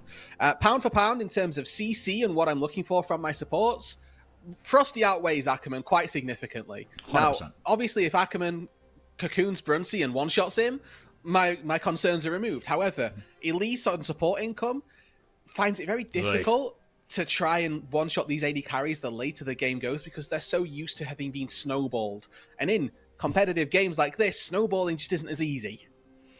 No, not quite. Bertel trying to decide which target he's going to go on. He chooses the Mini-Gnar. Nice knockup, flashing forward, gets the counter-strike. FNB gets away with murder. Almost a phenomenal play by Bertel. Emperor's Divide goes out. Frosty just kind of closing Miru down. But in the meantime, Age is separated from the pack and gets taken down. So 1-for-1 on the map there, and Bertel once again in this 2 versus 1. Showing why he's found his spot in the LTA South, to be honest. Worthy certainly of that import slot, but not quite able this time to find a kill in response. As we see Miru now, unchecks down on the spot side, he's going to be able to take down this turret and find himself, never mind, with a little bit of extra gold in his back pocket. Nevertheless, this is how that fight broke down on the bot side. Frosty engaging on one side where Aegis is engaging on the other. Unfortunately, if he'd have gone down, maybe it goes a little bit differently, but ultimately he's left in a 2 versus 1, and he just doesn't have what it takes. Yeah, gets the sleep off. Just a little bit too late, and that ace in the hole from Snaker. Helping to close that out. My goodness. Look at the gold advantages from the plates. This is just plate gold, by the way. Literally 10 times the gold. And this is what you get from Caitlyn. This is a really solid example of what Caitlyn can do. But I also think as well, looking at where those plates were allocated, Bertel had 500 of that gold. And then it was 375 for Miru for Snaker. So just the way Osiris Astral played their early game, they were leaps and bounds ahead of what Red were looking to accomplish, and Red really didn't know what to do. And it still kind of feels like they don't know what to do. The engages and sort of the decisions that they've made have been a little fragmented. They've been reactionary. And the later this game goes, again, you really worry about just the damage that Osiris Astral are going to be able to take out of this Red composition. My goodness, Brunsey able to Valkyrie his way out of trouble. But it's completely different if that trap arms, by the way. Yeah. No, absolutely. Yeah, Snaker, excuse me, going to be able to get that empowered auto attack with the Yuntal Wild Arrows now. As Jose Deodo looks to go over, gets the stun off there. Miru going to take that tower down. Looking for the solo bolo potentially onto Grevthar. Takes the tower up. Grevthar caught between a rock and a hard place. Yeah, he's got nothing here. Yeah, going to have to ultimate. Now, do Azir's turrets benefit from that same supercharged Season 15 turret magic? We'll have to wait for the response to that question. Ackerman, where did he go? Okay, cardinal sin of playing versus Elise. Frosty's just given up a free kill there, and he will not do that again. Honestly, playing versus any Elise, that ward is diabolical. Because so Elise can only cocoon down to things that she can target. If that ward hadn't have gone down, he wouldn't have been able to target the ward. So he can't go down. He would have gone right back down in the center. It would have been a free kill or at least a flash burned. But putting the ward down gives Ackerman the out and allows him to just walk his little legs away. Even if it's an opposing ward, you just have to be able to target it. That's how it works. You can't do it to your own wards. So it's literally only enemy wards would have worked. And unfortunately, that one going down from Frosty is a bit of a grief. Oh my goodness. Speaking of grief, Grevthar just getting autoed to death.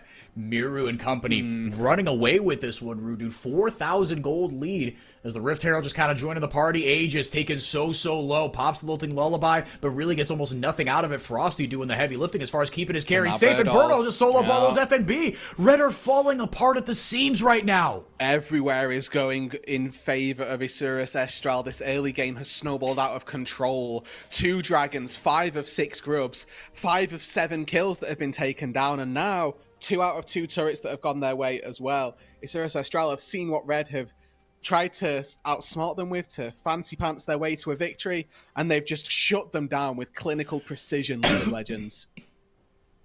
Oh, apologies there. Couldn't hit the cough button in time. Yeah, really clinical stuff. I mean, this looks like kind of a better version of what we saw from Red in Game 1, it feels like. Just really not letting the opposite team play the game, dominating everywhere. And you have to give immense credit to Jose Deodo and the way he kind of orchestrated this early game. But it's been awesome to see the solo laners, like you said, worthy of these import slots, right? Miru, he plied his trade, yes, in LATAM and yes, in Europe, but the Korean solo laners with everybody else, right? This is a combination we've seen a lot south of the equator in Brazil. They're taking a page out of the playbook. They've assembled 3 of the strongest, most solid performing over the course of their career players in LATAM history. And Jose Deodo, Snaker, and Ackerman. I mean, how often have you seen these guys at international events? My goodness. And they've assembled what is a very, very good roster here that you can't be a slouch against. I still think Pain Gaming clears, but any mistake they make, Isurus Estral look very poised to be able to punish it. And some creative drafting as well. Yeah, no, that is worth saying that they have got. I mean, this is a 5-carry composition, no matter which way you slice it. The Elisa's built a proto belt first. You're not trying to tell me that that's a tank or that's a utility support. That's right? awesome. That is good stuff. Awesome. So it's a 5-carry composition that they are dismantling Red with. Yeah, and I mean, it's just like, oh my goodness, poor Brunsey. Or that was FNB that got caught out by Brunsey, barely surviving Solar Flare. Not going to find his Marcos with a Heartbreaker. Oh. My goodness, I mean, every 3 minutes, the Observer is like, I can just go anywhere. I can just turn on directed cam and just let the thing work its magic. Triple kill, a triple kill for the Viego. My goodness. Roodood, the base is in tatters right now. The inhibitor is gone. I'm at a loss for words right now. How are they doing this? Ackerman, not even threatened. The ace comes through. It was piecemeal. I have never seen that in my life. And do you want to know what the best part about that is if you're an Isurus Estral fan? Is that actually Snaker was part of none of that. He was sat mid lane clearing waves. It was a 4v5. That was a 4v5 ace that they'd found. Off of Viego resets and a 2v2 well played down on the bot lane. Like, that was just clean again. And yes, it was a wallet diff, but there was nothing that Red can be doing there. They need to play these 3v2s better, but ultimately, when we look at it, this is still a 2v2, 2v1 really. Brunsey's doing very little. And by the time that Frosty actually turns up, Brunsey's already dead anyway. One at a time. That's how I felt. This wasn't as egregious because, again, you understood there were no, like, dumb decisions, quote unquote, made here, but it was just little by little. I mean, Isurus Estral on the margins, just catching one member after another, using all their ultimates one after the other, right? Chaining and kind of spacing them out as well. Red Canids or Santos. I want to see what is on that. What is on that graphic? Santos been in the news a lot because what global soccer superstar recently announced he was coming back there? Roodood, did you catch wind of this? Yeah, Neymar, right? Yep. Neymar is back Jr., on Brazilian soil. Yeah. Neymar Jr., exactly. Not to be confused with his meddling father, his super agent of a dad. What a saga that's been, man. Yeah, Santos. 2 years ago, they got relegated for the first time ever. They bounced right back up, dumpstered the second division, and now they've got Neymar before the season starts. What a last few months it has been for the fish is their mascot. And what a game it's been for Isurus Estral. Seamless transition. Attaboy, FourY4. Yeah. I mean, they're just running over this one. 11,000 gold lead, not even 21 minutes left. I don't see how Red get back into this one. I think it starts with surviving this Birdal Ackerman trio. Yeah, I mean, it has to start there. It has to end there. I mean, right now, they actually do get a decent pick here. Maybe Birdal with the GA. He's going to buy himself some time. The Shreema Shuffle doesn't really get much done, but hang on a second here. Jose Deodo got a reset, and that means there is going to be hell to pay. Poor Brunsey just shows up to the fight, gets super outranged, and does absolutely nothing. Double kill for Ackerman, not for nothing here. Go with the 2 of Jose Deodo. I think they're just going to end here? Question mark? I don't think they can maybe end not, here. no. I think it's just too early. I think it's 2 inhibs. Yeah.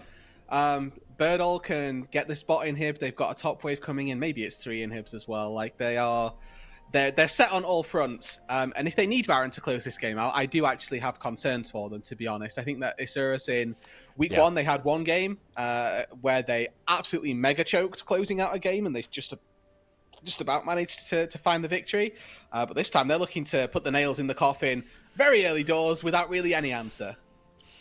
They're like 2 or 3 levels up in almost every role. As soon as the Nexus Tower goes down, Birdal goes in with a gorgeous counter-strike. Big heckin' sleep goes off from Lilia, but the shutdown will not be enough for Brunsey. Isurus Estral. Jose Deodo gets the Herald Path there down. Grevthar into zombie form. Maybe can get onto Ackerman, who himself has that mini GA from the Otacon that was taken while we were bantering about Neymar. Brunsey taken out of the fight. Snaker goes forward. Empowered Headshot will be enough to take out his opposite number. Do you believe in Lat and supremacy. The Hermanos come into Brazil and have booked themselves a place in top 4 cross-conference play. Givirada take the 1-0 and then go up and win back-to-back games after getting dominated in game 1. Win a slapper in game 2. And hang on a second here. The Hermanos are here to play. Red Canids fan just said, get me out of here. I don't want to deal with this. And why would they? That was a shellacking in game 3. They got absolutely destroyed. Like, that just, it wasn't close by any means. So very well done to Isuras Estral. And I mean, off the back of this series, imagine what the next series might look like, right? This is one of the 2 LATAM teams booking themselves a spot in the top 4, the cross-conference play. We get to see the next LATAM team play on the other side of this, and you know, we're putting the CBLOL are putting up their best, right? Pain Gaming, your reigning champions of the CBLOL, are going in a best of 3 versus one of the only other team that the LATAM has. Yeah, there's no you can't lose that one. If you get a winners bracket final that is exclusively teams not from your former region, oh boy, that's gonna be ugly. that is gonna be a rough one. Tune in after we're gonna take it to a quick break. Trajan's gonna sub in for me, and then we'll have Pain Gaming Leviathan there. But the highlight of that bracket for me, Roodood, right now, is we've got Red versus Loud. Yeah. One of those teams in the lower bracket will not be in the top 4 with the way this shook out. And that is high drama, ladies and gentlemen. That's incredible. And like the idea that one of those 2 teams won't make it and won't represent the LTA South doesn't feel right. Like, if Loud weren't there, it wouldn't feel right at all. But Red not being there as well, I think that the fact that they stayed together with this roster and felt so confident in this grouping of 5, that if that then isn't rewarded, that speaks volumes to their fandom as well.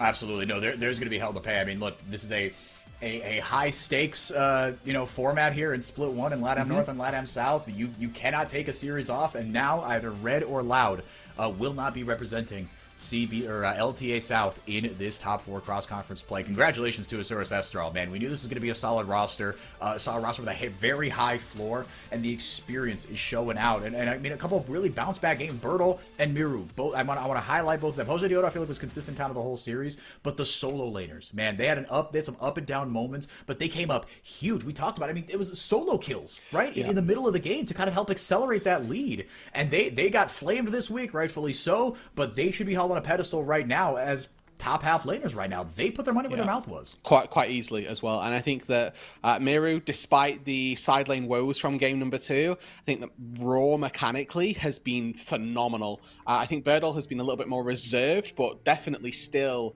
like upper echelons of mechanical skill and sort of knowing where his limits were.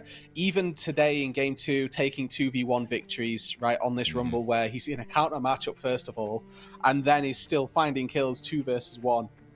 That sort of performance is not to be underwritten and should be given the praise that we should be looking to give to these 2 solo lanes. And they will be up against the winner of Pain versus Leviathan. It should be Pain Gaming, but we will see. The Hermanos are they're operating on quite a high right now. You are not going to want to miss this next series. Pain, they are coming in with a mission, man. They are the reigning champions, I think, in a tier of their own, in my personal opinion, but I guess we're going to find out if that's the case. And then, if Pain do get through, or Leviathan get through, don't forget, after this next best of 3, we're going to have one more BO1 to decide who gets seed number 1 and the opportunity to play against LTA North's 4th seed in the first single elimination game of that conference play as the road to first stand heats up. Guys, that'll do it for me. Big thank you to Roodood for being here and sticking around through the next potentially 3 or 4 games. You will be in the very capable hands of Trajan as this series goes forward. So thank you guys so much. I will see you back here next week, but please do not turn that stream off. We've got more League of Legends for you.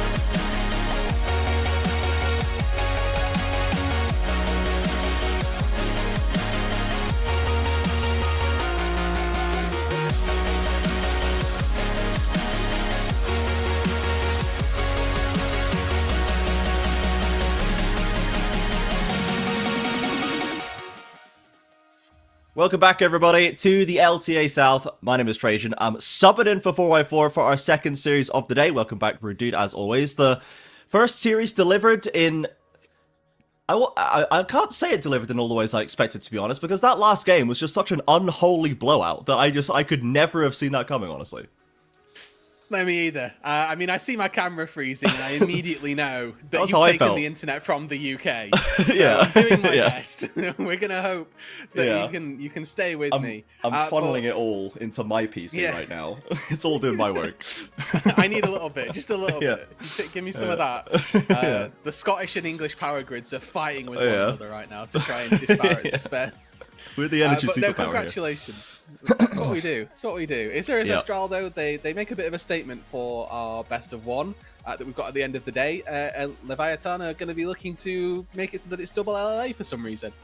Yeah, that would certainly not be how we expected that bracket to play out. Though, to be honest, I just have to kind of sit and eat my words when it comes to Isra Estral. I was probably the most down on them out of anybody in our crew, and a lot of people were way more excited for them, ranking them second, third, like expected them to get up to that top echelon. And they have proven that despite the fact that we do see a little bit of the lack of cohesion, I think, that was my big worry with them, the individual talent is just undeniable. It's so undeniable at this point.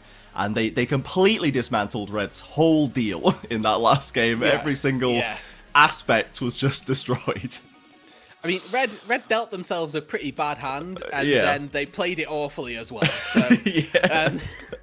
a little bit of column A, a little bit of column B. There were Isra Estral, don't get me wrong, they played phenomenally in that game 3, and they took every advantage that Red gave them. Red gave them a few advantages for no good reason, so, you know, we take the good with the bad.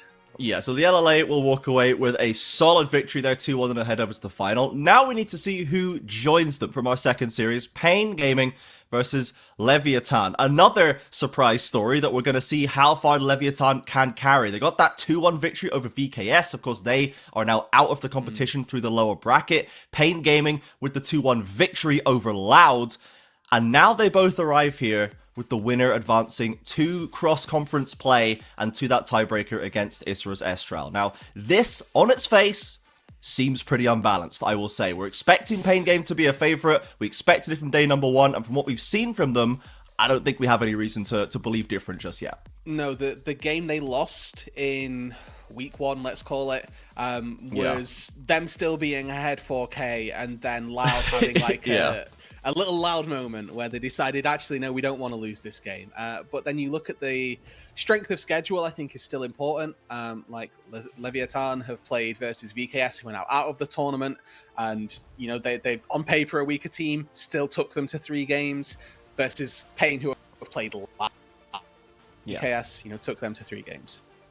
Yeah, exactly. So from Pain, yes, they did not play a perfect game. Loud found a way to punish that, right? But the early games have been pretty much immaculate, and we still see so much power coming out of the bot lane of Titan and Curry. They still look so strong as an individual duo. Dinkedo, I think, had a really good series. I think Dinkedo is a guy, for me, sometimes we see him kind of quiet down and soften a little bit and becomes a bit more of a backup player, but he was actually having very good individual performances. And then Wiser is just kind of Wiser up there. Karaoke works very well with this team. It's just they're so experienced together, even with Titan coming in later. They're so experienced together now. I think they have a very clear understanding of how they want to play the game. They're always on the same page. Some of our other teams struggle a little bit. They lose the thread. They get a little bit confused in fights. That never really seems to be a problem for Pain. They always seem to be doing the same thing. It's not 100% successful, but they're always going the same way. They are doing the wrong thing together, and sometimes that's more important and can be a better avenue to success. So, like you say, I think to set expectations for this series, Pain, a 2-1 would be okay. A 2-0 is expected. They should be taking this series without too many difficulties. But we have seen stranger things, and it wouldn't be former CBLOL representatives playing in the LTA South were we not to get a little bit of spice just through our playoffs. Yeah, absolutely. We would not expect any less. Now, for Leviathan, this is by far the more interesting question, I think, right? Because Pain is the same as it was last split. Yes. They play the same as they do last split. They're very good. This is not a question. For Leviathan, we had many and various doubts about them, but the bot lane popped off. The mid lane was very solid. Even the top lane, Zothvi and Scary, that top side really performed so much better than I had thought into, you know, players that we had seen such a strong performance out in Tier 2 that we expected to make a splash in Tier 1 from BKS. Scary was looking very, very valuable. Zothvi was, for me, the biggest question mark, that he actually did a really solid, reliable job. He had absolutely kind of had no notes on his performance. Now, if they can keep that up versus Pain, that is the question, but any of the doubts that I had coming in were at least partially assuaged for Leviathan. I know that they at least can perform to a decent level. How they'll perform under a much greater pressure against Pain, it is really what we need to see. Yeah, and let's not forget, you know, this is Pro Delta, who was, for me, back in, is it 2022, I think, my Rookie of the Year on this Pain Gaming roster.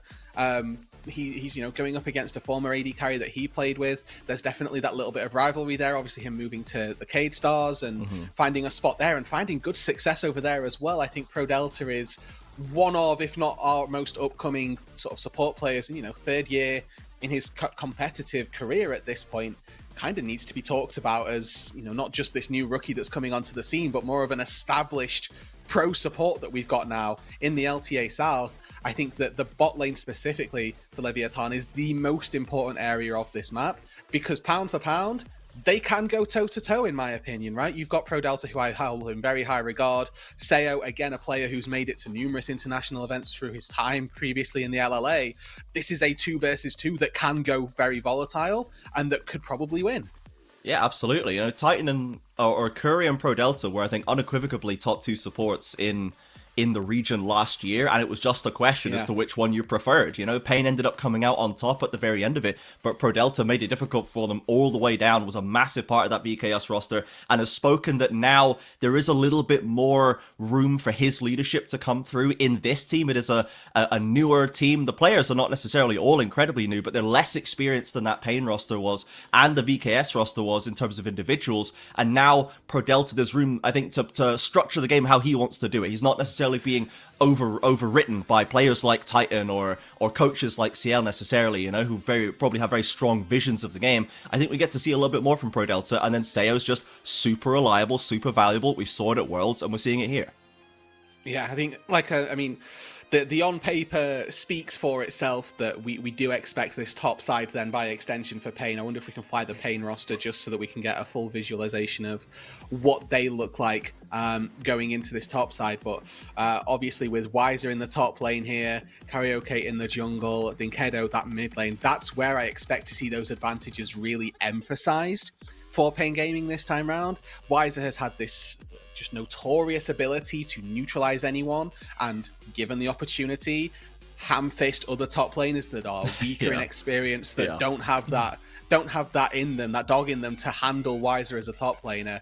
And I think that if we do end up seeing this game, which heavily devolve into this bot side focus, Wiser will just run away with a lead by nature of being a better top laner. Yeah, for sure. Like, you know, we saw a very solid performance out of Zothvi last time, but that was against Bowl, who is someone that we traditionally also have not seen perform super well on stage and has continued to struggle. This is Wiser. This is a top 2 player in his role. This is a benchmark for this region and a current champion. So this is the real test in that top side for sure for Zothvi, to see if he can continue to outperform expectations in this theater. I think it's worth noting as well that Titan definitely believes that Leviathan is being overhyped right now. We have seen, there have been social media posts made, there have been tweets had, where Titan, I think, believes that everyone is a little bit too high on the LLA players, and would like to put them back in their place, reminding everyone that Titan and Curry, this is the duo that 2v2'd Gumayushi and Keria and got the kill. Yep. This is people that have played against T1.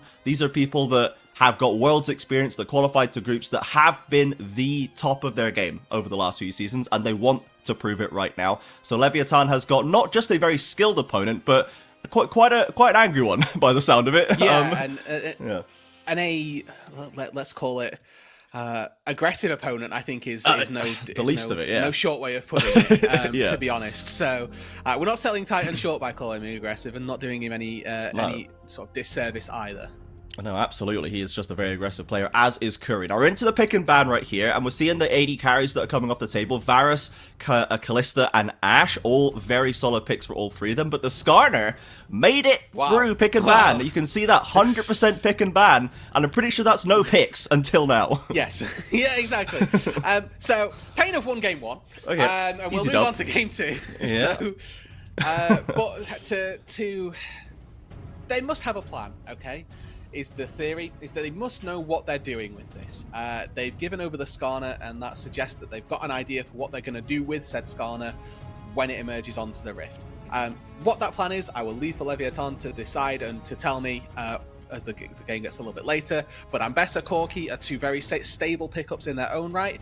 Neither of them are particularly good answers in isolation to the Skarner. I think the power of Skarner comes from A, his absurd tankiness, B, his absurd CC, and C, you will find out as an AD carry player, his absurd damage.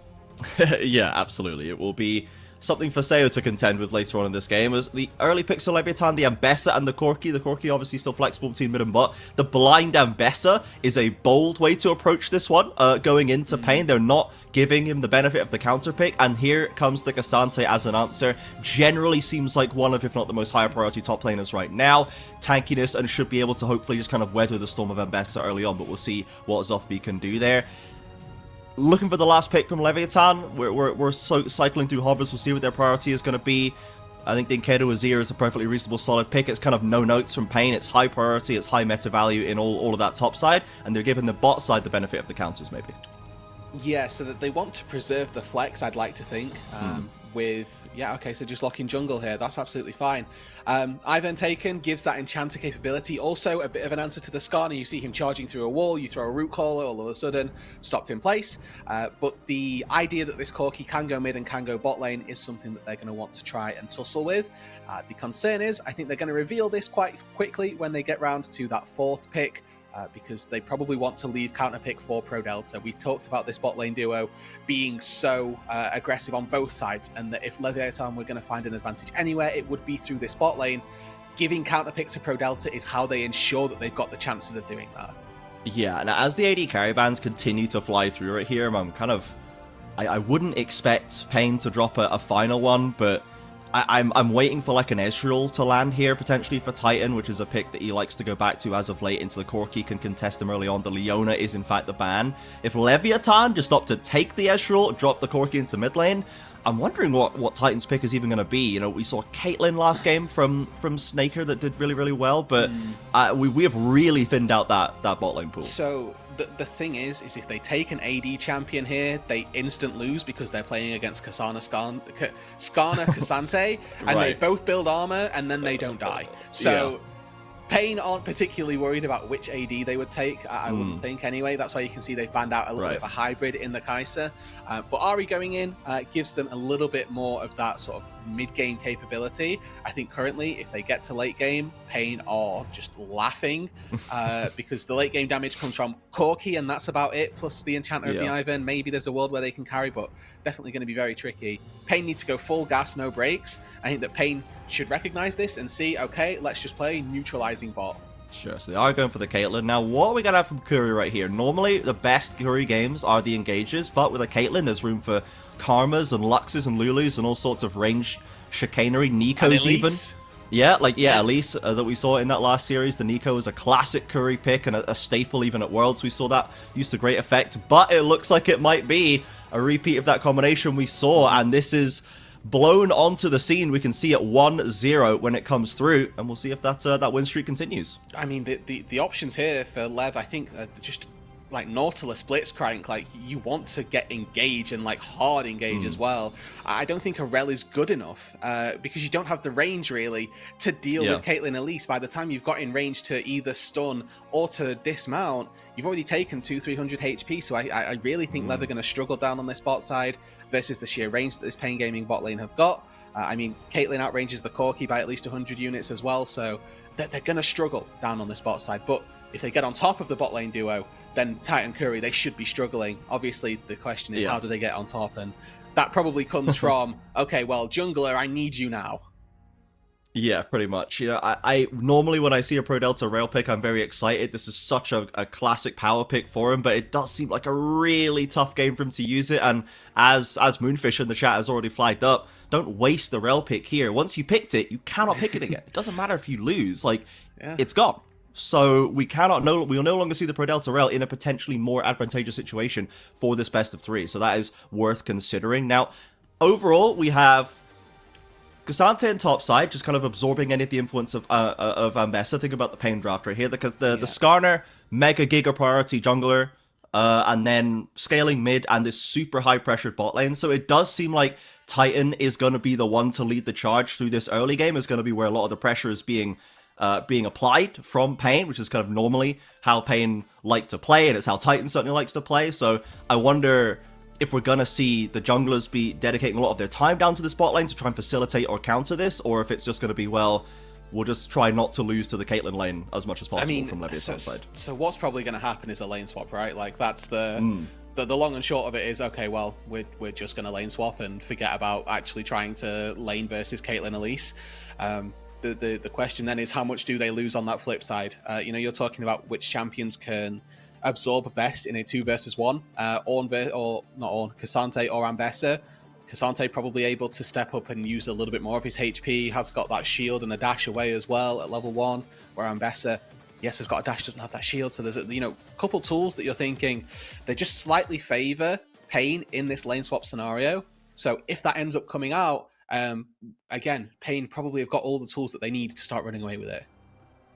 Absolutely. We head onto the Rift right here. We saw briefly before the traditionals, the Pain fans in the audience throwing the fists up, their symbol of solidarity with their players.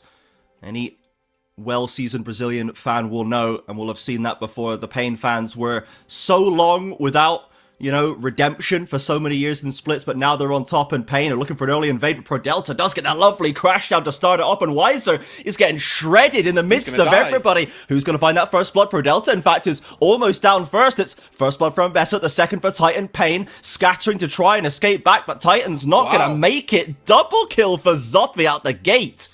Already, just carnage ensues in the topside jungle. Leviathan come out on top 2 for 1. It's a boots start for the Caitlyn, and then presumably at least a longsword for the Ambessa moving out onto that top side.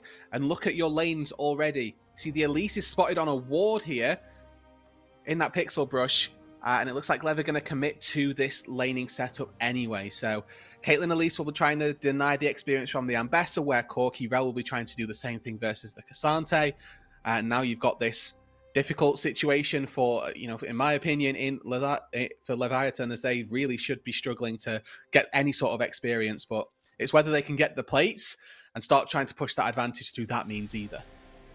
Yeah, like if I see an early double kill, I'd love it to be on my lane that's actually getting to push the wave. Like, I'd love it to see it on Seo and using that pressure, whereas Zothvi's double kill is probably going to sit relatively idle until this lane phase ends. Now, it's not disappeared, it's not gone into the void, and certainly getting that first blood and the second as well puts them only 1 kill away from the feat of warfare before the waves have even crashed. So there's definitely still value to be found here, but it's about how they can manage out this lane swap that has been opted for. Yeah, I think that's an argument really for Zothi's items to have been completely different and just gone something like boots, cloth armor, just to try and withstand some of the early pressure, because this longsword, like we've said, realistically is going to have very little impact. So already, actually, what we're seeing is Pro Delta has based, he's walking back up to this top side and actually looked to use these 2 kills very early on.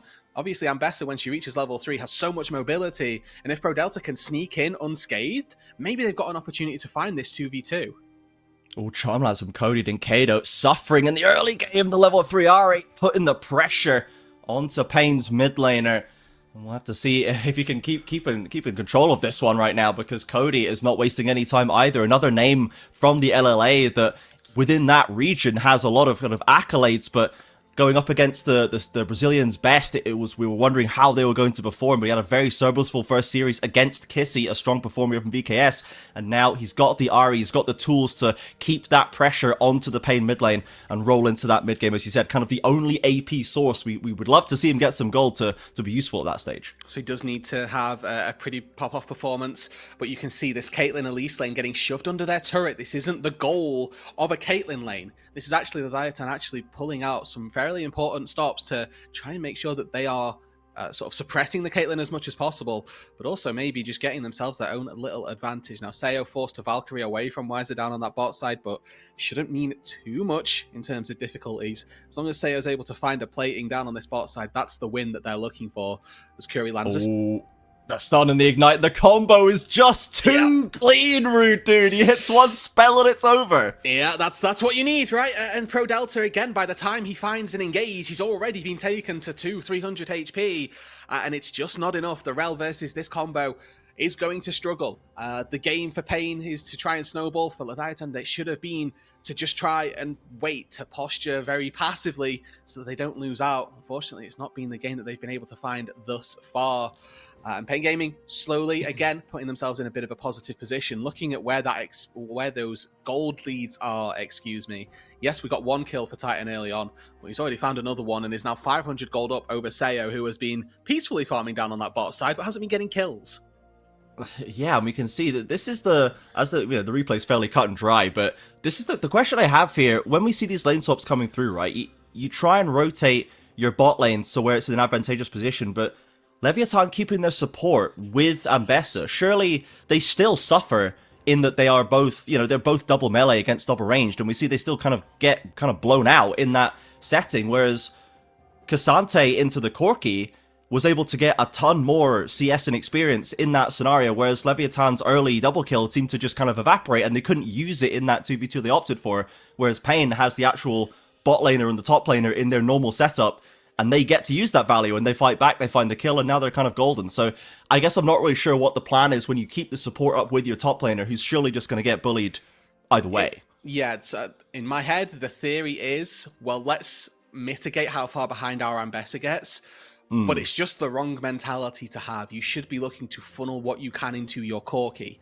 Now, this, at the minute, isn't paying off for Leviathan, right? If in the mid game and in the late game, Zoffy ultis onto Titan, kills him in an instant, this has all been worthwhile. And it's very well done to them, because they kept the Ambessa at least even in experience, right? And even able to get like a little bit of gold. But for the time being, Titan's the one who's actually, quite far ahead and the scary person on this Pain Gaming roster. So if they haven't got the ability to take Titan down, this was all for nothing. But if Sayo also steps up, has a great little time of things because he's been free farming, all of a sudden, Leviathan are the GOATs again.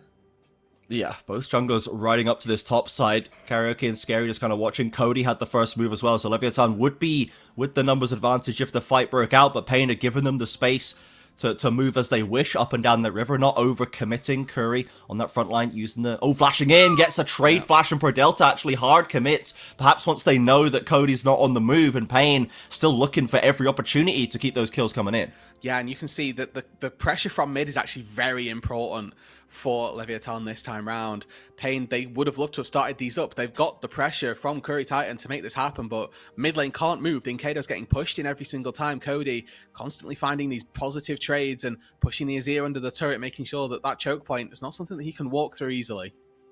Leviathan secures that first grub right now. The stun lands onto Pro Delta once again, but Cody drops a Spirit Rush, gets the charm onto Curry, and the burst is massive. He escapes the repel, but Decado with the shuffle flashes back to safety, looks for that first kill onto Pro Delta. The feat of warfare is still up for grabs, and it's Leviathan that finally opens it up. Titan still wary, but not wary enough. The flashes come out again after another beautiful Cody charm, and Leviathan's mid laner goes crazy in the river fight.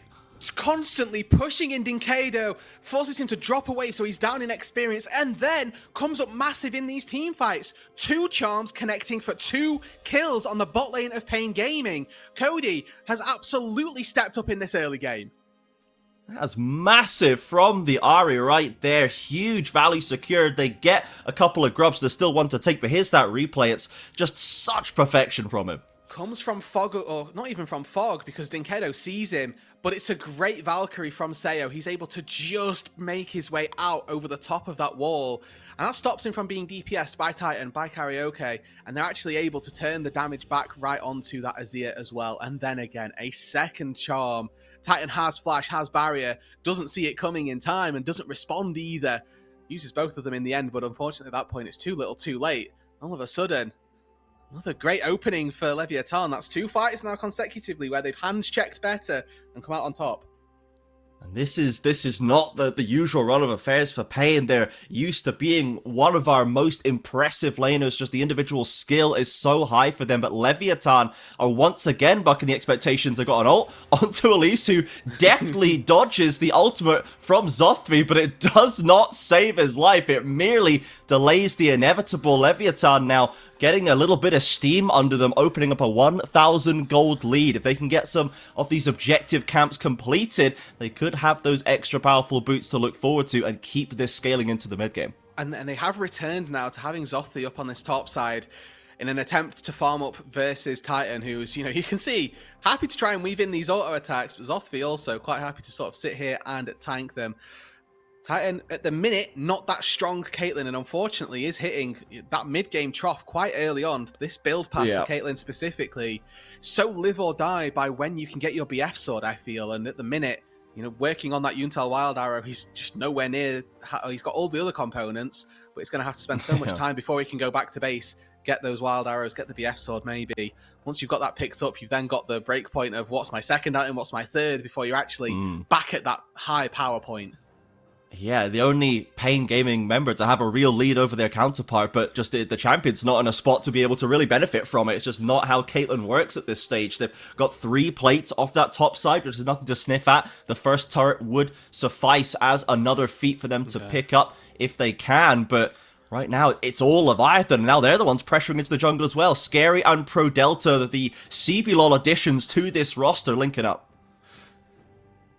Dinkado already lost 1 plate in the mid lane, and just going to see, rather, that Scary has actually gone back to base. And, to talk about Scary a little bit here, happy that he was the one able to find a team out of, a few of the teams that obviously ended up losing out on players and losing out on spots entirely. I think Scary, one of the players who we definitely valued from 2024. Ooh. Dinkado goes for it, but Cody with a timely Spirit Rush gets away. No mana to continue the play, really, but will escape with a simple ultimate trade. The top lane is finally matching up as normal, but Zothvi is 3-0 with an Eclipse. He's feeling pretty good right now. Unfortunately, the Chain Vest from the Cassante isn't quite enough to withstand the Ambassador at the minute. You're waiting normally for probably an item or so before you're able to sort of withstand that pressure, but when Zothvi is so far ahead with these 3 kills, you talked about it earlier on, at the minute, back then, didn't look like it mattered, but we've reached this break point, and now it's very evident that it does now matter.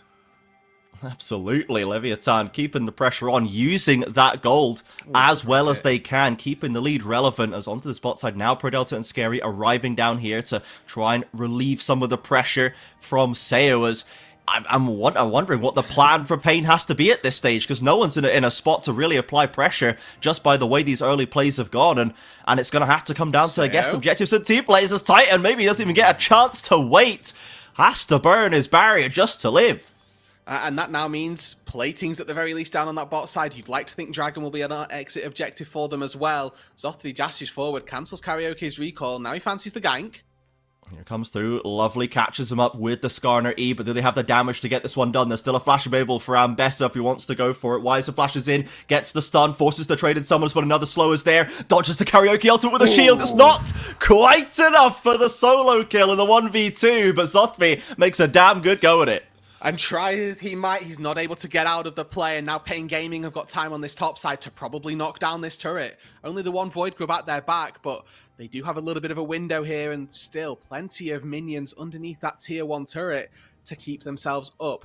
Pain Gaming playing the map better overall. They saw that Titan and Curry were getting punished down on the bot side. Dinkado TP's down to the bot tier 1 turret to mitigate the losses, and now making a play on this top side. Karaoke able to pull first brick back from the jaws of defeat. That leaves them with 1 feat apiece, with actually no epic jungle camps being completed by either side. No dragons, no complete grub camps, so it's all up for grabs over the next few minutes, but Pain have managed to stabilize a little bit through that top side, and they really, really needed it. It was starting to look like they just had no avenues to play through for a second there, but Karaoke finding a good window onto Zothvi, trying to push that advantage. I think eyes to be, for me, and Leviathan especially, on Cody. He had such a solid start to this game. Need to see if he can continue that. Replay of how all this broke down, and Zothvi, you have to remember, just doing so very well to stay alive for this long. Karaoke, again, with great patience, it's worth saying, holding and holding that ultimate, knows the Ambessa has flash. As soon as you channel it, you've got no chance really of connecting. But as soon as he's committed the flash, I feel confident going forward. And then Zothli again, outplaying the outplay, able to get behind Wiser. But fortunately, reset on the cooldowns, quick Q as we've gone all out. Wiser just barely able to stay alive and take down the Ambessa. And Leviathan, now once again, first to the second Grubs pack here. Would love to get a completed one finish, or at least hit that 4 level to get the Grubby spawn on their push. Wiser and Zothli going at it. The Kazante looking like it's going a lot better once that Frozen Fist came in, I will say. And the rest of Pain still watching, waiting around the pit. Karaoke looks for a potential angle to see if he can get in there. Sliding in, has... Ooh, doesn't find a target. Perdelta, in fact, is the one who heads in, and Titan getting dragged in by the Magnet Storm, but where's the damage from Leviathan? They've kind of left Perdelta out to dry here. They haven't managed to secure it. They did get all the Grubs, it must be said, in Karaoke now getting picked up. Cody finally misses a charm in this game, as Dinkado may be allowed to live off the back of it, but Leviathan still decidedly happy with that one. Yeah, they get the Grubs, they get a killer piece. Now, whether or not they can defend this mid-tier 1 is the question. CO hops forward there quite aggressively. If he can get back into this lane, then that's fine. Looks like he's just about able to do so. We'll take some HP to do it. No man, using the Iron Vision to, just to cancel any opportunity for there, as Perdelta is back on the map to keep him solid. As Cody went right back to working on that top lane tower. He is not wasting a second to keep that kind of advantage pushing. You won't find it on this wave, but it is primed for a pickup soon. Next time he gets some alone time up there, you'd like to think that he'll be able to pick that up relatively freely. As he misses out on one of the Blood Roses there. A little bit of a shaking my head moment, as he could have got a little bit more experience for the team. But a replay again of how all this goes down. Karaoke hops in and realizes he can't get anything. And you're quite right that Perdelta just a little too far forward for the rest of his team to be able to go for it. And you can see them, they're sort of trying to play around the bushes around the pit itself, and then realize, hold on, we can find something just a little bit better. And it is a very deft sidestep from Dinkado. Just a little up click, keeps himself nice and safe. That charm lands and it's a completely different story.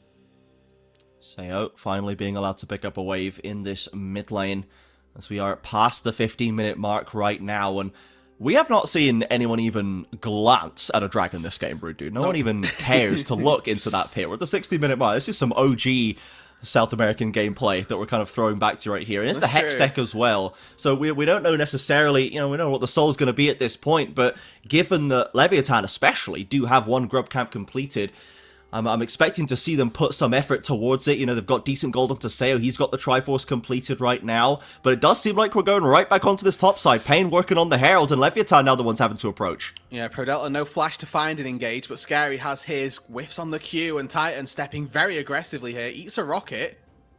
Cody did not go for the deep flank, rejoins his team, and the Herald picked up by Pain, now both with an epic jungle camp each. We'll see if they want to crack a possible second tower. The mid lane is looking vulnerable as well already. We'll see how Pain wants to hold on to that one. Leviathan trying to get an inside track onto the opposite side mid lane tower with a little bit of damage secured, but nothing too much, and it has become a little slower paced, a little reserved, both of them playing carefully, not wanting to go too wild with it, I guess, besides maybe Titan's positioning in that Herald play, but maybe just a little bit of intimidation tactics there.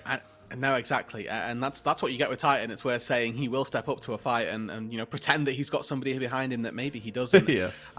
Overall, though, you can see that the map just a little bit better played, it feels like, by Pain.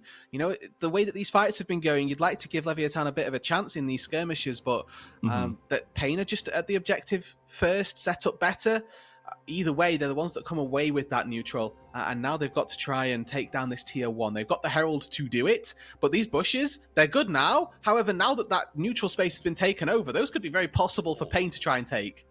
Oh, they've grabbed up Perdelta as well. They were getting before the crash down. Zothvi, though, on the rotation, forcing Dinkado out. Titan is very much in danger here as Wiser, the last to arrive, as the carry's already fallen, and Pain not feeling too confident here. They get the charge into the tower. They don't actually destroy the structure, and Leviathan still very strong in the fights, and a lovely attempt on the charm again from Cody. The minion wave barely coming in to save Dinkado there. It's another charm, and it's another double summoner from Titan. He doesn't take his flash in time. He catches another charm, uses his summoner spells late, and falls anyway. 1-for-1 overall. Perdelta's engaged, largely whiffs out on, and Titan taking this in. It looks fun in the time, but he's got to use his net to get out from danger.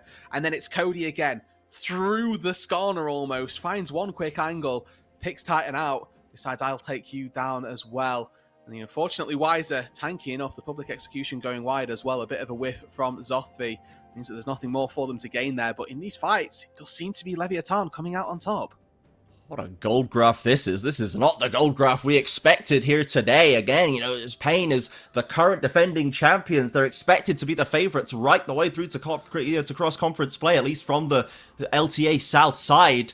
And then Leviathan, with so many relative unknowns to the Brazilian scene. Seiya, we only just got to know at the end of last year. Zothvi and Cody, not as much knowledge there. Scary, struggling to put results on the board despite being given several chances. And Pro Delta now, we thought he might be a little bit elo held down there. Thought a bit relegated to Leviathan, we would have said, but certainly not the case. They are going toe-to-toe with Pain. The gold dead even down the middle as we approach the 20-minute mark. And yes, the map plays have certainly been in the favor of Pain, but yeah, the skirmishes, the micro play, the mechanical play has been pretty much Leviathan favored all day. And I'll say it, pretty much Cody favored as well, because I think so far Cody has been the one putting the hands a little bit on Pain Gaming in these fights. I think I do want to touch a little bit more on this Rel pick, because we are seeing the issues that Pro Delta is going to run into throughout this game. We saw it in the laning phase. We saw it in that fight as well. He got cocooned, and yes, he's got Merc Treads, but all of a sudden he's being taken out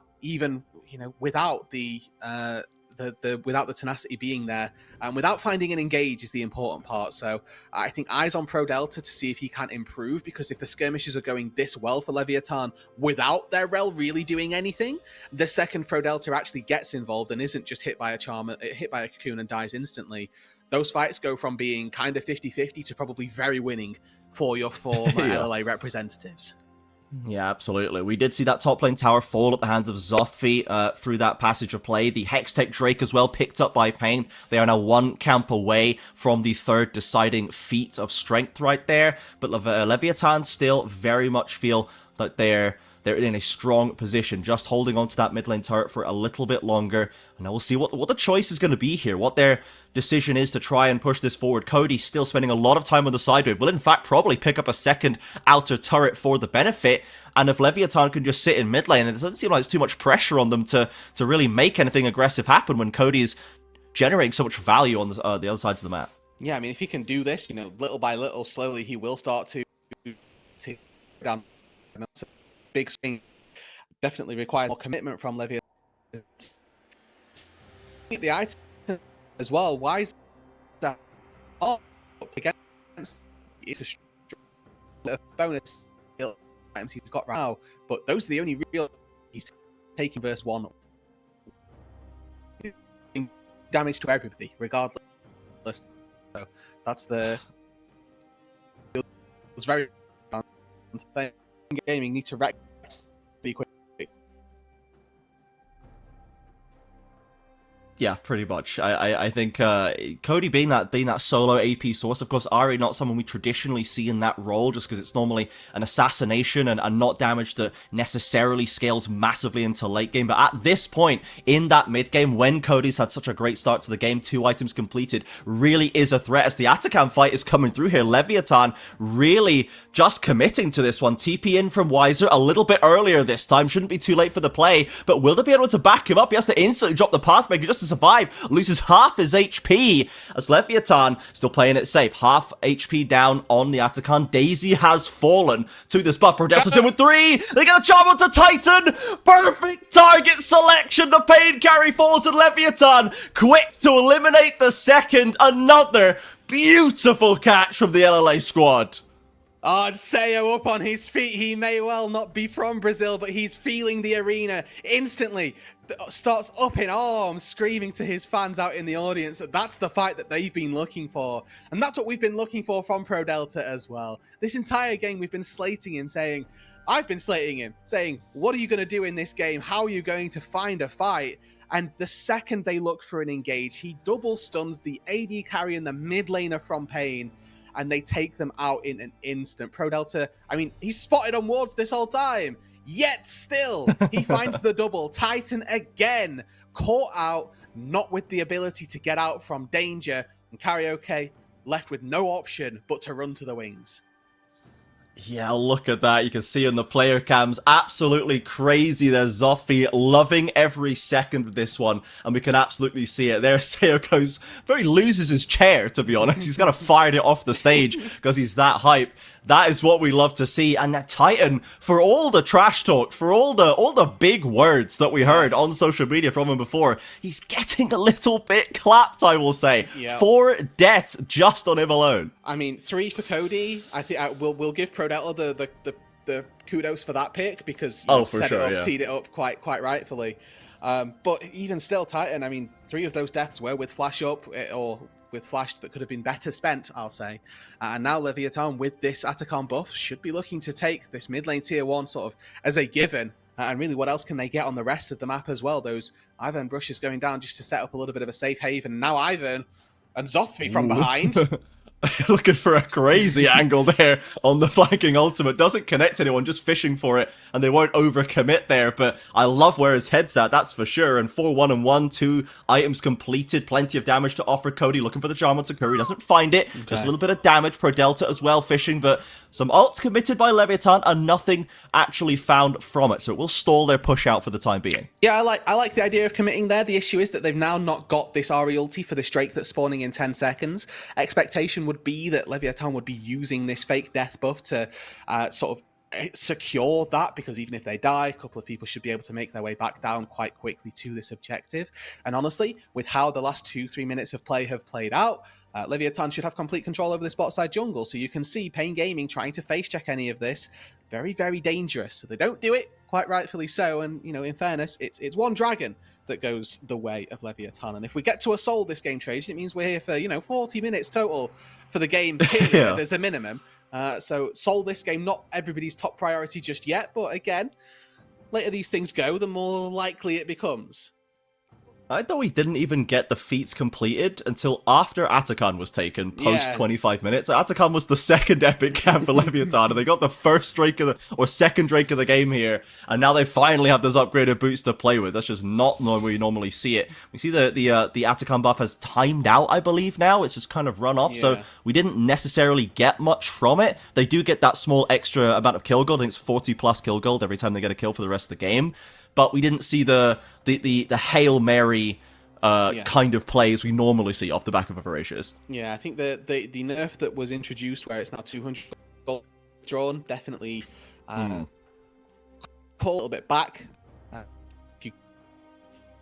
Obviously not ideal, and if you only get 3 kills out of it, worth throwing your life under the turret. However, take that. But with Baron up on the map, you have to think, what are our DPS checks looking like? I think for Leviathan, they've got enough in the Ivern, a good amount of work with the Corki. So, we're looking to see whether or not Scary and Sayo can link up to see if they can start taking that DPS down on this side. Feeling a little bit and this is heavy. Yeah. Now that it's not laning against the Ahri field. This is the matchup he dreams of, is the AD Bruiser. That's what Liza wants to be looking at. Are we at the point now where Titan, assuming he does not insta-die once again, are we exiting the doldrums yet for Caitlyn, or are we still waiting a little bit longer? He built a Zeal, and I hate Zeal items on Sheesh. That's my own gripe. Yeah. Some damage, and fair enough, there's a lot of squishy targets that he's... Yeah, it's there's definitely proper targets. If he gets a chance to actually unload it, we can still see the value coming out of the Caitlyn, though for now, Leviathan have been great at least either killing him outright or forcing him away from a position of being able to do that.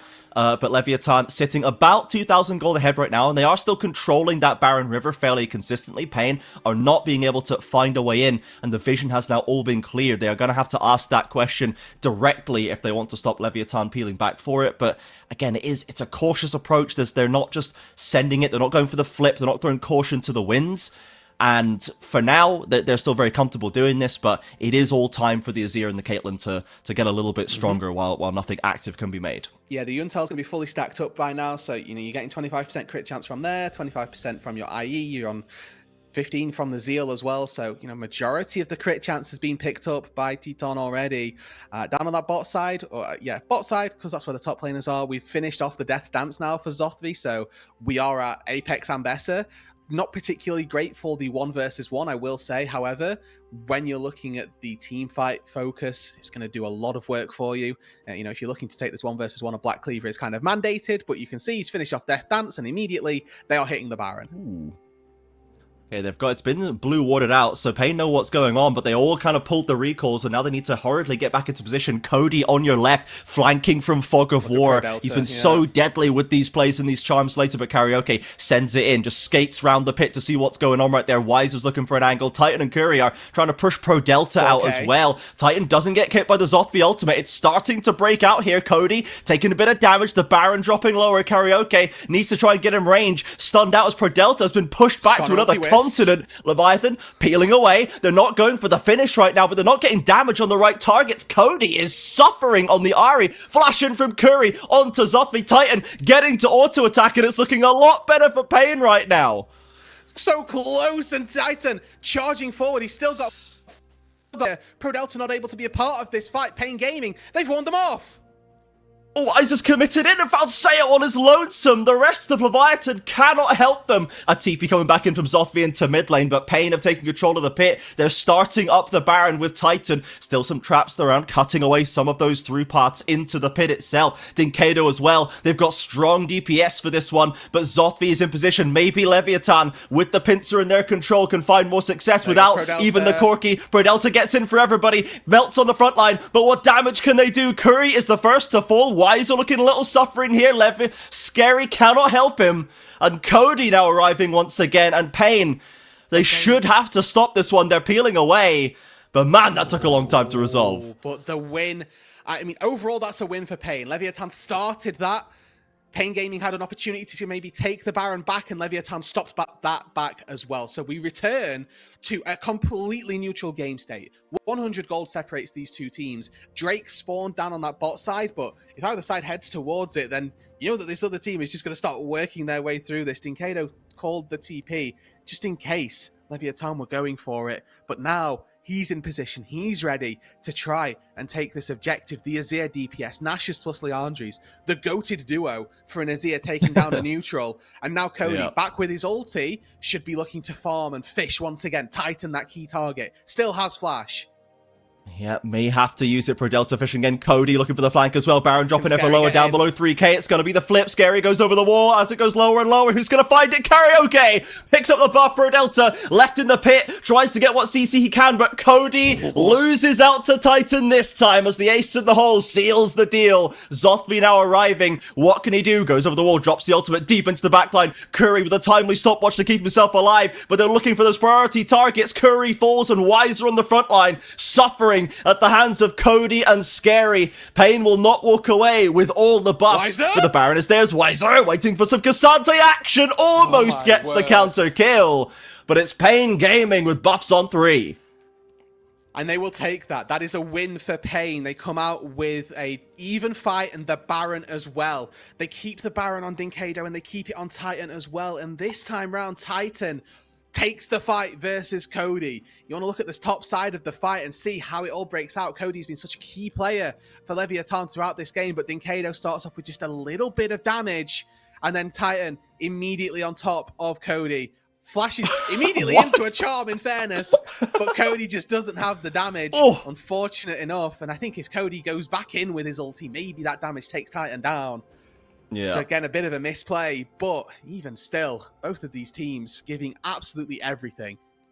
Ultimately, Cody blinking first in that 1v1 against Titan, who he flashes onto his model melee mode into a charm. Just excellent stuff right there, but ends up winning it out, so who can say? But ultimately, Pain, they do manage, they step it up, they start up themselves, and yes, it goes down to a flip, but they do come out on top. Now, they're still only 1,000 gold ahead, but they do now at least have a little bit of breathing room here. The Dragons, of course, still relatively untouched. Some warding action does mean we might see a little bit more focusing towards it for now, but Titan still has that Baron. Cody has a lovely little flank once again. Who's he going for? Dinkado or Curry, maybe? Oh, goes in with the ultimate, goes straight back out as well, holding the charm still. Who's even going to receive on the receiving end? Nobody, just holds it, does not find a situation that he wants to commit to. Yeah, so he got a snap charm onto Dinkado, but there was nobody there to try and follow it up.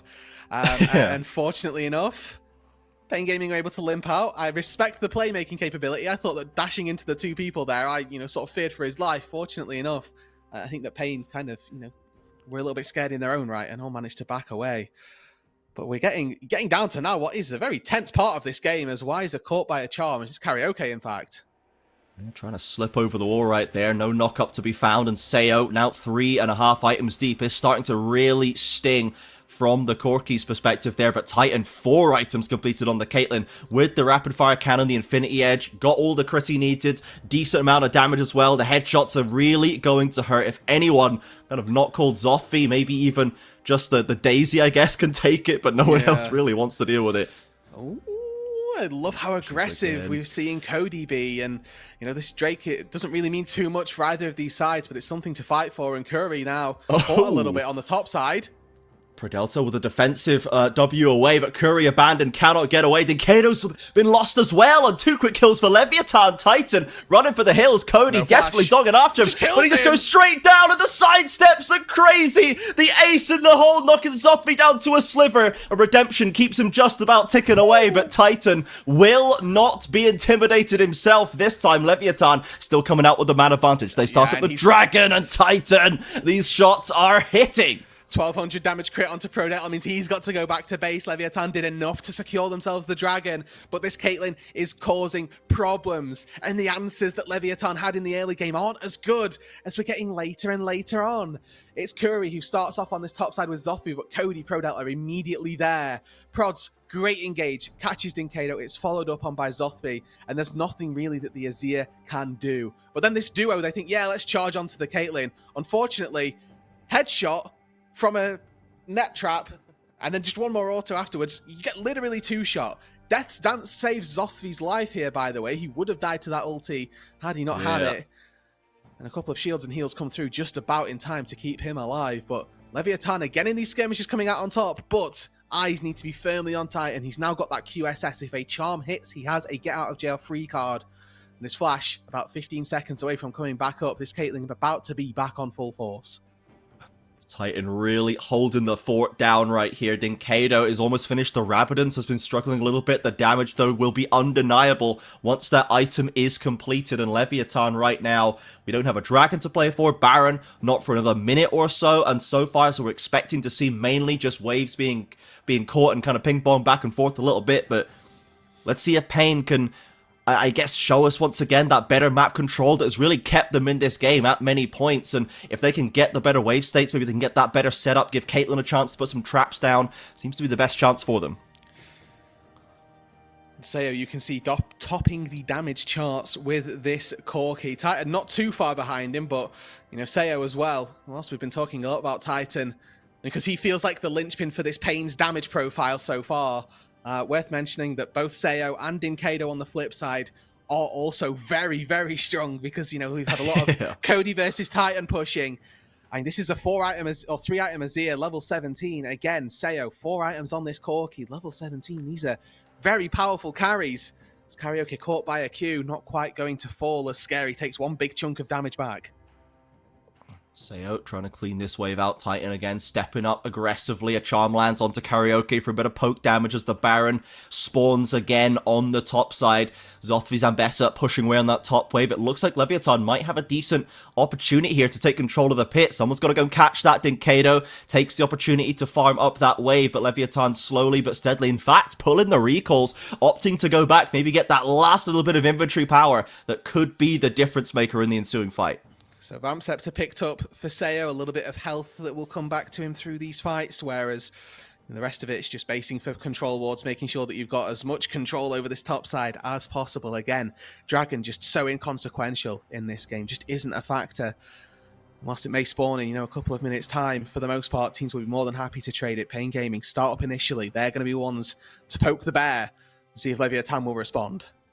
The 50-50 was Pain's last time around, funneling behind Leviathan through this left side of your screen. The Baron's going super low already. Surely Karioka's got it. Yes, he does. But who's got the angle? Zothvi looks for a flank. Can't find anything. Pain trying to slowly back away. Wiser, though, struggling to get away. Lovely catch by Karaoke. Pro Delta's picked up a Titan. Eliminates him into the backline. Goes Zothvi. Shoved back out by Nikado. Wiser traded on the front line. And Leviathan looking for more. But where is Titan? Where are those shots coming from? You have to be aware of this. Caitlyn Zothvi suffering scary. Flashes to get the stun. Doesn't land it. They get Curry instead, though. And the GA comes through. Titan still firing both the carries and Pain alive. They got so much DPS. Can they win it? Titan in a 2v1 that he can surely take down himself. The ultimate onto Seo. And it's the quadra kill for Titan at the very end of it. I thought it was the Penta coming through. We'll settle for 4, but Titan, the last man standing. Exactly 4, but not anymore. Titan's quadra kill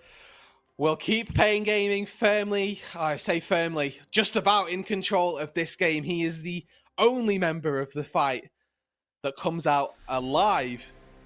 Haste in the hole finishes the job off, but again, it's this give and take so close on the front line. Wiser giving everything of his health bar to try and make this fight as possible as he can. And Pro Delta goes in, gets snatched up and killed in a second by the overwhelming power that Titan has. It's a big attempted flash from Scary as well. Looks for Titan off the side here, but Karaoke able to block this one out as well. Cody also dashing forward.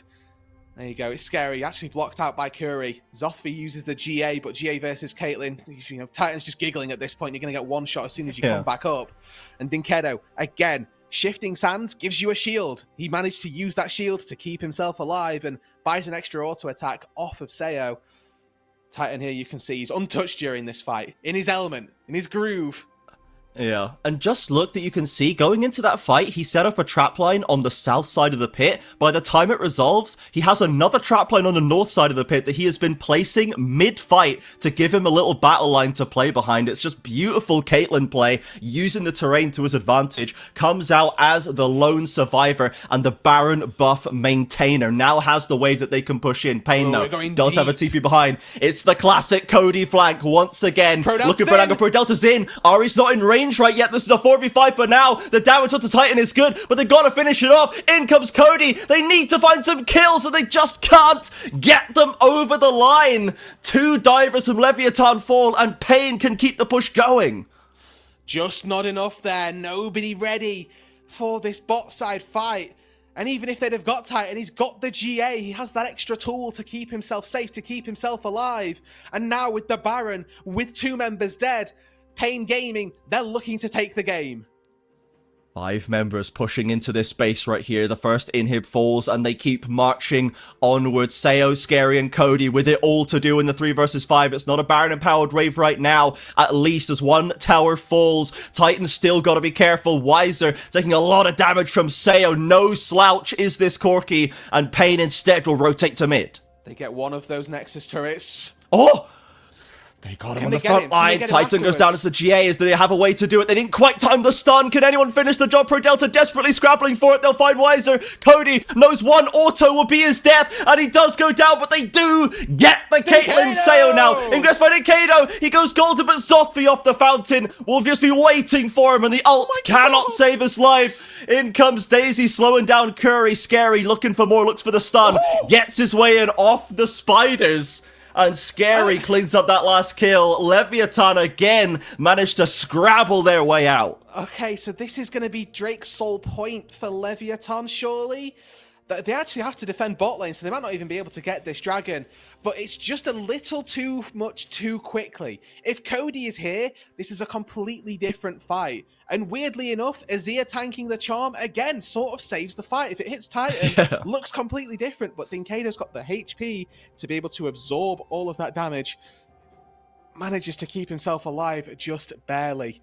Small note on itemization quickly. I know we're mega late game and typically it's not as important, but Seo, he had a Vamp Scepter in his inventory. If that had gone towards a Blade of the Ruin King, I would have been all for it. He sold it and opted into this BF sword, which I think is a big blunder. Weiser and Karaoke are taking so much to get through. No single item is better than a Blade of the Ruin King to try and get through these. And I think at this late game, this is where your efficiencies in items actually really start to become quite important. And having that being sold could end up seeing that be a little bit of an issue.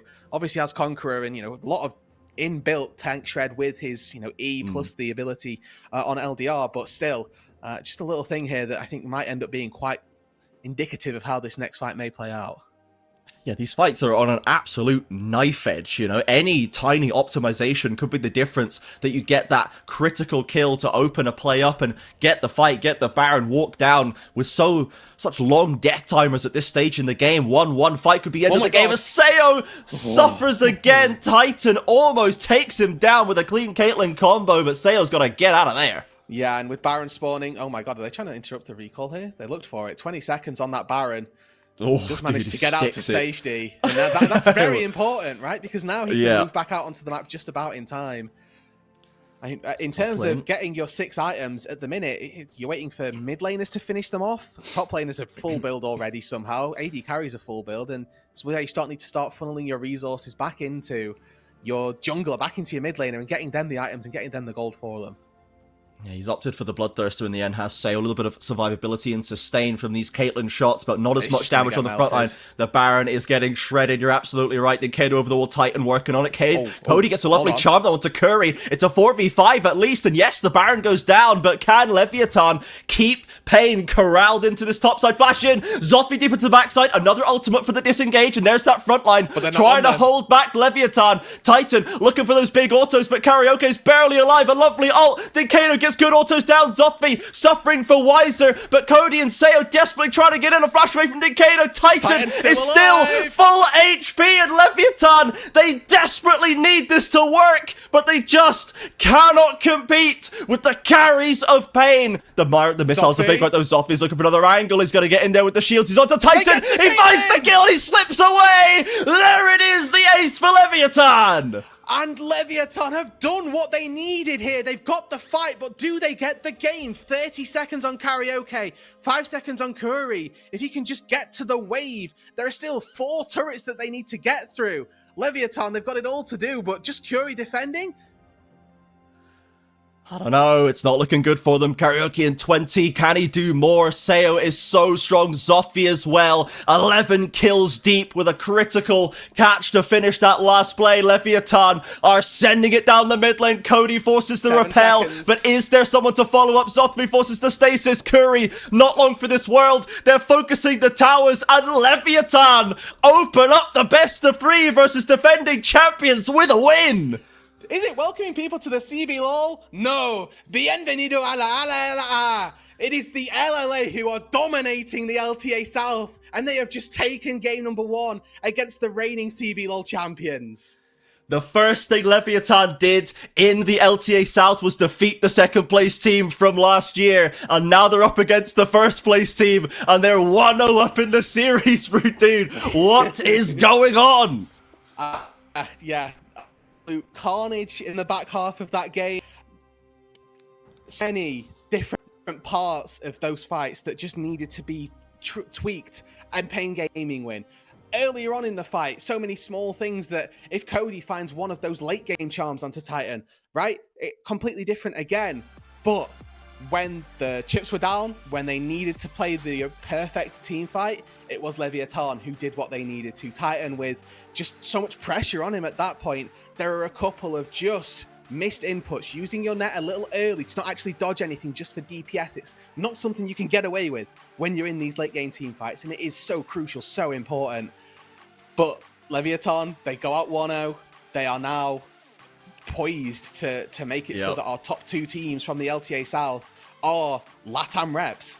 Yeah, it could be Isra Astral and Leviathan could very realistically be our number 1 and 2 coming out of this first bracket, and that is certainly not what anyone expected. But what a turn up for the books, Leviathan in game number 1, and such a hard-fought victory as well. The first series had plenty of it, especially in those first couple of games, and now the second series is not wasting any time. Another almost 50-minute clanger between these two teams, and Leviathan demonstrating just so much individual prowess again. This is what we saw from Isris Estral to clutch it out for them in so many situations. Cody in this game, crazy on the Ari when he needed to be. Pro Delta against all the odds, making the rel work at those critical junctures. And Seo just doing damage all day long on the Corki.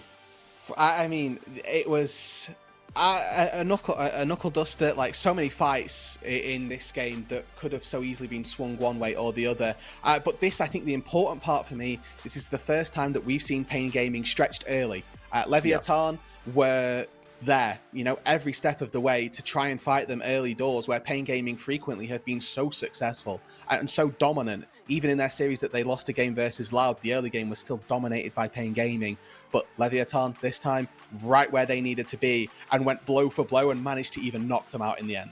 Yeah, absolutely. So everybody, we're going to go to a short break for now. We'll be back for the rest of this series. Do not go anywhere. We're on the cusp of something potentially very, very important in the history of this region. We'll see you back here in just a few minutes as Leviathan and Pain continues. 1, 2, 3, come on, make it bounce.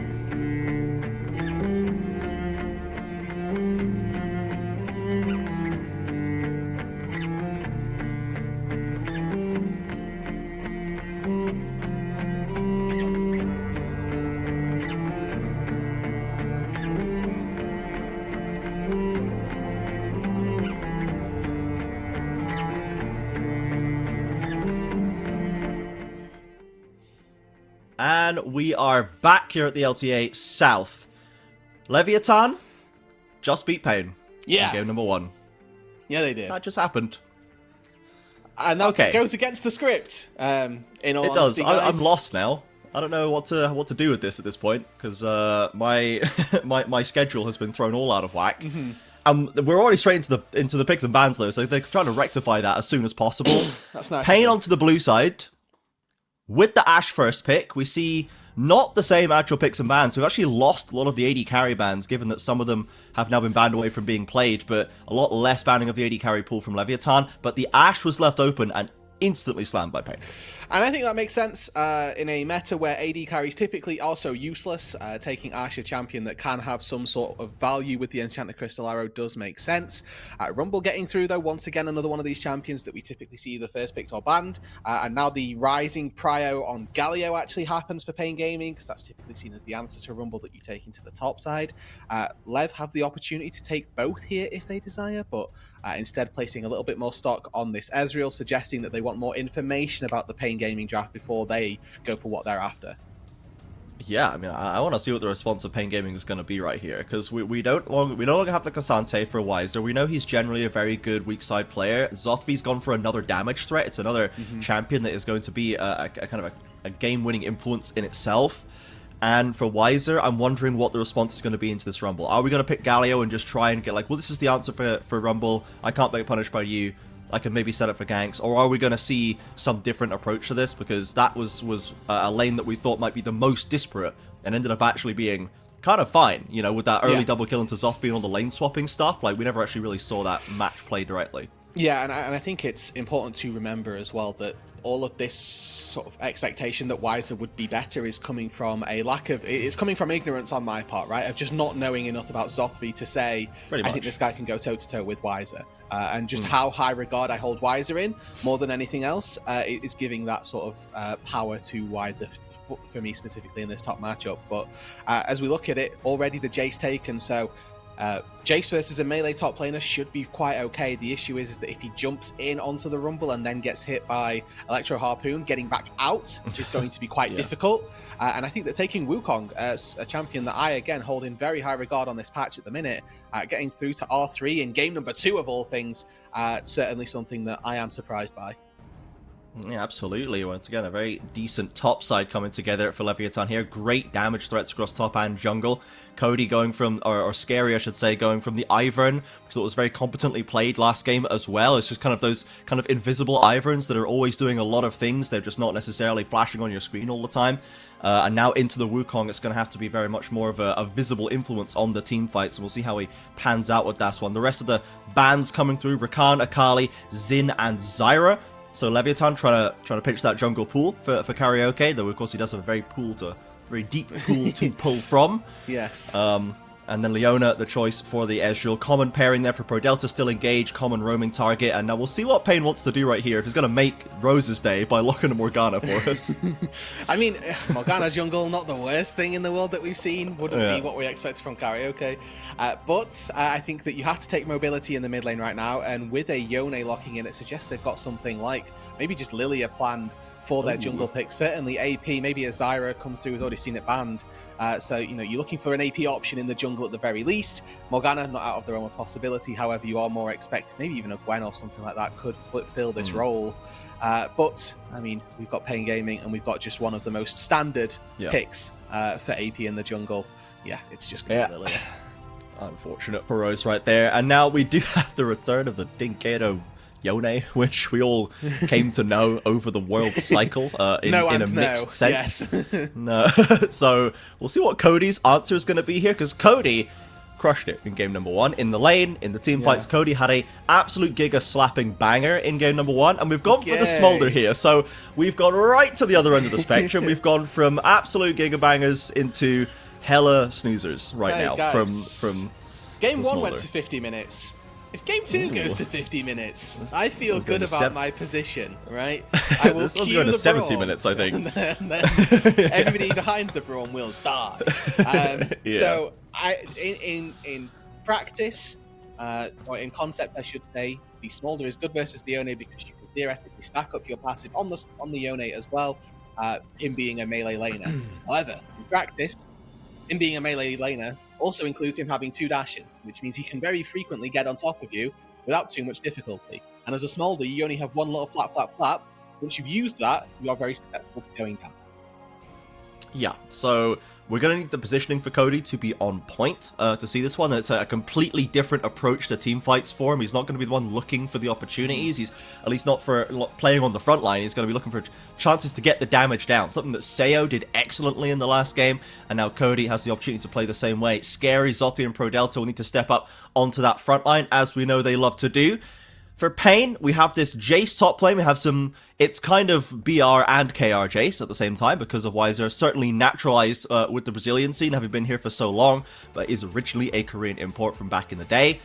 And then we have this Dinkato Yone to contend with. The Karaoke Lilia, I think, is something very interesting as well, because we don't tend to see it too often from him. Karaoke is a guy that I kind of feel like can just play anything to at least a medium degree. It has some specialties, but just has a very wide pool. So what he can do with the Lilia is something I'm very interested in when we have, you know, Lilia players like Aegis in the region that do tend to perform very well in these picks. Yeah, and I'd like to see what this, or how it looks for specifically Karaoke this game. I think it's a lot better than the position that we saw it taken earlier on in the day, obviously by Aegis. I think he's got a little bit better tools to try and get through.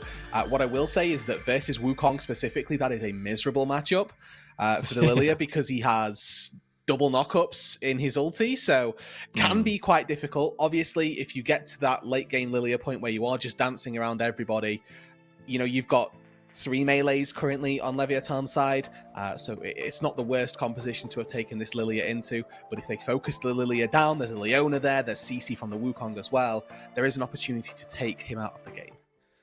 And here we go for game number 2, everybody. The Pain fans not dissuaded, still throwing the fists up in support of their team. 1-0 down to Leviathan, to the LLA squad, featuring ex-Pro support, or ex-Pain support, I should say, Pro Delta, who is just going down the list of past teams, taking names, taking scalps today in the new LTA South, and Pain once again taking the exact same aggressive invade path, if I'm not mistaken, but this time not suffering quite as badly. No, this time Leviathan have decided that they will allow Pain access to this jungle, and this is all to try and spot out any sort of lane swaps. You can see 3 of their early wards having gone down in the topside jungle. 4 now to spot who is going to walk into that top lane. You cannot get to this lane in top lane without being spotted. It's physically impossible unless you go through mid lane to get there. Yeah, this is not what we want to do, not what we like to see as Cody. Seeing maybe he can grab a little stack off the queue, does grab one onto Dinkato right there, and is going to have a pretty quiet lane. We'll see what Dinkato can do to this Smolder, right? We kind of, you know, ragged on the Dinkato Yone a little bit, but this is into the Smolder matchup. I want to see what Dinkato can do with this champion that scales very well into the late game, but is decidedly weak early on, as Weiser, in fact, is the one getting aggressed on, trying to rotate down to bot lane perhaps, and loses his flash at his own chickens. Okay, and now looking at the map, right, this is should just be a split map where Leviathan secure the bot side camps, so the blue side of their own, and then Pain's red side, and then that is matched on the top side by Karaoke. So really, both junglers should get the same amount of CS, but there's always a world where we see some slight shenanigans afoot, and I do think that tempo-wise, this is currently favouring Scary, because he started in the bot side jungle, won't have to cross back over to finish off those camps, whereas I'm looking at Karaoke, he's taken the Wolves, he then walks over to the red side jungle, he's then going to have to clear Krugs and walk back over to finish Blue and Gromp. But what may well happen is there be a little bit of a dive on the in-between, as we see a little Hawkshot TP to spot out. You remember when people just bot laners went bot and top laners went top? I remember that. It seems so long ago now. Yeah. We just had like Rumble Smolder versus Yone Jason mid, Ashe top lane and Brom just nowhere. Like, what's going on, man? Yeah, you see, you remember when you didn't have to make sense of all of this, and I'm doing my best to pretend like I know what's going on here. People are trying to get farmed. The easiest thing to do is just look at who's beating who on the scoreboard at the bottom. Yeah, we'll just see where the gold stacks up at the end of the day. And last time it was Pain coming away well from that lane swap scenario, a slightly more finicky one here today, but so far it's wound up pretty even across the board. So no one coming out obviously ahead. We didn't have any of those early kill shenanigans either, so no one's unnecessarily accelerated. They're just gonna have to play it out fair and square. So then, looking as we get later on, assuming that these new lane assignments hold for a little bit of time, we might have a little bit of downtime to figure out what the compositions look like as they get later, as we do see Dinkato with a good trade versus Cody. The Smolder and the Ezreal, two champions that can do very well later on and theoretically have a lot of damage to pump out if they're left unchecked. Fortunately for Pain Gaming, I like their dive that Dinkato Karaoke can go for. I also like the amount of poke for engage that Pain Gaming have with this Lilia plus Arrow combo.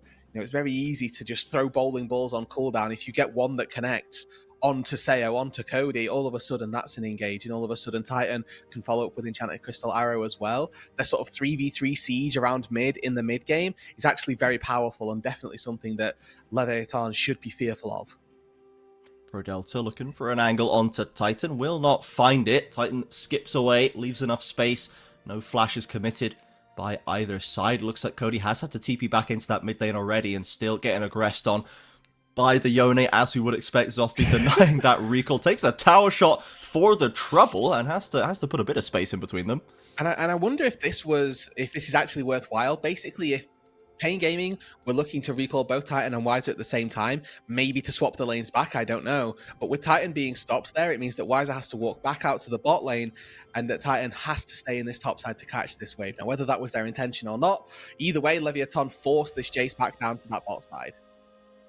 Absolutely. Pain playing out a relatively smooth early game. Leviathan accruing a little bit of a gold advantage slowly across the map, except no, they didn't. It's just gone straight back and forth. It's just the waves crashing back between each side. So we do have a lot more. The fact we've got more red vision around the dragon makes me hopeful that we're going to take one before 16 minutes in this game. But we'll see what the actual focus is going to be. We haven't really even seen the junglers on our screens once yet because they've just not been near enough to any even potential action for the observers to show us the path.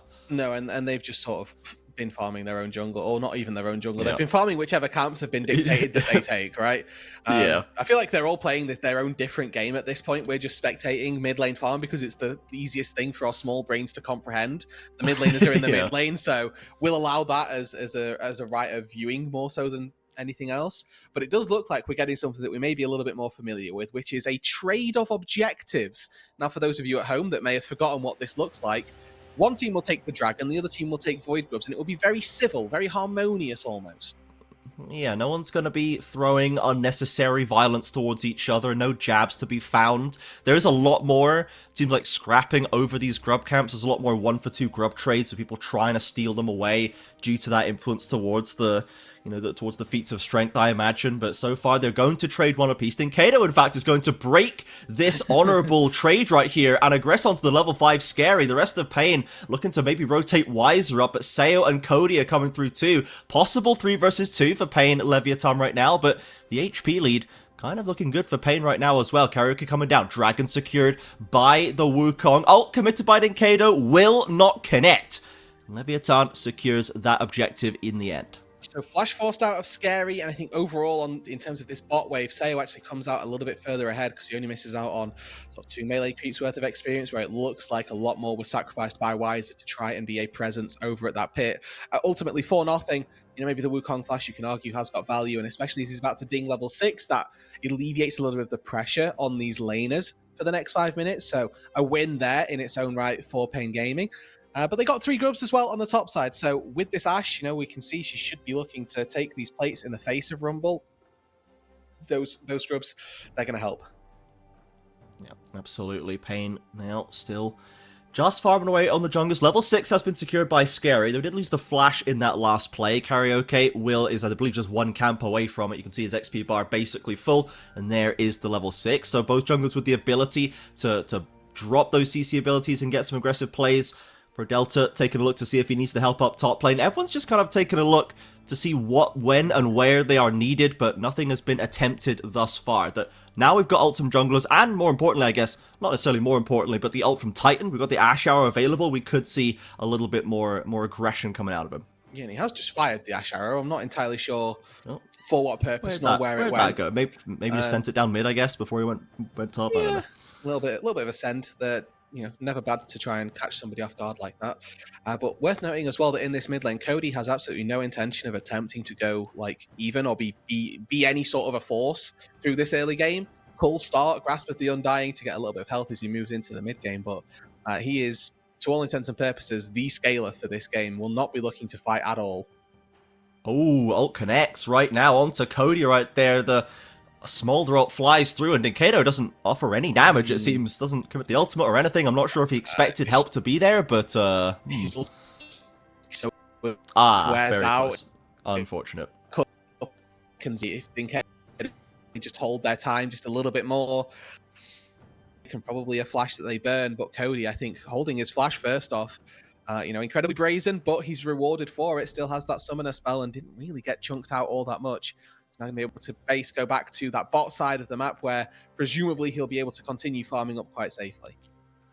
It does seem like we have a repeat of last game where Curry is dedicating his life to pushing with Titan and making sure whoever's in top against them doesn't get to do anything and they get plates, which is great. Whereas Delta is roaming across the map between top, mid, and bot lane trying to, I don't know, do something, find kill opportunities, or try to avoid trying to predict and counter gank. But it just kind of means that Pain, they're actually getting concerted, directed pressure on top side, which turns into plates, and Leviathan aren't really getting the same on any of the lanes they're playing through. Yes, a small advantage so far for Pain Gaming, like we said earlier on, right? Just see where the gold falls when they start to return to some semblance of normality, is the word that I'm looking for. And for the time being, there's small advantages across pretty much every area of the map for Pain Gaming, 100 of as opposed to Wiser, but overall we're not really going to split hairs about that, where for the bot lane in particular, you are seeing that Titan and Curry just a little bit further ahead of Sayo and Pro Delta, and that could very well be the difference if we get to that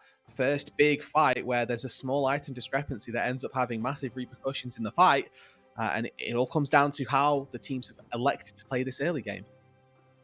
This looks a lot more like some of the early games from the end of last season, to be honest, where we were just playing out a relatively chill start. We do a little objective trade early on, and then second grubs or second dragon maybe, everyone rocks up, we all send it into the pits, and that's who actually takes control of the game out the back of it. Now, Pain have started up this camp as we say that, but Leviathan are muscling their way in. Ninkado's still clearing out the midway, but may have a flank behind them if he chooses to take it.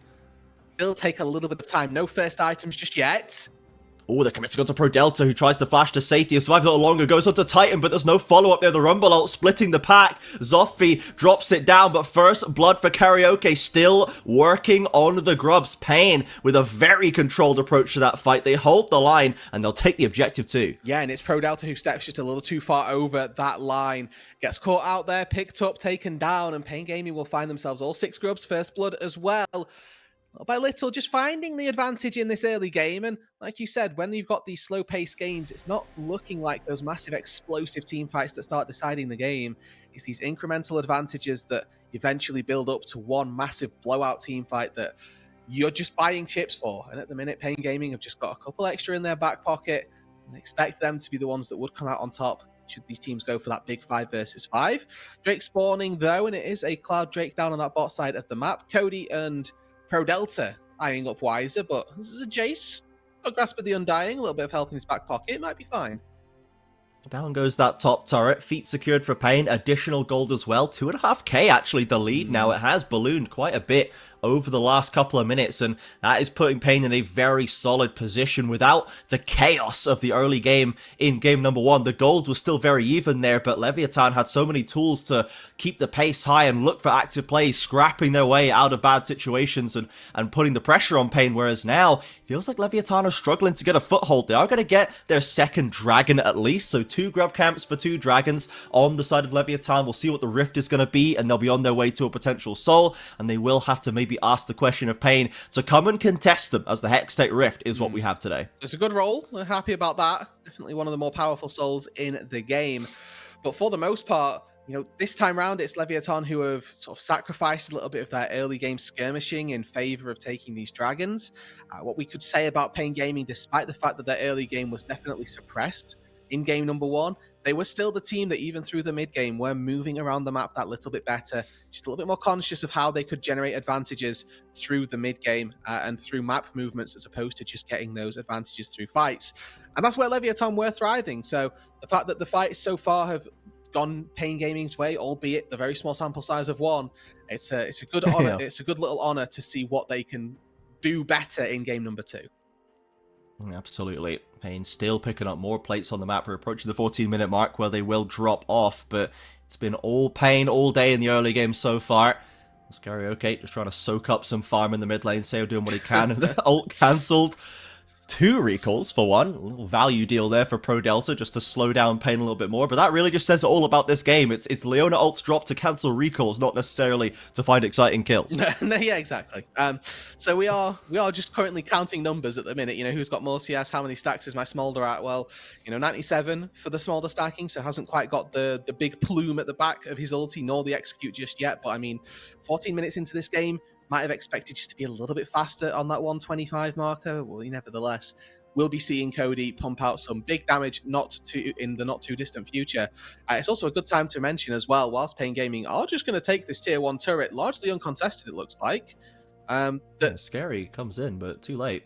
Okay, that Curry takes a big chunk of HP, and Sayo, quite rightly, tries to chunk him down.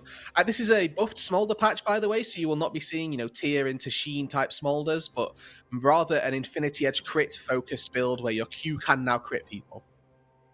Ooh, Titan has the slow onto Sayo, forces the E. Where's the ult? There it is. Wow. Doesn't press forward, and Sayo holds the cleanse. Love the nerves of steel there from the Leviathan AD carry. Yeah, because he's just playing the game of chicken, right? Like, you think I've got somebody here. That's why I'm holding my cleanse, but really, he was out on his own, and and he just got caught. So that's Ash Arrow and Sayo, like you say, holding his nerves.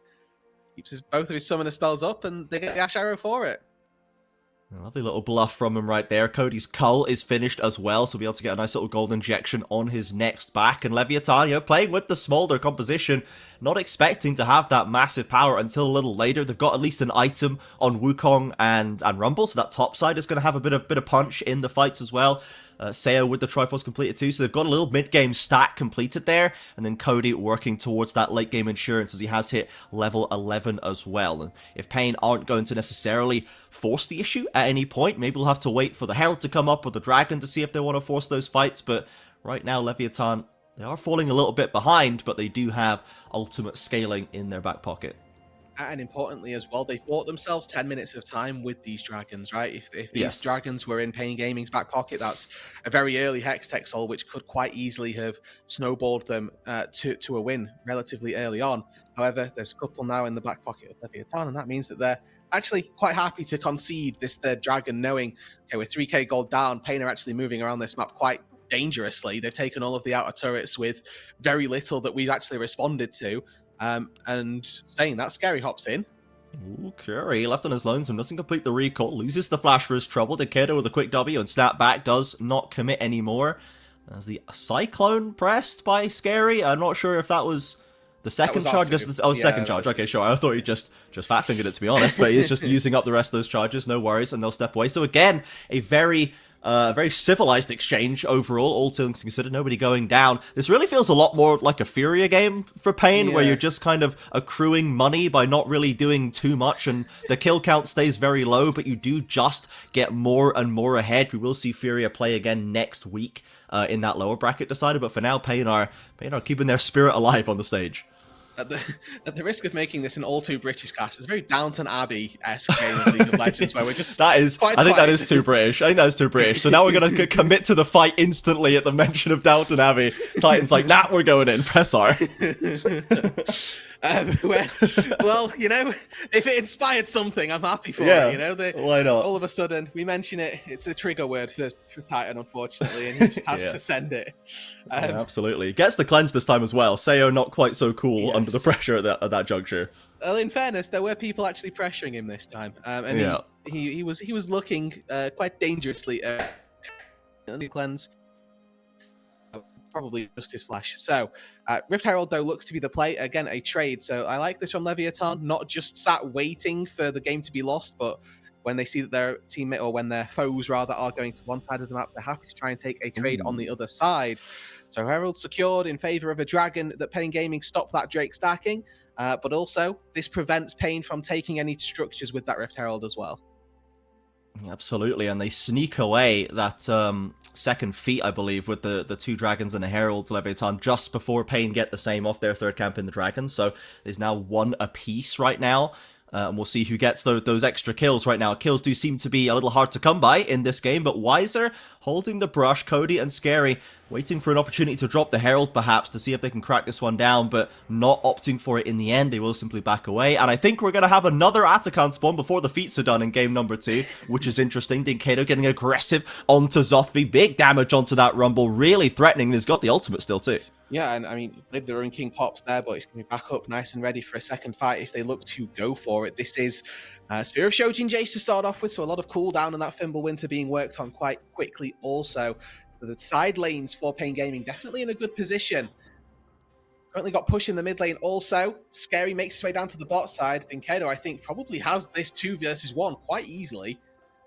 Yeah, he's still very happy to contest them on the Grump Karaoke. Goes deep into the jungle, finds Pro Delta. The Ash Arrow gets a flash out of the Leviathan support as well. Holds the Lilia ultimate, but takes a lot of control in the jungle. What I want to know is, if there are 0 kills in a game of League of Legends at 14 minutes, where does Atakan decide to spawn? It's based on where the most action has been. He should just leave. He just doesn't spawn. He's like, this sucks. I'm not showing up for this game. A Scary commits 2 Cyclones onto Curry, trying to get something going right here. Lovely nice. stun comes in for Pro Delta, and Seo finishes it off. So 1 kill apiece right now. The rest of Pain have to back off and give some respect to Leviathan. But yeah, we're 15 seconds out. There's been 1 kill in top and 1 kill. I don't even remember what the other one was. Oh, it was in Dragon Pit, I guess. Baron Pit, yeah. So it's just kind of. Pro Delta died topside. Yeah, he died topside for the grubs. Yeah. So that's where the Atakan spawned this game. It wasn't a waiting issue. Meager. It was where was the 1 kill that happened? Well, yeah, meager pickings, but yes, he's committed up there right now. Spawns in with the Voracious, obviously, if we had to confirm that one.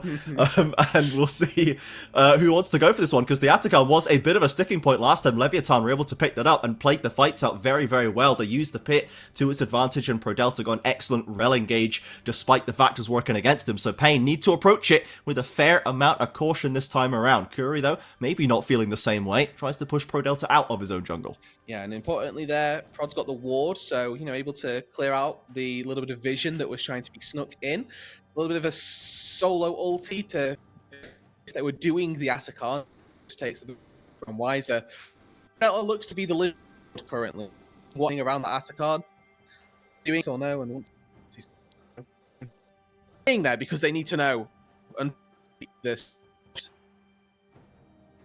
Doesn't seem like we have still a 2.6k gold for Pain, which has held steady for the last 5 minutes or so, I think. But the inventory power doesn't seem too disparate. It's really just a completed locket for Curry and Fiendish Codex, I guess, for Karaoke. Are the main differences here. Like the Fimbulwinter's completed, but it's not stacked. It's almost done, but it's not quite there yet. We'll see if Pain are actually going to have any meaningful advantage going into the fights coming up. I dare say that they'd look to do the Atakan when they get their second item spikes coming through. So once we've got the Stridebreaker finished for the Yone, the Runans or Phantom Dancer finished for Titan, once that Fimbulwinter is stacked, that's when you're going to get the discrepancies in items. And that's when actually you would expect Pain to be able to try and take this fight. You're exactly right at this point. Zofki. Oh, lovely arrow onto Zothvi into the Yone ultimate, committing with the damage. The flashaway rumble keeps him alive. Fair play to Leviathan top lane. He has to back away, but he's still got a TP if he's got to get back out quick. Yeah, now nobody's up on that top side, so a little bit of a timer for Leviathan to try and secure some control over that Rift Herald, but it's coming at a price, right? This bot side of the map is where we're seeing Pain focus their attention, and with 50 seconds on the Hextech Dragon, becomes infinitely clear why. They want to keep on stacking those up. They want to make sure that Leviathan can't put themselves on Soul Point and just keep the game nice and steady. Pain are currently in the driving seat. As long as they don't just let this game go on for 50 minutes, they are going to be okay and probably be able to take the win. They've now hit those crucial 2-item breakpoints. The Fimbulwinter has been stacked. The Stridebreaker's finished. The Runans is finished for Titan. And on the flip side of things, we haven't got that Riftmaker finish for Zothi. You don't have the, I assume, Shojin for Cody being finished off either. I say that as he picks it up, and maybe they look for a fight around this Atacon, because Pain Gaming, they have started it.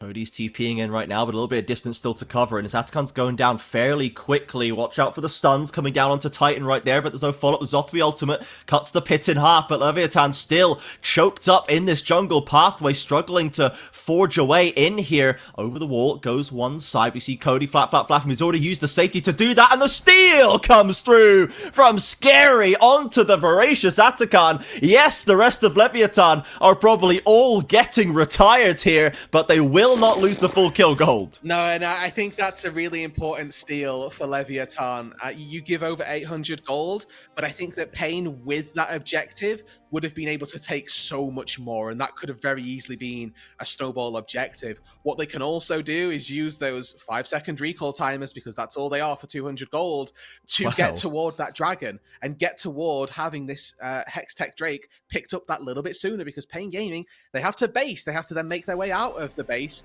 to get to this Drake on time. And it's already been one steal in favor for Scary. Oh, Titan and Karaoke threatening onto Cody, who's a little on his lonesome right now. Still pretty weak at this point in the game. Dinkato goes in, and the dragon secured. Oh, lovely ultimate by the Yone, though. That's a first kill onto Zothvi. Pro Delta soon to follow, and Cody with nowhere left to go. Leviathan, yes, it's Hextech Soul, but it's more kills over to Pain. They finally secure the feat of warfare, and they will get the upgrades. Yeah, so Soul Point for Leviathan, importantly. And with the mid lane for Seo, he's able to push this wave in. He may even get withdrawn here. He's still the one person in the team that has that available, but a lot of kills going over to Pain thus far, and 2/3 of the kill. Excuse me. Very important from the withdraws also. Okay, that inner tower that we're working on, the gold lead has now opened wide up after that one. 5k. Here's the replay of that one. Dinkato with a beautiful way in. 4 stacked up under it. Yeah, I mean, so importantly as well, there is just no follow-up from Leviathan, right? They get caught in that ulti and they already know that the fight is over. But we're seeing this part of the Leviathan squad where that's the right response, Yeah, relax, everybody. I can do that. I'm built like that, no biggie. But this Leviathan comp kind of needs to go in. I think Pro Delta getting engaged on is a real big problem as a Leona. You need to sort of be the one pulling that trigger, looking for the initiation. And if they can't do that, they're certainly finding that they're running into problems pretty quickly. Now, we do still have Seo with a Voracious buff for probably about 15-20 seconds left more. It's been a while since we took that one, and they are keeping the Atacon buff. But now they are decidedly behind in the gold, and the inventories, which have been relatively on parity for most of the games so far, despite the marginal lead of Pain, surely are going to balloon out of control right now. The Baron is available, and Leviathan, I feel like we need to survive until the Hextech Soul can become a factor. Cody is getting there slowly but surely, but no extra kill money, and the stacking can only go so fast. Yeah, really? I mean, Infinity Edge is the next breakpoint. Oh, lovely arrow straight into the Ezreal for Dinkato. That is bad luck for Seo right there, eeing over the wall with the Ash arrow on its way. That is tough, and Pain will happily take the tower off the back of it. I think it may well be more than just the turret here, Trajan. Pain, they should have Baron on their minds right now. Seo with no TP, 30-second death timer. Your eyes have to go exclusively to Cody. He does now have that execute on his spells. And there's no turn for Dinkato either. Oh, Titan space gliding out of the pit, getting the stuns from Brom. Cody over the wall, drops the ultimate as well, gets a flash, in fact, out of the Pain AD carry. Pro Delta holding Wiser back on the other side. Zothvi's ult comes down, but it's from way in the back. No one else is able to stand forward there. Cody looking for that execute, does get one, flashes over the wall, and Titan not looking super healthy. Maybe a bit risky for Pain to go for this one now, given that Seo's come back off the fountain. I mean, again, job done, right? Like, their objective there is to deny the Baron going over however they needed to do so. Not only did they prevent the Baron going over, but they actually get a kill onto Cody as well. You were talking about that lack of gold income that the Smolder Wave may have been experiencing. Well, he's just gone back to base and managed to find himself a tool to deal with Lilia's ultimate, because in fairness to Karaoke, he's been absolutely splendid with those lilting lullabies so far this game. Flash available for the Lilia, and I would be terrified because she's just flashing in, finding 3-4-man ultis consistently. If you don't have a way of immuning that, has proven to be a problem. Absolutely. Cody knows that there's a lot of pressure on his shoulders right here. The Smolder is that late game win condition, and right now it's probably going to have to go pretty darn late if Leviathan wants to claw this one back and achieve the 2-0 that I dare say nobody would have predicted when we came here this morning. The damage just shows the value he's already getting, and he's only going to get stronger. And it's also showing you how well Seo has been isolated so far in this game, right? Like, that was a set play made by Pain, and now with the Drake Baron live, they're looking for it. 50 seconds before that Drake spawns as well, so the winner of this fight likely secures the Dragon as well. Leviathan, high pressure. Cody already loses the QSS there early on. Seo ease back away, buffered through, doesn't get any more aggression onto him. Pain peel back. They don't commit hard to the Baron in the end as Leviathan get control of that mid wave. So it's Drake now then. Pain, they knew if they spend too much longer around there, they're going to get poked at, whittled away at, and all of a sudden, they reset, they turn their attentions back towards that bot side of the map. Drake, much less of a commitment for them, should be able to take this without too much setup, too much forethought that they'd need to put into this. You can see Leviathan needed to go back up to this top side. If they clear out this vision, I think that should be their objective. Maybe take a tier 1 and just look for a little bit of cross-map gold to slowly make their way back into the match. Yeah, it feels tough to delay that soul, but ultimately they're just not confident in their ability to contest Pain around it right now. And 6k down, you can understand why. They'll push for this turret. Dinkato and Curry making their way up to top lane to see if they can't slow the advance a little bit. As that second Hex Drake is secured by Pain, they're going to start seeing the benefits of this additional attack speed and ability haste. Love it for Yone, love it for Ashe as well. It's not going to go amiss. No, and importantly, they're able to defend the top tier 1 turret as well. Now Cody's sticking around here. Look at the rest of his team on the map, just in their base, so he needs to get out of there as soon as possible. Fortunately, he's able to do so, but arrow landing... Ooh. Nope, never mind, he's on it. That was tight. That was very, very tight by Cody. Uses the Eve, a little movement speed boost, dodges back, and the Titan arrows have been very well placed in this game. Yeah, I mean, that probably just burns his QSS, but it's nice that he's able to keep it, right? That's, 90 seconds where you're probably looking at a fight around the Baron that you can look to quite possibly isolate the Smolder on. And now working towards that rapid fire cannon for the Smolder again, so we're delaying that Infinity Edge a little bit further, waiting until that big crit comes through, and that's at that point 4.5 items away. We're nowhere near finishing that big spike, and the RFC grants you a little bit more safety but doesn't grant you nearly as much damage. Yeah, Cody needs some time to keep building this one up, as Leviathan have done an okay job at holding Pain to account for most of this game, but they are gradually falling behind, and the Baron's still very much a target. They look for a little angle onto Dinkato, but he gives them the room that they deserve. And Leviathan, they can hold on to the vision in their topside jungle, but they don't really have any idea what's going on bot side with the Wiser push, and the Baron River still very much under Pain's control. And with all of the power that we've mentioned in this Leviathan scaling composition, it's a great time to highlight sort of the drawbacks that Pain Gaming have got in their composition, in that they can't really engage. We've talked about the fact that if they found a fight, they'd probably win it, but them looking and trying to get a fight in any capacity has proven so difficult for them. They've not really been able to push this game to natural end yet. They're having to set objectives around the jungle, with control power. It comes to 5 versus 5, them setting up for that, and they can quite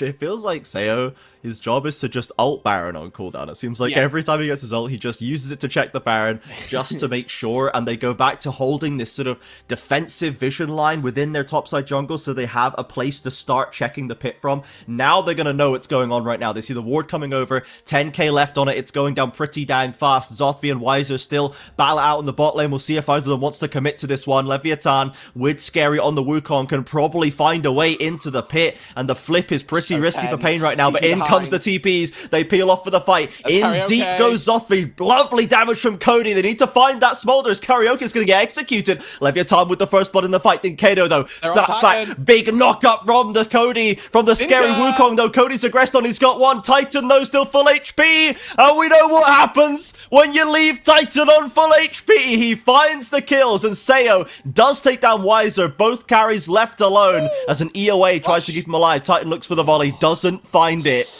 And now this time both carries are left on their lonesome. So To confirm here, this is massive for Leviathan. They are 5,000 gold down. They come out with a 4-for-4 that Pain Gaming should be absolutely running them in. Karaoke goes in, gets a sleep onto the 3 carries, but importantly, Pro Delta buys a lot of time, and Zothi as well just splits them with the position of that TP, makes it so that Pain never feel comfortable aggressing onto any of those sleeps. Karaoke's left out to dry, Titan flashes out of the Wukong, and in fairness, Sayo here very nearly comes up trumps. I think if this Q, like this second WQ lands, Titan may well have fallen. Yeah. Definitely could have got taken down from the E. So this Ezreal, as much as we've been hyping up the Smolder again, leave Sayo untouched, leave him with a little bit of range, and this fight, this composition for Leviathan is very, very scary.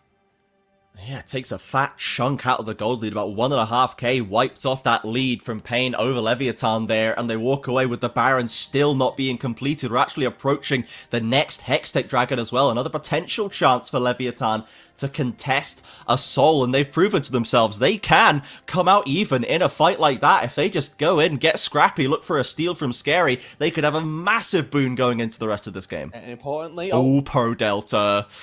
Oh, we left ourselves a little bit out in the lurch right there, buddy. Zothvi drops the ultimate, but nothing doing. Sleep 20 seconds on the dragon, and the ult comes through. Sleep lands onto Zothvi, and they're running for their lives. Scary, trying to buy some time, gets the double knockups. Decent damage onto Karaoke, but it's all just sacrifice. And Pro Delta stumbles before a critical dragon. Cody will at least find that top jungle, or that top tower, I should say, but Leviathan now, they've got to give it up. Breakable. Comfortable stepping up, protecting Titan from any of that follow-up damage. There'll be one dragon to head towards the back. Can get both here. Back in that important split-second blunder. Pro Delta caught out just a little too far forward. Titan happy to engage with the Enchanted Crystal Arrow. Yes, the TP coming in just to secure this. Leviathan looking to poke their heads around, but with no jungler. This is Baron. This is Pain Gaming back in the ascendancy.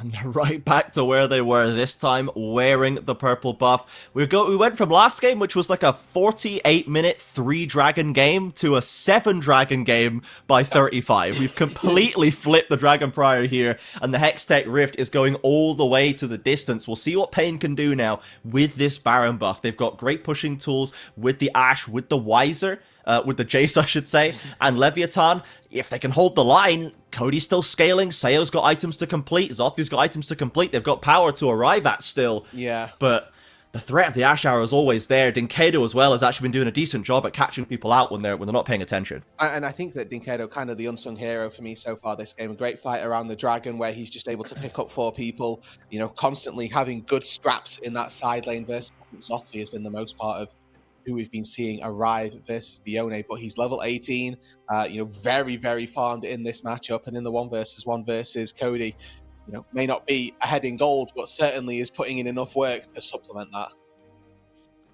Wiser getting free time on the top turret is going to take that inner with no trouble. The Baron empowered 6 Grubs wave is not to be dismissed. Zothvi has to do something about it. All 3 waves from Leviathan are under threat. You know, they can try and find a way to catch someone with the team of Pain so split here.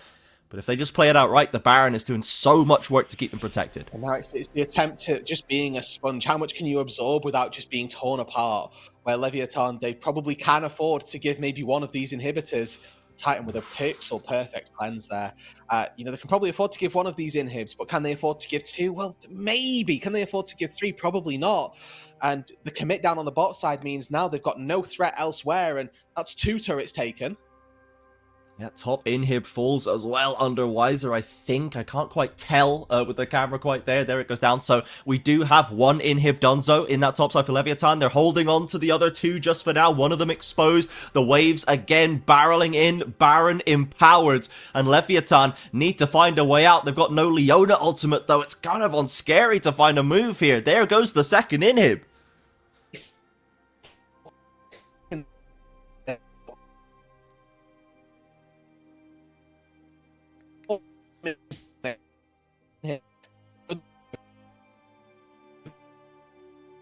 Oh, Oh, in goes Scary right down onto the backside. Titan does get stunned up with no cleanse, but he does manage to survive. The flash gets him back to safety in Leviathan. They didn't get the engage they needed as the Karaoke ultimate falls, forces the stasis from Zotfi. He has to flash as well. Leviathan looking low. Bro Delta goes in with the Zenith Blade as the third inhib collapses, and Pain managed this Baron push to perfection. They don't lose a man, and there are no inhibs left for Leviathan. Baron wears off, so they can't close out the game. Now the Smolder wave clear is enough.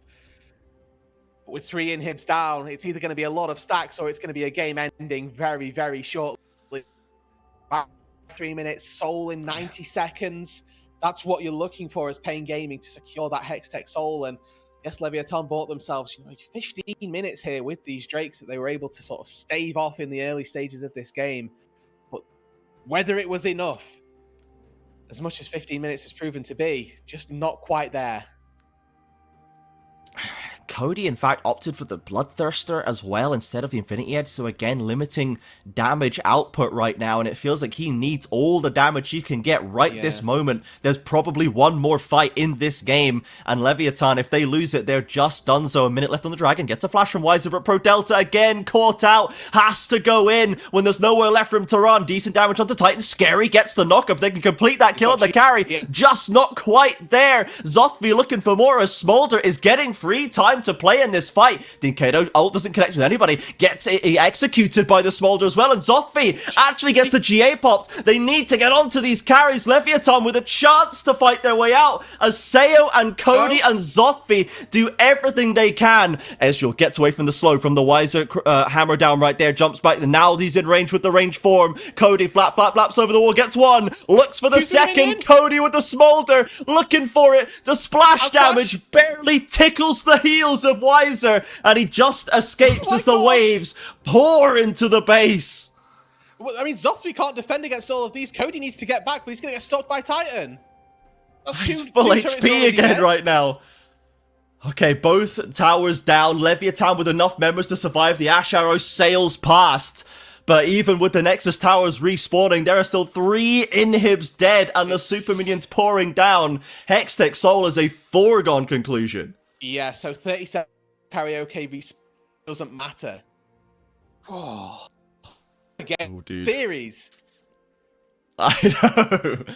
It's crazy, man. Leviathan refuse to get boxed out of anything. So, heading Leona ulted on just a little too far for his team. Sayo and Cody putting on lifetime in the box. Ulti goes wide. Against series.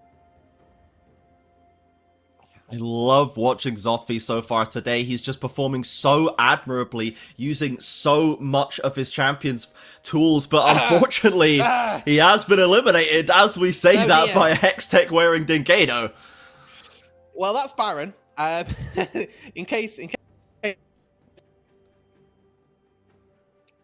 is a bit of a struggle. Scary coming around the corner, trying to sweep away some of that vision, look for a way in for a miracle steal. It's going to have to be a miracle and a half to keep Leviathan in this game. Aseo is locked on base duty. Pro Delta now still trying to handle Dinkato, but again, diced up by the Yone. Where's back to the Baron? Down below 5k. Karaoke still working on it, but Curry's found it. Weiser as well, trying to get that stun coming through. Cody's there with decent damage, but Curry can block it with the shield. It forces Scary into the pit far too early. And now Karaoke can complete it with no more harassment as Dinkato is already shepherding in the waves. Yeah, it's cool, but it's oh my goodness. And Pain. This one out one more. These Titan arrows are crazy, man. Gets the cleanser, the QSS away from Cody at the very end. Flaps over the Nexus. Zothvi comes out with a desperation ultimate, but Pain get the job done. They push us to a game number 3. Okay, yeah. This is the LTA, baby. This is an immaculate series so far. That is crazy. I don't know how we could ask for anything more, and it's Leviathan, man. Leviathan is just delivering every single game. It's not even every series. They're so resilient in the face of pain. Game 1, they had the benefit of the early lead and the chaos and a comp that could utilize it. But in this one, they were getting, look, they're getting styled on in the early game. They were getting crushed across the map, leads for Pain across all 5 of the members. But even then, Leviathan finds a way to find an even fight or an objective steal, or they slow down Pain again and again and again, and they've got Cody scaling up. You cannot count this team out at any stage. No, not at all. And I think that's the most exciting part. It feels like about what the LTA as the South Conference has to offer. We've seen, I think, 2-2-0s so far in all of the games, all of the series that we've played. Teams are just scrapping. And, you know, you've got Loud and VKS going to 3 games. You've got Loud and Pain going to 3 games. Now we've got Loud Leviathan versus Pain going to 3 games as well. It's always bare knuckle brawl and very, very tight matches. Yeah, absolutely. Apologies for the focus on my camera right now. With games like that, sometimes it just falls apart a little bit and we have to reset it. So I'm sure it'll look better after the break. But for now, Pain Gaming, they have the momentum going into Game 3. Leviathan, though, have, I think, just made every single step so difficult for Pain that there's no way we can count them out in this series. And if they get another exciting early game, if they get another early lead in Game 3, it's going to be hard not to favor them, as they've proven that when it comes to just the mechanical execution, the team fighting, some of these individual plays, they are very much able to step up to Pain and can match them in that theater. So we'll go away for a few minutes, we'll recover, we'll prepare for a banger last game in this series to see who steps forward to play Isrus Estral in the tiebreaker after that. Don't go anywhere, everyone. We will see you back here in just a few.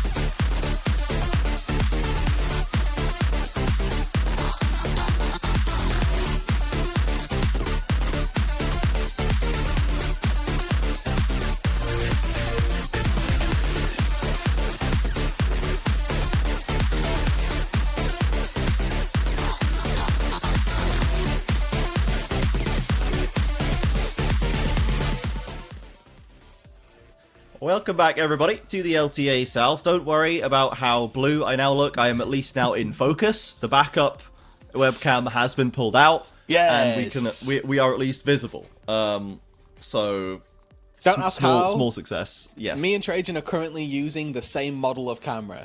Now, Trajan looks infinitely better than I do currently, which is devastating. However, that's just something that we'll have to deal with. But we're both here. We're both, well, you're repping the jawline, in fairness. But we're both able to at least be seen, and that's the important part. Yes.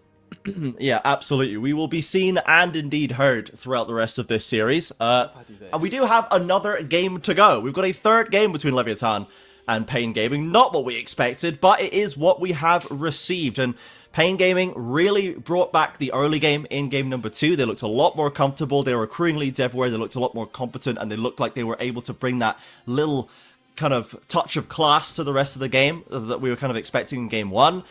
But Leviathan just cannot be ignored, and they can make the best out of seemingly unwinnable situations. They will find a way to eke out a lead, or at least a playable situation, which it does not necessarily appear to be. No, and before we get too far into this, I will preface this by saying I am on game 6. If I miss a cough button, I'm sorry to everyone. My voice is going through the motions right now. I know we've got game 7 after this, so I'm giving you the forewarning early doors, okay? Roodood is putting a shifted.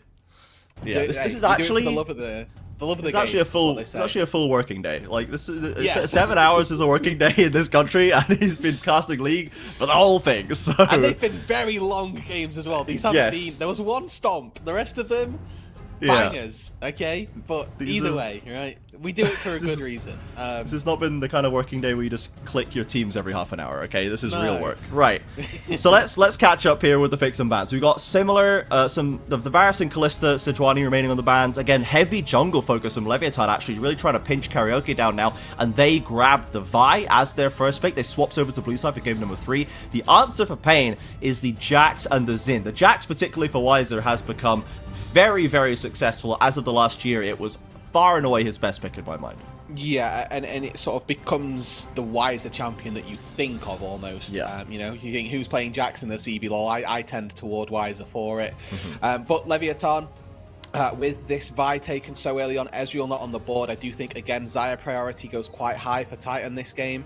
Maybe you can make an argument for Tristana to get taken, but that's then scraping the weird sides of the barrel as opposed to, you know, it's not the bottom because Tristana's not an awful champion, but not where we typically see it. The Poppy very early as well, a very good count and a very good answer to the, you know, the Jax and the Sinzar that we've already seen, and taking Kai'Sa here, whilst it fits with the Vi, only increases the Xayah's capability and the Xayah's power. Xayah seen as typically that very early laning prio laner to beat the Kai'Sa out. Yeah, we saw such a massive Poppy support from Ackerman earlier today that was doing so much work. I think that was paired with Kai'Sa in that game as well, and so it's a combination that we know is functional right here. It looks like we might actually be seeing the Titan Tristana, which he's pulled out once so far in 2025. I was wondering if we were going to end up with a Titan Neela coming onto our screens or something crazy like that, but he's gone for the Tristana here. So bot laners both locked in. We're still looking for a support for Curry, and we're looking for a mid laner fitting Kato for Pain. On the other side, we're looking for Cody, and I guess the same. We're looking for mid-top on the other side. Yeah, this could be Zotfi Poppy as well in the top side. Poppy's a very good neutralizer in the current meta, but expectation is that it goes down to that bot side, and I think with Titan locking in the Tristana, that exemplifies, or that addition adds to the Poppy's value being down in that bot side, you know? So if you try and engage onto the Kai'Sa, you're not really going to get very far. You're not going to get through Steadfast Presence. That's just not really how that champion works. But that's why I'm interested by the fact that they took the Trist instead of the Xayah. However they went about it is how they went about it. And you can see as well that Pain are also anticipating that Pro Delta is not playing this Poppy. He wants something else. He wants something more. Double bans going that way. Yeah, taking away the Alistar and the Nautilus. Meanwhile, for Leviathan, it's all about the mid lane, banning Orianna, banning Aurora, and Dinkato with a very, very strong Yone game. As you said, a bit of an unsung hero in that last one that became a bit of a sung hero by the end of the game after he started really popping off with the Hextech Soul. Excellent ults in the fight, so we'll see what Dinkato wants to go to, and Cody as well, who has had a very, very strong series. goes for the Talia in the end. So a classic mage, good rotation plays, decent DPS. Pantheon to round it out here. I did not expect to be seeing so much Pantheon in 2025, but there we are. This is like the 4th game of his that we've seen. I'm very happy, and this is double flex as well.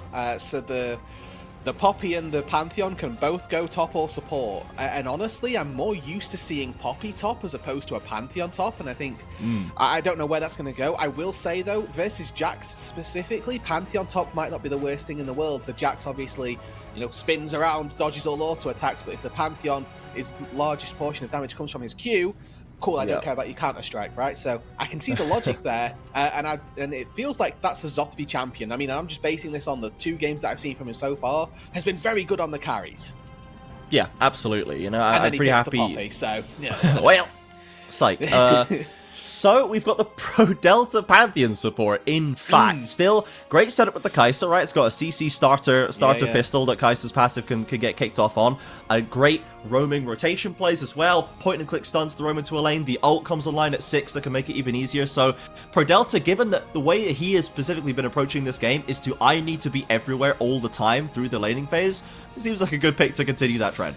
Yeah, and it makes it really difficult to whiff your engages, which is good, because you either press W or you don't, and those are the 2 break points really for how Pantheon engages. So yeah, hopefully we get to see Pro Delta succeed in that facet at least one time. Yeah, he's been on the aim trainer, making sure his clicks are in the right spots. That's about all he really needs to do to make sure he picks the right target. And if you look at the Pain Gaming squad, it's basically 4 melees, if we count Rakan as a pseudo melee at this point, and Tristana. So there's a lot of dive, there's a lot of short range and engage options, and then a Tristana kind of thrown in the mix as that backline DPSer. So if you can actually get onto this Tristana, if you can get a punish, if the Poppy can lock her down, and then the Pantheon potentially, whoever wants to open that one up, then you're not really going to have trouble getting in range of anyone else. Everyone else is going to be, a viable target in those fights. Yeah, absolutely. And I think as well, this is... it's hyper carry for Titan again, but this time a hyper carry that has that super early game agency as well, where even though we don't anticipate this bot lane to be, I'll call it favored for Pain Gaming, just because Kai'Sa Pantheon can be a pretty heavy kill lane, and the Rakan is, I will say, going to struggle in my expectation. Titan Curry have been very formidable so far as a duo, not just this year, but split's gone past. But if the agency on the Tristana gets transitioned into a point where nobody can actually touch the Tristana later on, that's something that might be quite scary for Leviathan. Absolutely, it could be scary for them as well. We head on to the Rift for the last game of the series. It is a pretty moody, smoke-filled sky. It's been a bit of a war on the Rift so far in this series. Leviathan and Pain leaving it all on the table when they commit to these fights, when they try to get control.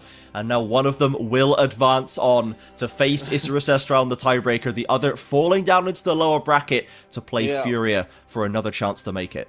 And it's worth saying as well, I think Isurus Estral sort of during the good end of the day, I'll say, right, just having a little bit of a break between the best of 3, and a grueling best of 3 it would have been for them. Whoever plays this game, they're not going to get that massive break between the games, right? They're going to play this best of 3, they're going to take 10, 15 minutes, brush yourselves off, dust yourselves down, and then it's another best of 1 to decide if you end up going as first seed. Like, there's a lot of... Oh my goodness. Really, quite demanding schedule for the players as well. So intrigued to see how this pans into their game, whoever wins, for the best of 1.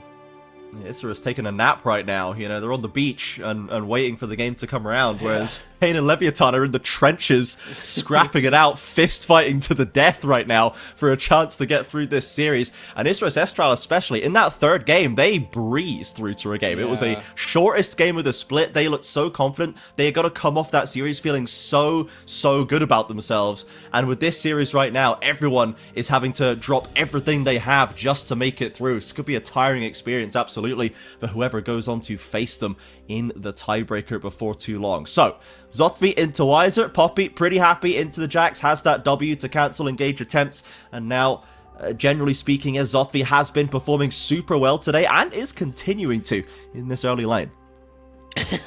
You can see why the Pantheon or the Poppy wanted to go versus the Jax, it looks like. Very good early skirmishes already. Both junglers are actually pathing towards this bot side, but Dinkedo going to get a little pass through. Oh, lovely angle there, Scary into the mid lane. Dinkedo with nowhere left to go. Tries to clear out the minions, but doesn't get any of them. First blood for Cody. Yes, this is going to be a really nice pickup for Leviathan, and that costs Scary very minimal amounts of time. He's going to be a little bit delayed on his 4th camp, but you'll happily take that for first blood. Is the long and short of it. It might be a little delayed getting down to that bot side, and if Karaoke sort of skips a camp here, maybe he can make his way in. But I'm actually looking at the minimap. I'm not certain. I know that they've just pinged where the Xin is going to be, whether that's because he's on an early ward that got placed, or whether that's just good intuition. Not entirely certain of. Either way, it looks like the bot lane for Leviathan quite safe as well. Yeah, absolutely. We're going to need to do a little bit of a... We're going to need to do a little bit of a deep dive into Scary after this series, because we've been all about the praise for Cody and Seo, but Scary from the jungle has been, very, very consistent, played a wide range of champions, and used to be known as a guy that, wasn't the most exciting mechanically to speak of, but was a bit of a linchpin, could solve the kind of the backroom antics of teams and help them gel together. It seems like Leviathan definitely is gelling together, but Scary as an individual, I've been so impressed with what I've seen from him today. Yeah, I mean, Scary was in contention with Malrang for a position on a Kaboom roster and literally got bought in for being the vibes guy. So if you're trying to discuss the amount of power that this guy has in a backroom setting, that's the kind of power that he's got. Pro Delta's dead. Is dead. Yes, he is. Yes. Titan and Curry take the 2v2 kill. Hang on a second. Titan has to drop his barrier because that Kai'Sa passive's getting a pretty close to being stacked up.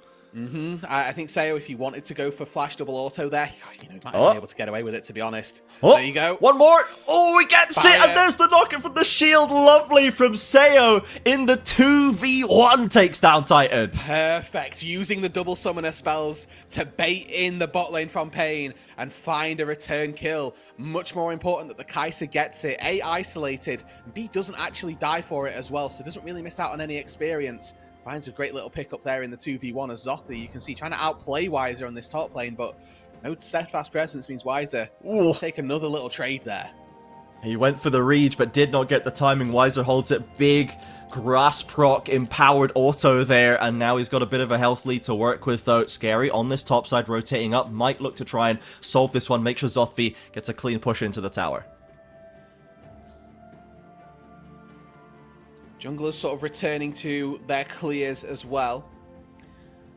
Pathing back towards this bot side, was expecting a lot more action out of it. I mean, a lot more action. More so from the junglers, I'll say, more than anything, as Pro Delta just gets a little bit baited there.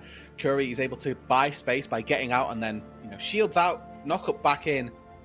Titan knows the lethality that he's got on this champion. I'm not sure if that was a step back to try and auto attack or if he got creep blocked to walk back into Seo for that final auto. Either way, not ideal, but I mean, he does jump under the turret and sort of asks for this one.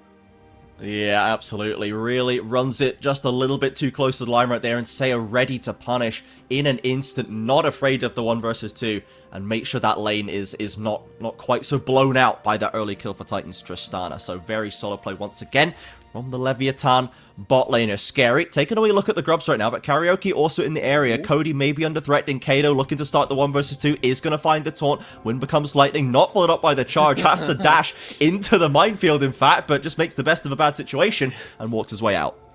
Takes the same amount of damage as he would have done from the mines anyway, just dodges out on the W damage more than anything, so a small win, but a win optimal nonetheless. Exactly. But even still, we're seeing Leviathan, I think, again, go toe-to-toe with Pain in the early game, something that, I mean, going back into 2024 and so far this year, something that the teams hadn't been able to do as Titan.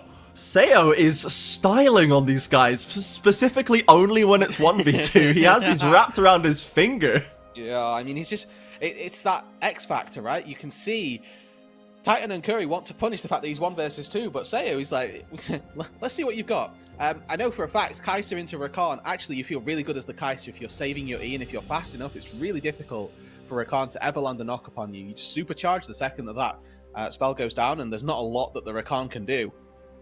Now the 3 versus 2. Titan again jumping in aggressively. Sayo trying to play the Rangers again. ProDelta does sidestep from the W, and they're trying to commit for the kill to Titan. It's close, and in comes the Weaver's Wall. ProDelta will fall, but Karaoke not gonna make his way out. And once again, Leviathan refused to be knocked out in this bot side. So it's a 1-for-1, and again, this continuation of Sayo finding advantages when he's down numbers, even though, you know, they flashed onto Teton there, he's able to just about limp away. And, okay, I thought they were trying to bait to go back in, maybe they were. But it's, again, another turnaround when they shouldn't have had to, where it's Pain just misplaying, it looks like. Curry there dodged out on that grand entrance, and a great little turn from ProDelta. Got a lot of damage down, not quite enough, unfortunately, to take out Teton. But the kill going on to Sayo once again. This Kai'Sa, not a champion that I'm a particularly big fan of in the meta, but Kai'Sa's Kai'Sa. You get her to a late game, she does damage, right? Yeah, she's gonna return on the investment. Don't worry about that. Yeah. If they get to that late game, so Wiser TP's in, punted right back out. I don't really think it achieves anything, but it was pretty funny. He gets to recall in the middle of the lane now, and that's all Sure. it is. Cool. Tempo reset, baby. Yeah. No, that was a lot more funny than anything else, than effective. I think maybe the right word. He used his ulti. To what end? Who may know. I love this guy, Zothfi, winning the hearts and minds with that one, I think. Wiser still going to get this wave crashed in, but Zothfi is going to be back to pick up most of it, and this lane is just kind of continuing more or less as expected. The Wiser is building up a small lead to be happy, gets that lovely Demolish proc as well. So the Wiser Jax is scaling, it is beginning, it is on the way, and Leviathan will have to deal with that before long. Yeah, and I think that's really quite the terrifying part for Leviathan, is that, you know, their tools for dealing with it. Oh, hello. Oh, Sayo following the jump as well. Commits with the ultimate, doesn't get... Oh, he does get the passive of Titan, steps back in. That's not the trade you want to be autoing for, my guy. But Karaoke and Curry around the corner. Scary as well. Maybe they don't expect the 3 versus 3 TPs, Gallios, everyone's flying in. ProDelta taking the brunt of it with the lovely W, keeps them alive. Well. Scary ults in onto Curry. They don't have the damage right now. Titan's got safety to fire, as does Sayo. Karaoke now Another left TP. On the front line. Zothfi's arrived, and ProDelta walks away with the kill. Okay, everybody except for Wiser showed up on the bot side, and only the support Pantheon found a kill. So overall, I'd say that's a win for Pain Gaming. They don't lose out on particularly much. Zothfi's going to lose a lot of time. He's got to make his way back up to that top lane now.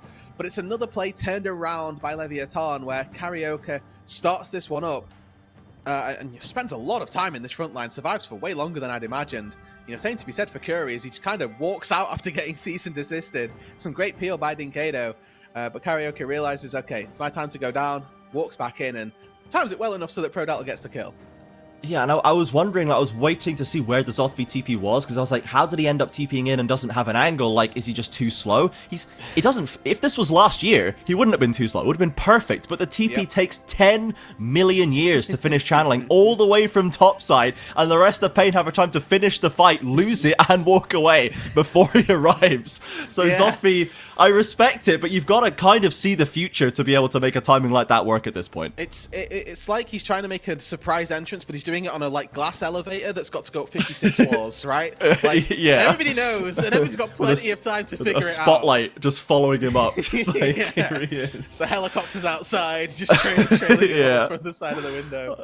Yeah, he's on every news channel, unfortunately, and could not make an impact. However, Leviathan, they're already 3 grubs deep, and they're looking to make it 6. Pain with fun with 1 dragon does mean it's 1 camp apiece right now, and Wiser looking for a pincer. Leviathan could be in a little spot of bother if Jax gets a good angle. Cody as well, holding from the mid side. There's the 6th grub. Leviathan with all that pushing power as Dinkado tries to commit onto the Talia instead, but the W from Rakan doesn't happen?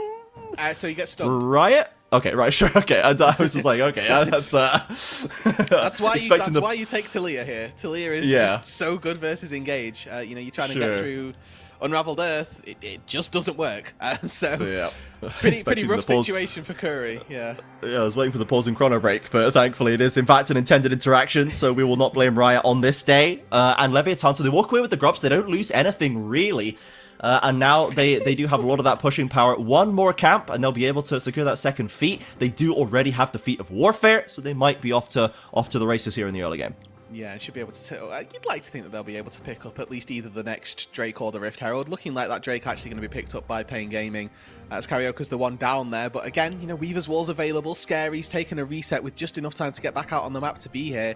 And looking at the minimap as well, Curry walked out toward this top side to potentially protect against Wiser getting dove, but really, he's on the wrong side of the map to try and fight for this dragon. So overall, could be a pretty big situation where Leviathan find themselves those feats early doors.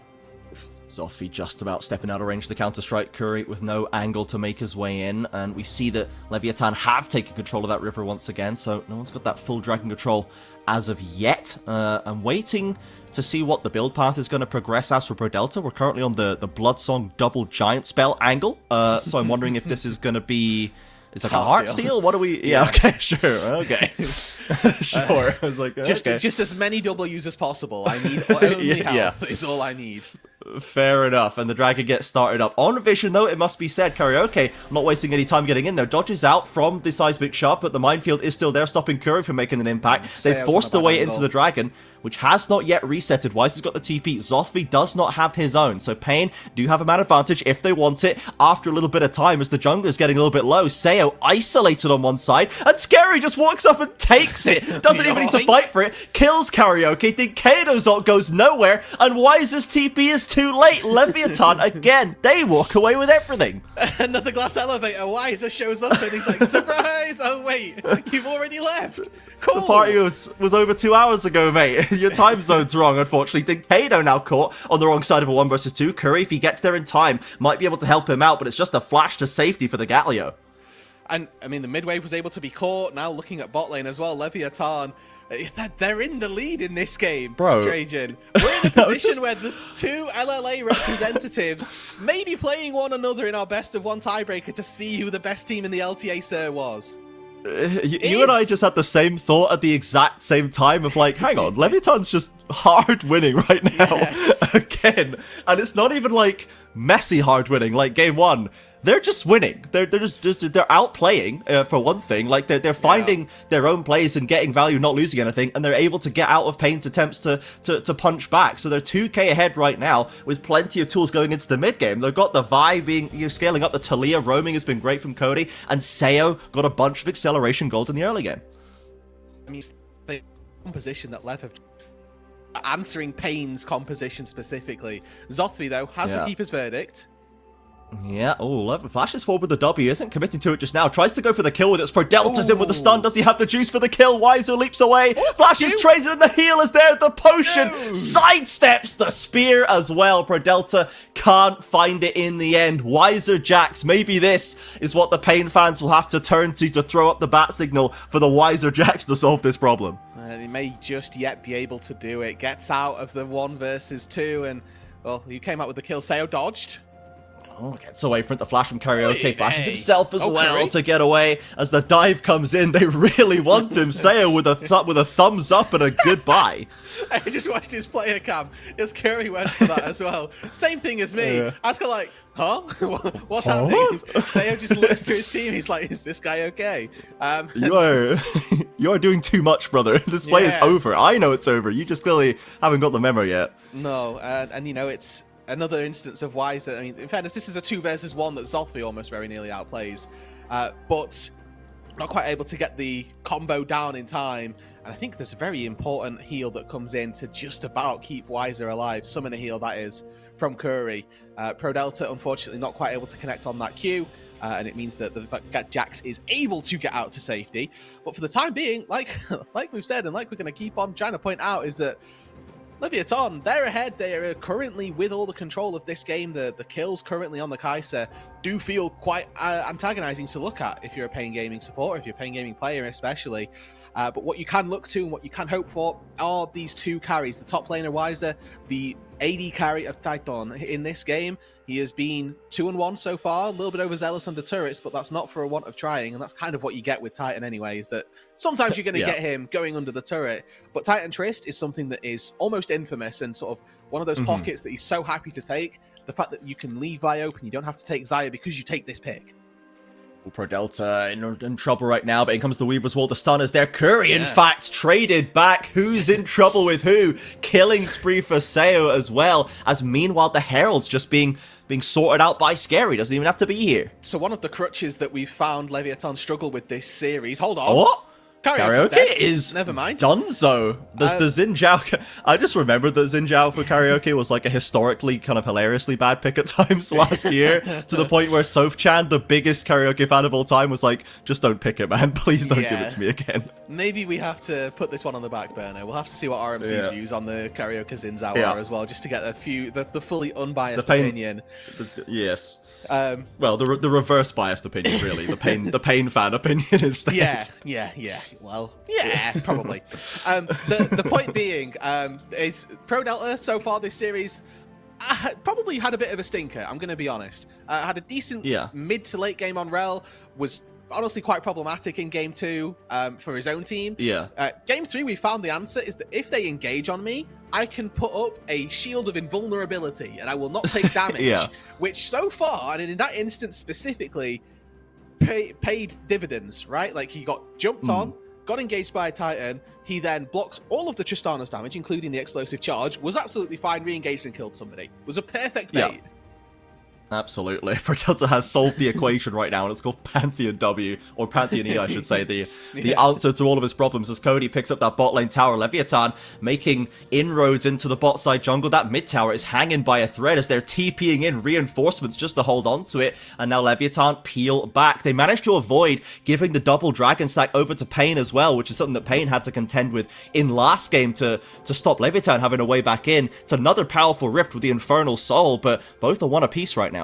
And there we go. Chemtech started up here by Pain. Again, they're not going to have the inside track for mid lane. It's a Noxus map, man. I thought it was Infernal. They're on to Weiser, dropping the Herald into this mid lane, so someone's got to deal with it. Zothvi trying to shepherd it in, but Weiser is holding them both at arm's length without too much problem. Cody has to be recruited in to turn them in their favor as another Counter-Strike comes through. The Jack's actually probably dead, and the turret goes down at some stage. If they can get one more Q to land, there it is. How's the dragon going, everybody? That goes down for Pain. They managed to hit 2 first. Is there a kill to be had? Pro Delta's there. The Weaver's Wall rotating in. In fact, just blocking them off as Leviathan commits hard to the mid push instead. It's a great trade deal once again, and Leviathan are just sat licking their lips. They're absolutely laughing as they find 2 turrets in the mid lane, a kill on a Jax. All they have to do is give up second dragon of a Chemtech. Absolutely, they will take that trade. I mean, this time round, Cody has been a sensation on the Taliyah, not just in the mid lane, but moving his way out to side lanes. Absolutely everywhere that he needs to be, and this time round, yes, he has to burn the flash because Zothvi griefs him a little bit on the Jax kill, but he finds the kill there as well. Again, they just get everything in. Karaoke, isolated in the river, drops the flash and the Crescent Guard. In comes support from both sides, but a big double knockback means he now has no ultimate left. Zothvi round the corner to play Gatekeeper as Dinkado is called in to put some blockers in the way. Pro Delta finishes him off with a lovely Comet Spear. Titans in for the damage, but Seo has a W to fly in, and they've knocked him against the wall. It's another kill for Seo. Vi at least falls down to 1 at the end of it all, but it's 2 for 1. The end of the play, and Leviathan still catching Pain slipping. Yeah, and I mean, that could well be the Atacon. We're 20 minutes in, we're down on that bot side, and I mean, with no smite, I think they're just looking at a little too Grimace. You know, it's quite difficult to try and take. So, Leviathan giving a little bit of a reprieve here, more so than anything else. Hello, everybody. As we've been hit by a Spectrum ad. Sponsored by Spectrum, I guess.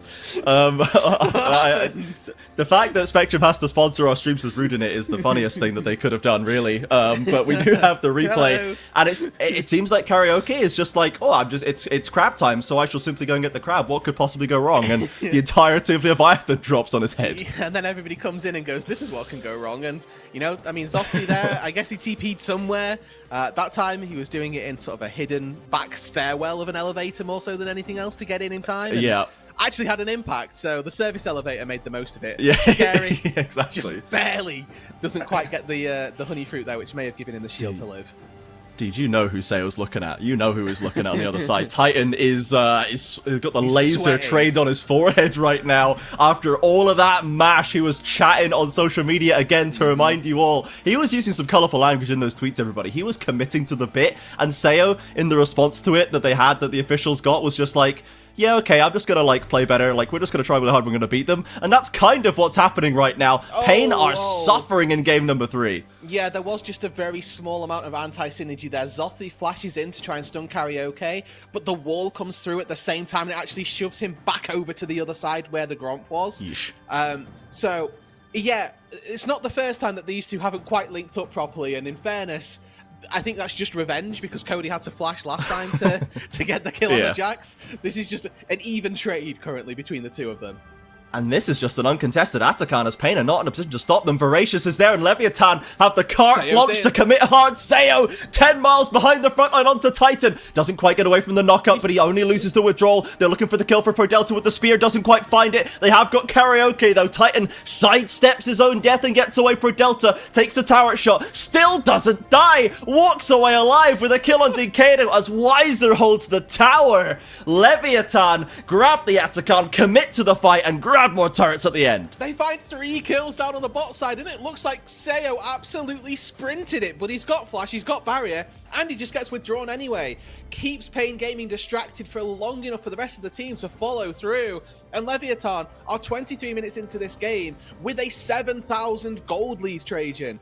Isura's Estral are waiting for whoever wins this game in the best of 1. This could very easily just be 2 teams from LATAM absolutely dismantling the Brazilians' hopes and dreams. It's LLA Finals 2.0 right here in the LTA South. This is the truth of what's happened in 2025, and we might just have to come to accept it. Leviathan in full control of game number 3, this important decider. 30 seconds on the next Chemtech. They love to deny a soul point from Pain and keep them without any ways back into this fight. You don't want to let the Jax get 6 items with Chemtech. That's not what you want to deal with. But look at them across the map, pushing forward into the red side jungle, and nothing from Pain can stop them. Look at Zothby's second item, by the way. How Giga Chad is this? He went Fimble into Sundered Sky. Let's go, buddy. I'll take a little bit of damage. Why not? What could go wrong here? I don't need to be a front line. We're absolutely chilling this game, and they absolutely are. Baron's not up yet, so they can't really look to contest for that. Drake really feels like a formality, but they've still got 4 out of 5 withdraws. They probably want to break open the base with those when they're so far ahead. Yeah, currently splitting across multiple waves. Without the Baron buff, though, the wave clear is tough. At least when Titan's there, he can easily clean these waves out. Remember, the rest of Pain are pretty short range. Against the Talia, they're caught Weiser. Has to jump to safety. Now he's got to go back and heal. Meanwhile, Leviathan shift their focus to mid lane. The Weaver's Wall comes out. Karaoke left, but one is deep into the backline. Scary, probably not going to make his way out. Or is he? Q's his way back, takes down Karaoke on the way past, and there's the turret. Everyone saw the TP go past, right? Weiser flying in. Looks for a possible flank, but it's already 4v5. Goes in for Dinkato. Could get a big knock-up off the hero's entrance right there. And now an opportunity for Pain to get something strong put together. Flash away from Cody, escaping the leaping Titan. Sayo running for his life. Desperately trying to find the knock-up. Cody catches Curry, forgetting where he is, and grabs a kill of his own. Sayo with the dodge. Prodelta in for the save, and now Dinkato's abandoned on the front line. Even this fight, with the excellent start from Weiser and Dinkato, ends up Leviathan. Hands checks this entire series have gone the way of Leviathan. Games 2, Game 1, Pain probably had the better of them in the fight, and now Titan falls as well. Leviathan will not be falling at all. 10,000 gold lead for them. And the fight, the matchup for the best of 1 to determine the first seed, Trajan, it looks very much like it's going to be 2 of our LATAM teams for it. What a turnaround. What a day for the LLA. Such a performance from these players. We had so many doubts and suspicions, but one by one, they get knocked down as they knock down Brazil's finest in Pain and Red. The Baron starting up right now. No one could even hope to contest them. They can go back for the Dragon if they wish, or they can just start eyeing up the base. Oh my, okay, so Drake again feels inconsequential. They are 3 dragons away from getting a soul, so using it as a form of a win condition is kind of useless, right? You don't want to wait 15 minutes before you can look to actually have a win con. They've now got the Baron at their backs. They've got almost 3 items on the Kai'Sa, and really what we're hoping for is for the Leviathan to just push this entire base in the top side. There's a mid inhibitor that's open as well. 11,000 gold lead in their favor. They should just be able to walk this in. Absolutely. First turret, the inner in topside falls, the grub streaming in, out comes the Weaver's Wall again. Cody doing his due diligence here. Karaoke left on his own once again. It feels like it's always Karaoke abandoned. Curry, though, maybe finds a rotating member. Cody has to go golden. Titan leaping in. This Talia, unlikely to make it back. Or there's the turnaround again. Titan doesn't make it out. He's the key damage carry, but he just cannot get his feet under him. And Pain, without the one range champion on their team, stream back into the base. That's one inhibitor felled in the mid lane. There's a bot wave that they can look to use as well. The top lane inhibitor can go begging, but with Baron at their backs and no Tristana, Leviathan wondered what they were looking for. This bot inhibitor turret, their next focus. Keeper's verdict doesn't go out. Taking that big damage right there. The grubs again knocking away at this tower. Weiser trying to thin it out. Leviathan don't have all the health in the world, and you can see they're not going to throw this one away. They want to do it by the book. They've already got that inhib and the top exposed, as you say. Bot lane probably soon to follow, but they do pull the reset button. Now 12,000 gold ahead. They get even more gold, and this could be one of the final pushes once they get back out on the map. So they bit off a little bit more than they could chew there, looking like they should have just taken the top inhibitor, moved into mid, taken that as well, but they thought, oh, if we can get the inhibitor turret bot lane, then we're absolutely vibing. Just a little bit too much for them there, so a little bit of something to look at as, you know, they move forward, but by and large, they are absolutely dumpstering Pain Gaming. 11,000 gold lead. They can walk in and take this inhibitor turret, probably without the Baron, and that fight went, you know, without Cody for the most part, so we expect this fight now to be a lot better as he comes in with the Weaver's Wall. Honestly, just to zone, but Titan just barely gets onto the other side of it. That's the leap away. Pro Delta always threatening, and Decado's gone down so quickly. Zothby, though, likely to be traded. Curry looking for an important target. Gets onto Cody, but Seo untouched. Karaoke wearing the Crescent Guard gets in there, but Weiser has gone down from the backside as well. Leviathan absolutely destroy Pain Gaming in Game 3. The LLA is rising. The LLA has arrived. Leviathan 2-1 defeat the champions Pain Gaming. And in the CBLOL arena, the LLA humiliate the Brazilian teams 2-1 twice in a day, and find that the best hopes of the Brazilian region being quashed at the start. We need to go away and take a long, hard look at ourselves, CBLOL fans, because this was a tough one to be a Brazilian fan. We got shown up here today. The LLA absolutely crushed it, and they're not even done. Now they need to play against each other and find out who is going to be the top seed going into the LTA North Cross Conference play later on in February. What a turn up. Take a well-deserved bow, everybody. You can see the big smile on Pro Delta's face. He's wiped out both of his old teams today so far this year. Oh, what a story for A, for Pro Delta, but B, for the LTA South, right? Yeah. The LLA as a region got taken from LLA North to LLA South, I think FourY4 said in 2017. Then their region just got eviscerated in this off-season. They got, we'll call it 2 slots. Really, they got 1 slot, and the wild card went to them as well.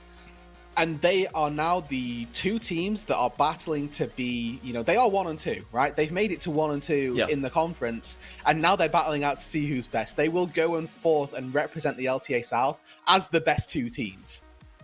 Yeah, just an exceptional turn up here. We see the bracket in front of us right now, and it does seem like, yeah, just every match that doesn't have Fluxu in it is gone to 2-1. Like, every one of these series has been so close, but such a marked similarity between Leviathan and Isurus Estral in Game 3 today. They just turned it on, man, and they absolutely steamrolled their opponents. When the chips were down, when the pressure is on, even when the momentum was against them, with Pain taking game number 2, you could not tell. It looked like a different team there in game number 3. Just no foot wrong. So much confidence, so much skill, straight up outmaneuvering and outplaying Pain today. And I think as well, what caught us off guard was how methodical almost it was for Leviathan, because we had to catch ourselves at some point during that game, Trajan, when they're fighting bot lane and they get the first turret down in bot side, and we're like, they're just winning. Like, this is no longer like Pain trying to go blow for blow with them. Leviathan are actually just kind of walking them around the rift at this point. And the expectation as we set it at the top of the day was that your former CBLOL champions would come into this and take the series without too much difficulty. Maybe they drop a game, but the expectation is that they come up in the clutch. Yeah. Not today. Not today. Nope. Absolutely not. Now, we do have one more game to go. Rude's throat has to hold up for the 7th game of the day. And we'll be back after just a little break with Isurus Estral, who are going to come away from their leisurely nap and stroll around the park that they've been doing for the last few games. And Leviathan need to just try and hold on to whatever they've got going on right now, because they are looking absolutely red hot, and I cannot wait to see them against their other LLA counterparts in Isurus Estral. We'll be back in just a moment, guys. There's one more game of action. It's been a long-ass day, but there's just a little bit more, so don't go anywhere.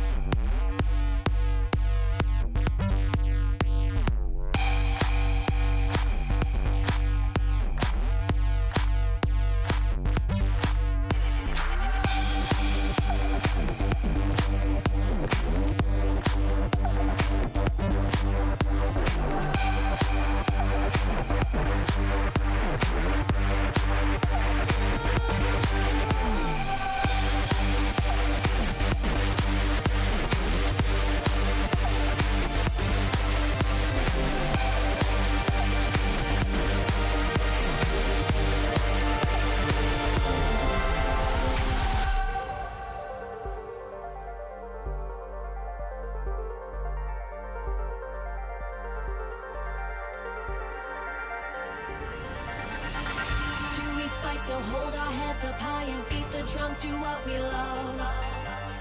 Risk the follow, we have felt it all come crashing down from far above. Stars are rising, countless worlds colliding, only one will take it all. Can we bring to fall the giants? Can we make the final call? We are the ones to ignite the darkened skies, the champions of the world that we defy.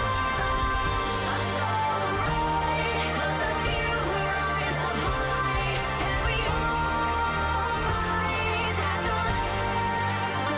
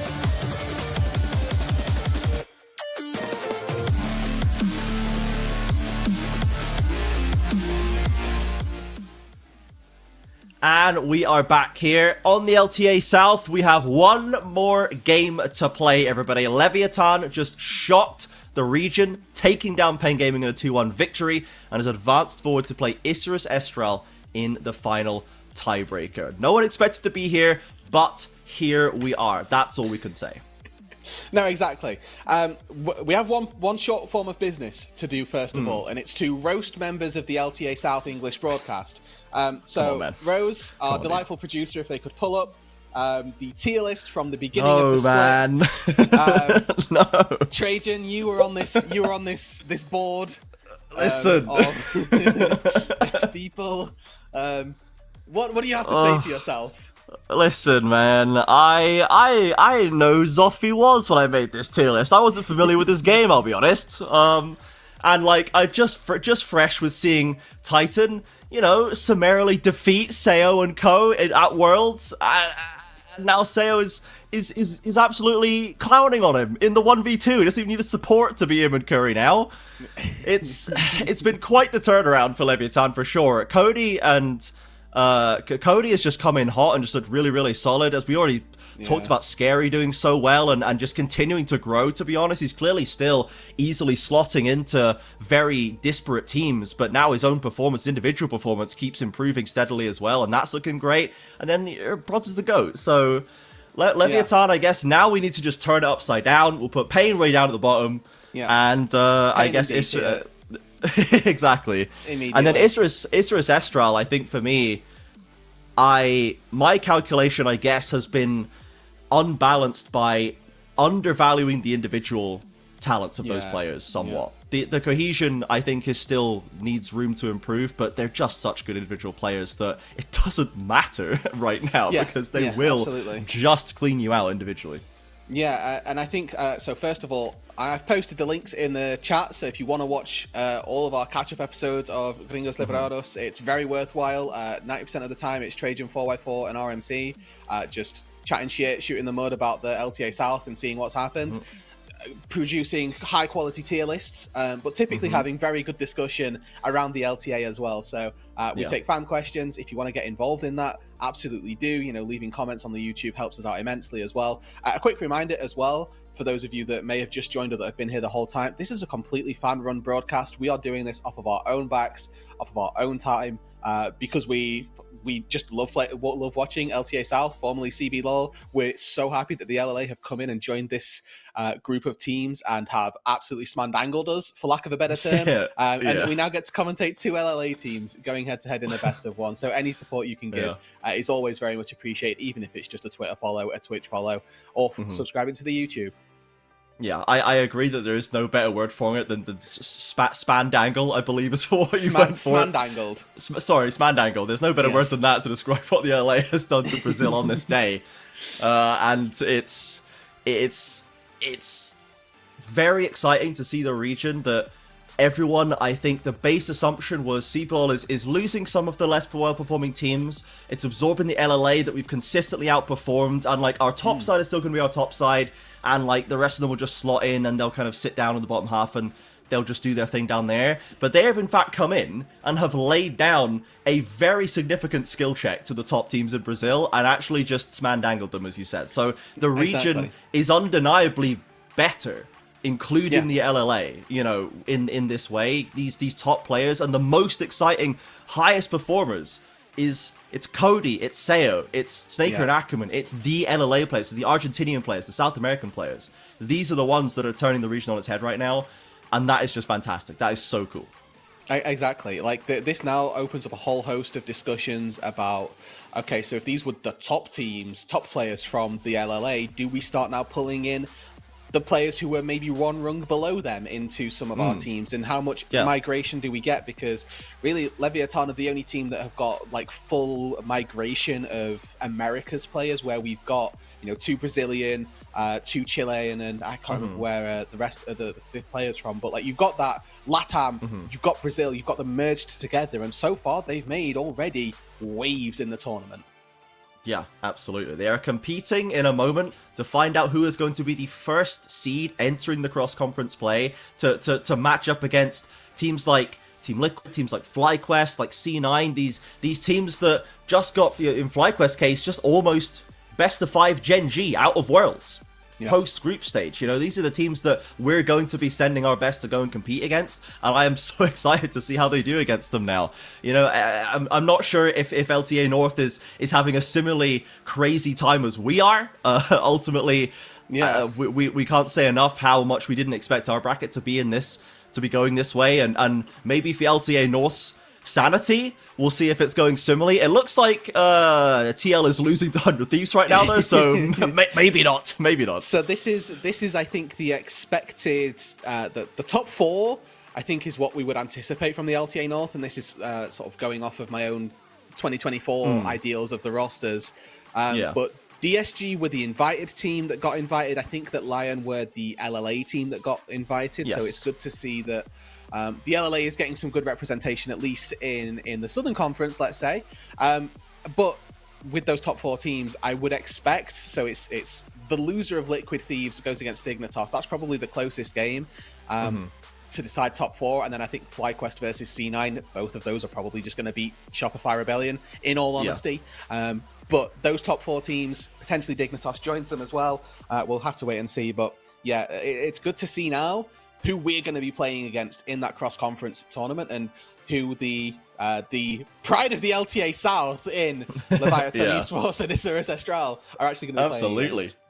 Yeah, cannot wait to see it. And now, like, we have some incredibly exciting lower bracket matches as well for ourselves that we can get into next week with Pain Furia and Loud Red. Loud Red particularly is always a clanger. But we have it. We have draft. We have pick and ban ready, everybody. The last game of the day is ready to go. Leviathan versus Isurus Estral. Leviathan on the blue side, and they've snapped up a Cassante first pick. So it's not the usual carry style for Zothvi. It's a bit tankier, though you can still be a menace if you find an isolated target. Yeah, absolutely. It's a crazy champion. It should get played once. I'm glad we've got Fearless, because it means it gets played once every sort of best of, and then we get it gone. But now, obviously, best of one, it's all cards on the table. The Fearless aspect doesn't particularly matter. Skarner gets banned away, so good to see that Leviathan, they didn't ban it on red side, and somehow they won. So I'm happy enough with them for that. But Jace taken in the first place, really solid top lane. It's something that we see typically get snapped up. It looks like Leviathan were just happy to take this Cassante matchup for it. Yeah, and the Ashe, the Varus, both open. Varus was perma-banned in the last series by Leviathan, but they left it open against Isurus Estral instead, and it's been snapped up by Snaker. No hesitation there, and equally no hesitation from Leviathan, Maokai and Corki. So again, lots of power in the draft. All of the Fearless has been reset. We have everything available for this one game to get the best picks you can secure. Scar didn't make it. Kalista and Besso banned away by Isurus Estral as well. The Aurora, Elise, and Rumble on the side of Leviathan, and we'll see what these last picks are going to be in this first rotation. See where the priority is going to lie. Isurus can get the last counter pick, but we'll see if Leviathan can still extract a bit of value out of this draft. Okay, so Zyra Jungle then locked in for Jose Diodo, a completely different pace versus what Scary's already putting down, right? You've got Maokai, typically a very slow clearer, more of your engaged style, and also just a lot of, I don't really want to call it dive, but a lot of forward momentum for Leviathan, excuse me, and versus a Zyra, that's exactly what she loves. People that walk into Zyra get caught up in her ulti in the plants. Like this so far, especially a tanky roster as well. Zyra's pretty decent at tank trading too. Yeah, and you've got the Varus to back it up as well. Again, the defensive chain of corruption can stymie that aggression. If you go on hit, you can stand and fight your way down with the tanks trying to scrabble their way through the mess of thorns that Zyra's put down, and you're just unloading on them. I like what Isurus Estral has coming out of this first rotation, that's for sure, as we enter second round of bans. Both bot lane focus by Isurus Estral, trying to deny Sayo some more power down there, the Ezreal and the Ashe, and then a Sylas and a Leona. So interesting kind of targeted bans, specifically the Sylas, I think, away from Miryu, who did have a lot of strong individual plays in that series versus Red on the champ. I mean, for me, Isurus Estral have kind of tossed their last two bans here, with the Ezreal and the Ashe going away. This Corki can just easily slot down into the bot side for Sayo, and there aren't really a lot of AP threats for the Leviathan squad to take, otherwise, if they, try and take this Corki down into that bot side. I expect that this AP Kai'Sa, or the AP hybrid Kai'Sa more than anything, but Poppy being taken versus Corki versus the Maokai as well, a little bit of power there. And there we go. I mean, you just put the Corki in the bot lane and those two bans are wasted. Yeah. Okay, well, we've gone for Blitzcrank. So for Delta... I see. For Delta, yes.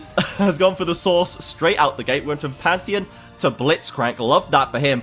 Big threat onto the Varus, of course, immobile down in the bot lane, and Poppy cannot do anything about that. Can't stop the Blitzcrank hook, so we'll see what the option is going to be there. Now we need to see what Cody is going to take. He just came off a blinder of a series versus Pain Gaming right there. Yeah. Really consistently outvalued Dinkato and has gone for the Ahri. So good individual pick, not quite as much strong in the scaling, but the agency that he has is very high. And that first Ahri game from him in that series was a banger. Yeah, absolutely. If you can find those charms now onto Miru, onto Snaker as well, those are going to be two very, very highly sought after targets. I like that they save the Blitzcrank until there are 4 champions that they see. You know for a fact that you're going to get value on at least 3 of these targets that you're looking for. You don't really want to hook the Alistar in, so you probably try to avoid that. But I mean, this is a classic counter to the Blitzcrank. Is you see your AD carry get hooked as the Alistar. Well, guess I'm going in as well then, boys. It's a nice and easy. You follow up quite quickly. But interestingly enough, that obviously means that we see Poppy go back into that top side to try and deny a little bit of the Cassante, and it is be more of that Jace mid, so we could see more tank, we could see more AD But versus an Ahri in particular, I think, and especially Cody's Ahri, the way that went in game number one, I'm quite scared for how the mid matchup looks to begin with. Yeah, I think with the way Miryu plays and the way Cody played that Ahri game specifically, there is going to be some fireworks in there, I think. We'll see what the junglers have to say about that. Top lane, Zothvi, I guess, has been very consistent. He has been a little bit reckless in pushing up and getting rotated on sometimes in the Cassante, so we'll keep an eye on, see if he can get drawn into a bad play again by Birdal, and how Birdal ends up looking in this game as well, because he had a very rough first series, a pretty good second series, and I want to see what we kind of average out to and where he's gonna finish this first bracket. Yeah, and I mean, this is now the discussion of where are Leviathan's hands just that little bit warmer because they've been playing for 3 consecutive hours, they're going into a 4th game now, or it's the power of being able to just reset, give yourselves a little bit of time to, I don't know, go literally, as you say, go for a walk, right?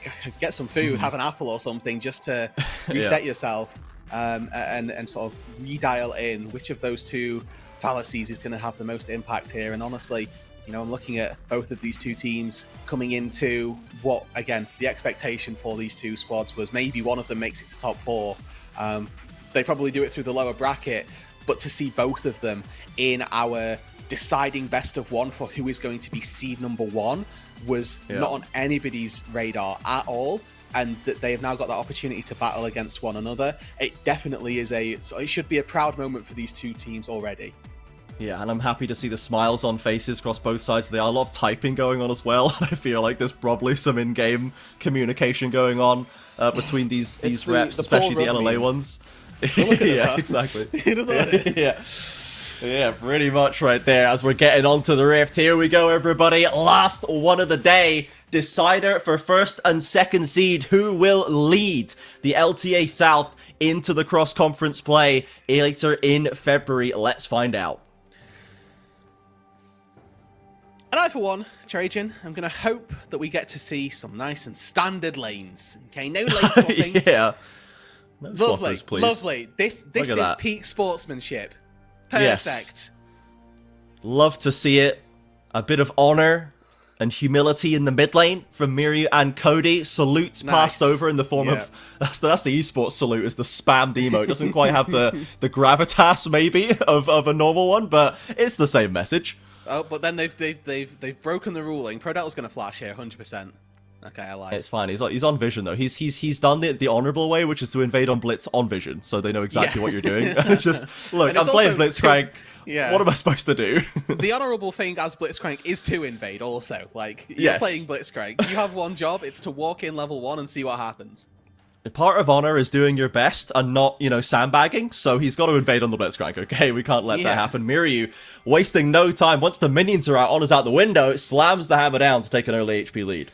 Like that early doors from Miryu as well. Obviously, with this Doran shield and the Grasp of the Undying, expect him to be a lot more tenacious in the laning phase. Shouldn't really be going and falling asunder like we saw from Dinkato in that game on the Azir. But obviously, Cody still has that chance of being able to find some decent trades back once we ding level 2 as well. Orb of Deception definitely going to try and even out these lanes as well. But you can see Miryu constantly trying to step up, use that grasp. And I asked for no lane swaps. No. I had noticed this on the minimap. I was hoping the observers were going to let me sort of live blissfully in ignorance. Yeah, we're just going to watch mid again entirely, like that first game in the Leviathan series. We just don't have other lanes. We're A-ramming, and there's only one in each. We're 1v1ing for the championship here. That's how we should have done this, actually. We should have just had them elect a 1v1er, and then we could have gone to bed earlier. As level 2 is hit by Ackerman and Snaker, still completely zoning away Zothvi, as we would expect. Both the Poppy and the Cassante blissfully unburdened by CS so far. Yeah. Oh, Poppy's got one. There we go. There we go. The buckler, baby. This is coming from the fact that Prodelta is actually recalled and is looking to help his way or make his way up to that top side.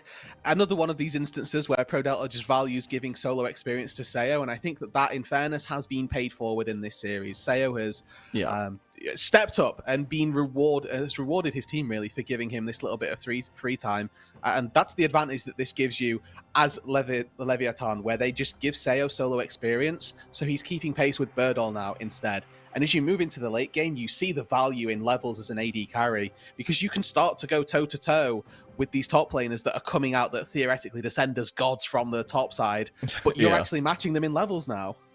Yeah, 100%. You know, we normally talk about top laners in the context of who's good at, like, being weak-sided and laning 1v2 under pressure and dealing with dives, and it's normally, oh, Gigo's good at this, or Hidan's bad at that kind of thing, but we now get to talk about an AD carry with the same skill set. Like, how good is Seo at specifically the 1v2ing and being quote-unquote weak-sided as a bot laner? He gets all that XP and has proven that even when he is getting dived 1 versus 2, he's happy to stay safe and can outplay it when needed. As Miryu sidesteps that charm, that could have been devastating, would have been his death, I dare say, with ProDelta around the corner. Yeah, and you can see ProDelta, I mean, he doesn't want to throw the hook there. Oh! Ackerman with the flash. Oh, lovely flash by ProDelta. Gets it frame perfect to avoid being headbutted back. The supports wasting no time putting the pressure on each other. Scary in this brush is going to meet Ackerman around the corner. He's going to get that slow, get the combination. Just a bit of damage, though. Hello, mate. Just a little, like you say, a little, how you doing? And that's all. Miru, both of our mid laners currently very much and not particularly in a position to really start trading with one another. Obviously, Hammer Jace means you do get some mana back on every auto attack. ProDelta, I don't think has thrown a hook yet this game. He's just doing a lot of zoning.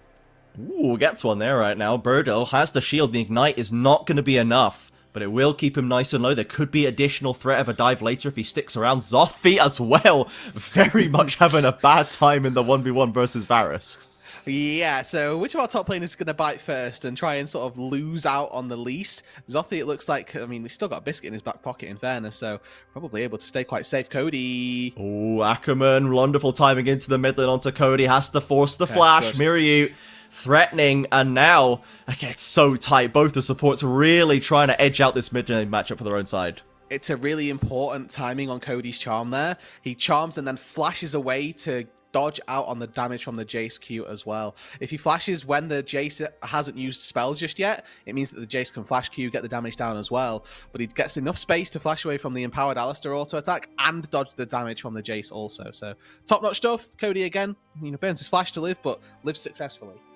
Absolutely, and we still see it going basically dead even. No one's made a move towards the dragon as of yet. The grubs are going to be coming up very shortly. We've seen a lot of different approaches to these early objectives today, and a very measured approach generally by Leviathan. They've had a very good grasp of that early game macro. They're not throwing themselves into bad situations very often. Isra Estral have been a little bit faster and looser, but very, very skilled, or whatever it is they do actually end up choosing to do. Yeah, I mean, you're not wrong, right? And Leviathan once again moving up to this top side, pretty much one-shot one of the little grubs right here, as Jose Dioda would love to try and get involved in this.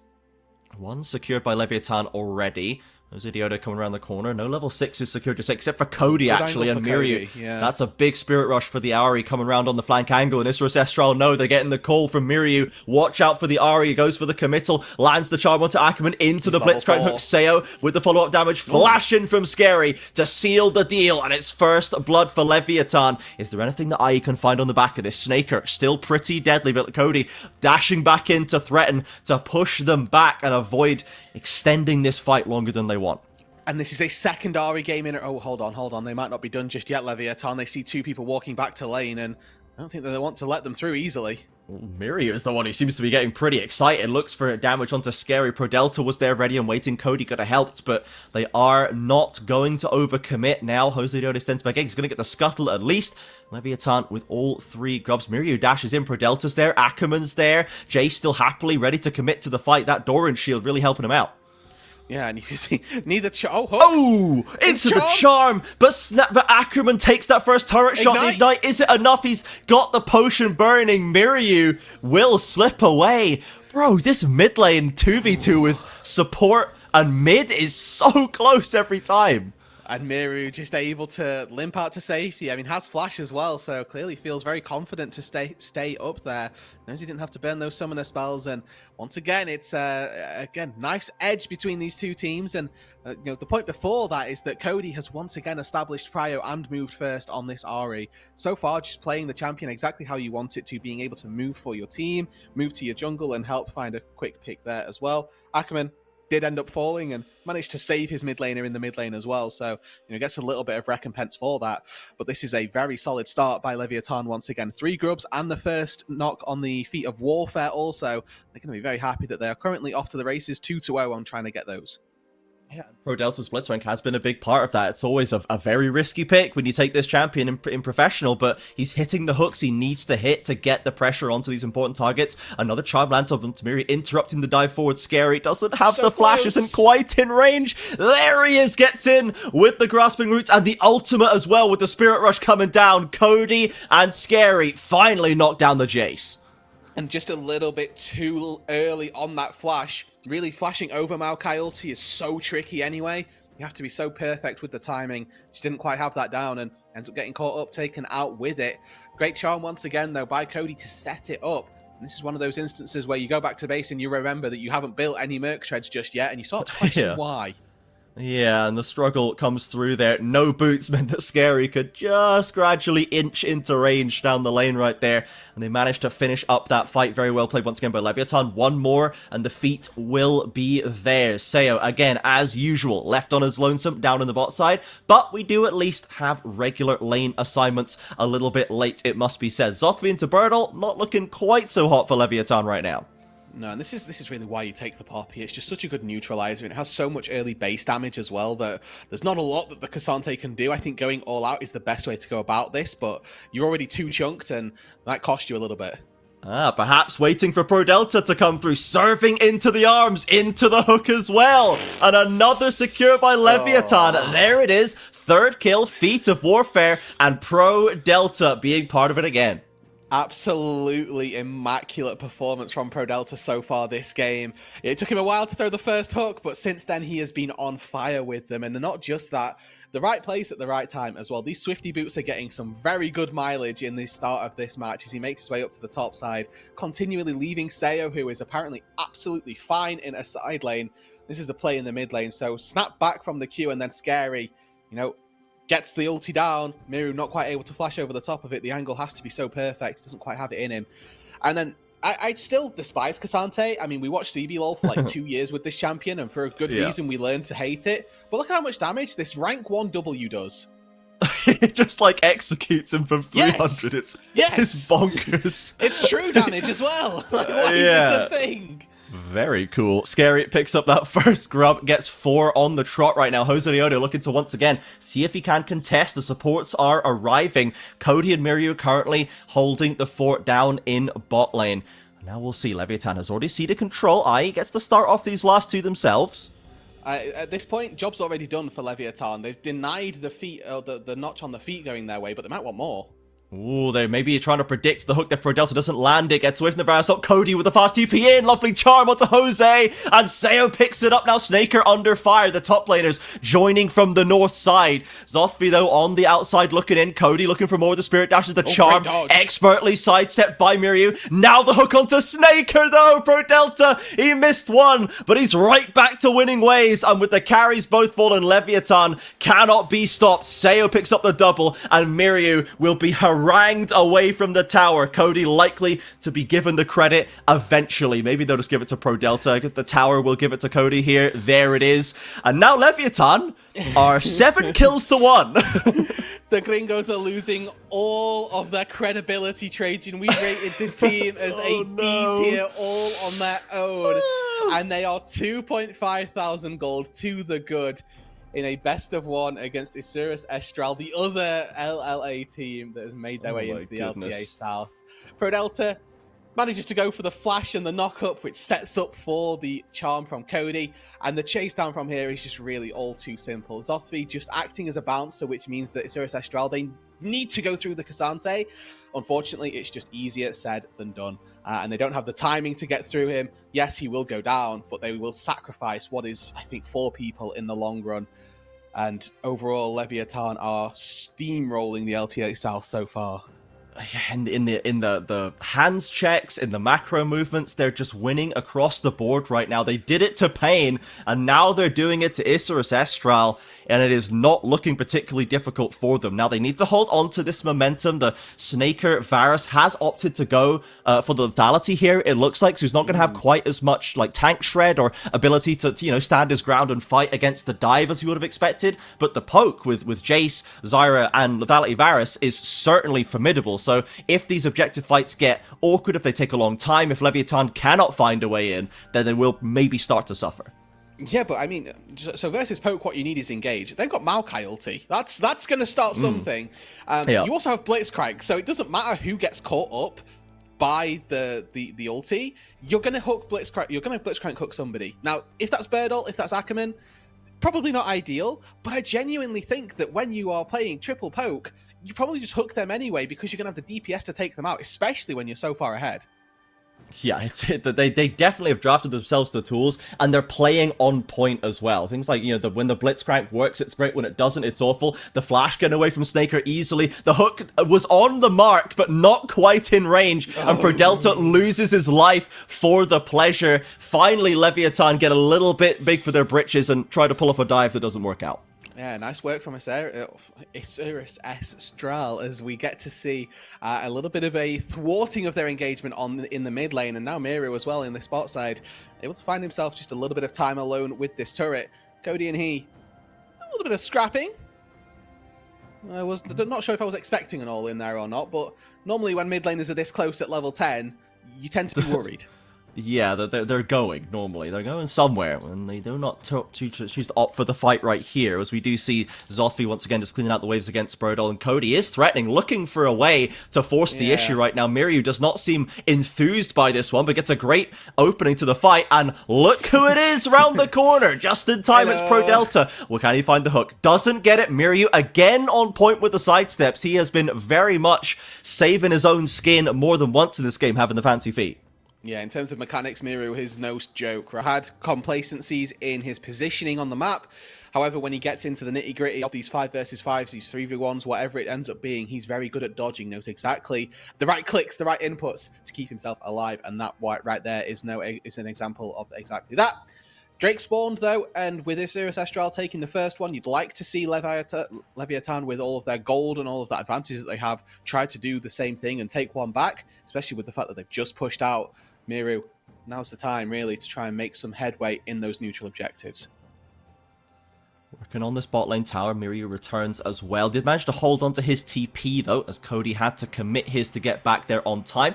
Prodelta and Scary aggressing onto Ackerman. Of course, not too much to be done there, given he could just press R, knock them into Hosadiodo. Forces a flash, in fact. Scary wanting to put some distance there as a TP coming in behind them. Another flash from Cody away from Birdle. The Maokai ultimate slowing down the engaged Prodelta, looking for a hickable target. Only has Alistair and Poppy. Doesn't like either of them and opts not to.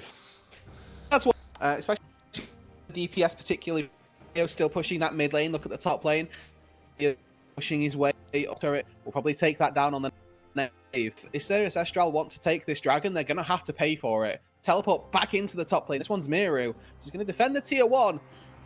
Leviathan definitely dictating the pace of this game right now. Yeah, I mean, they get the TP from Birdle, they slip away without losing any lives, they get Miryu's TP pulled away on the other side. Now, they are going to lose this bot lane tower, and that's a feat secured by Isurus Estral, so it's going to come down to the epic monster camps. One apiece right now for both of them, though Scary, I believe, is currently working on the Herald right now. Yeah, it may well end up being the Atakan. No, not again, man. It depends what happens with this dragon. They decide that they want to take this. Yeah. Maybe for which one of those neutral objectives ends up being the important one. But we'll have to keep their way in there and pick up themselves in 20 minutes. Yeah, absolutely. We'll see if they've got the wherewithal to get that one, if they have that in their inclination, as we see IE heading back out onto the map after pulling the reset right there, and we'll see where they choose to dedicate their members. Currently, the Snaker and Ackerman duo, Hosadiodo, heading through the mid lane down towards this dragon pit. They do have a lot of vision set up there already. Like to personally, for the narrative, see Isurus Estral take this, just for no other reason other than the fact that it'd be funny to see Atakan be the neutral objective it once again. But yeah. Either way, yeah, the turrets have fallen. Yeah, it's actually really change relatively soon as Ackerman gets in.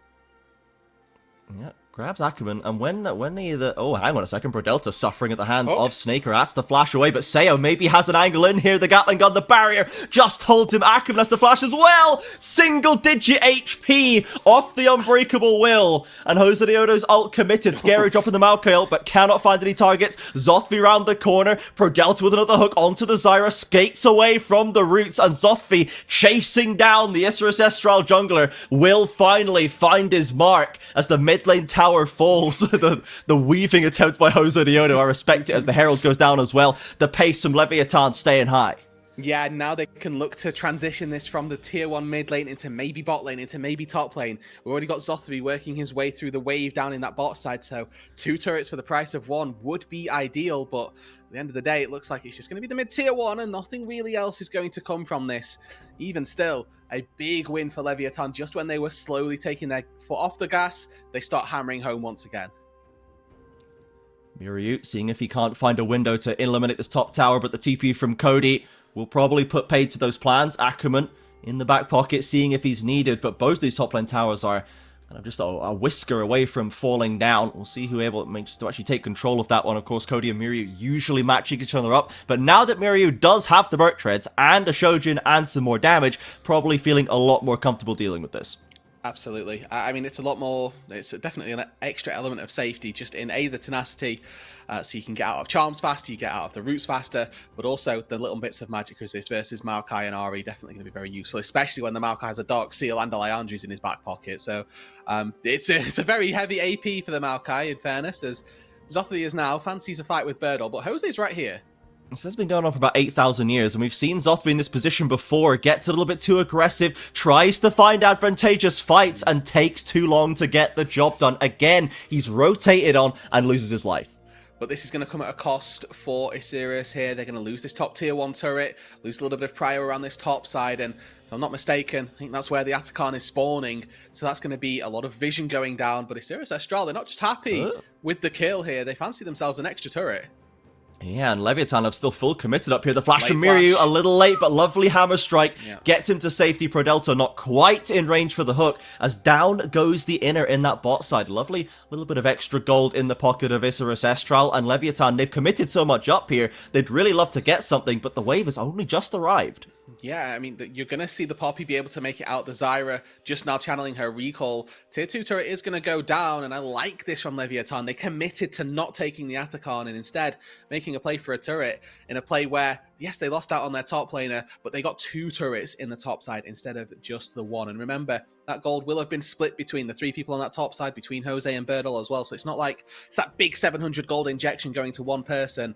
Yeah. I will say I think I favor the way just splitting the gold amongst the least amount of people is how I favor it going. So Isserus Estral, they come out on top in that capacity. Yeah, could have the biggest individual impact at that stage, ideally. But now it does mean that Isserus Estral have had time to get back out on the map and set up around the Atakan. Flash over the ultimate from Cody. Love that. Gets the flash from Snaker as well. The Varus a lot more vulnerable in these fights than the Ahri is normally. Yeah, exactly. That's the point right there, is that Varus with no flash is a completely different beast than Ahri with no flash. Ahri still has 3 dashes every 60 seconds. Varus has his 1 flash every 5 minutes. Completely different scales with which you would happily take those summoner spells. And again, with the Atakan live whenever they fancy it, you'd expect to see Leviathan make a play around there in the not too distant future. Maybe just waiting for Cody's ulti to be back up and then rinse and repeating down the mid lane is exactly how they'd go about it. Drake spawning in a minute though, so if teams want to start to turn their attention back down to that bot side, Isserus Estral, they've got 2 Drakes already. Leviathan have sort of given them the bot side of the map to sort of do with what they want, but it'd be good to see if Leviathan could make their way into this Drake pit and put stop to that stacking. Brodelta now making a path into mid lane. Only gets the Alistair. Remember, that's not the target you want. Ults as well. Both traded by the supports. The Maokai ult slows down IE as well. Miryu TPing in. Scary instantly goes in with the roots. Birdle burning down, almost falling. No connection with the Poppy ultimate. And that front line is not looking so hot for Isserus Estral. Hook does not land. Snaker manages to get away with it. Flash or no. And Isserus Estral do not lose a man, but that was a pretty sketchy one for them. It's so tense for the Varus there. You have to dodge not just the Ahri charm, but the Blitzcrank hook afterwards, and your team are nowhere to be seen. Birdle and Ackerman did a great job just sort of standing in the front line and tanking damage, but either way, Snaker survives, that Drake still survives, and now we're seeing the Drake time.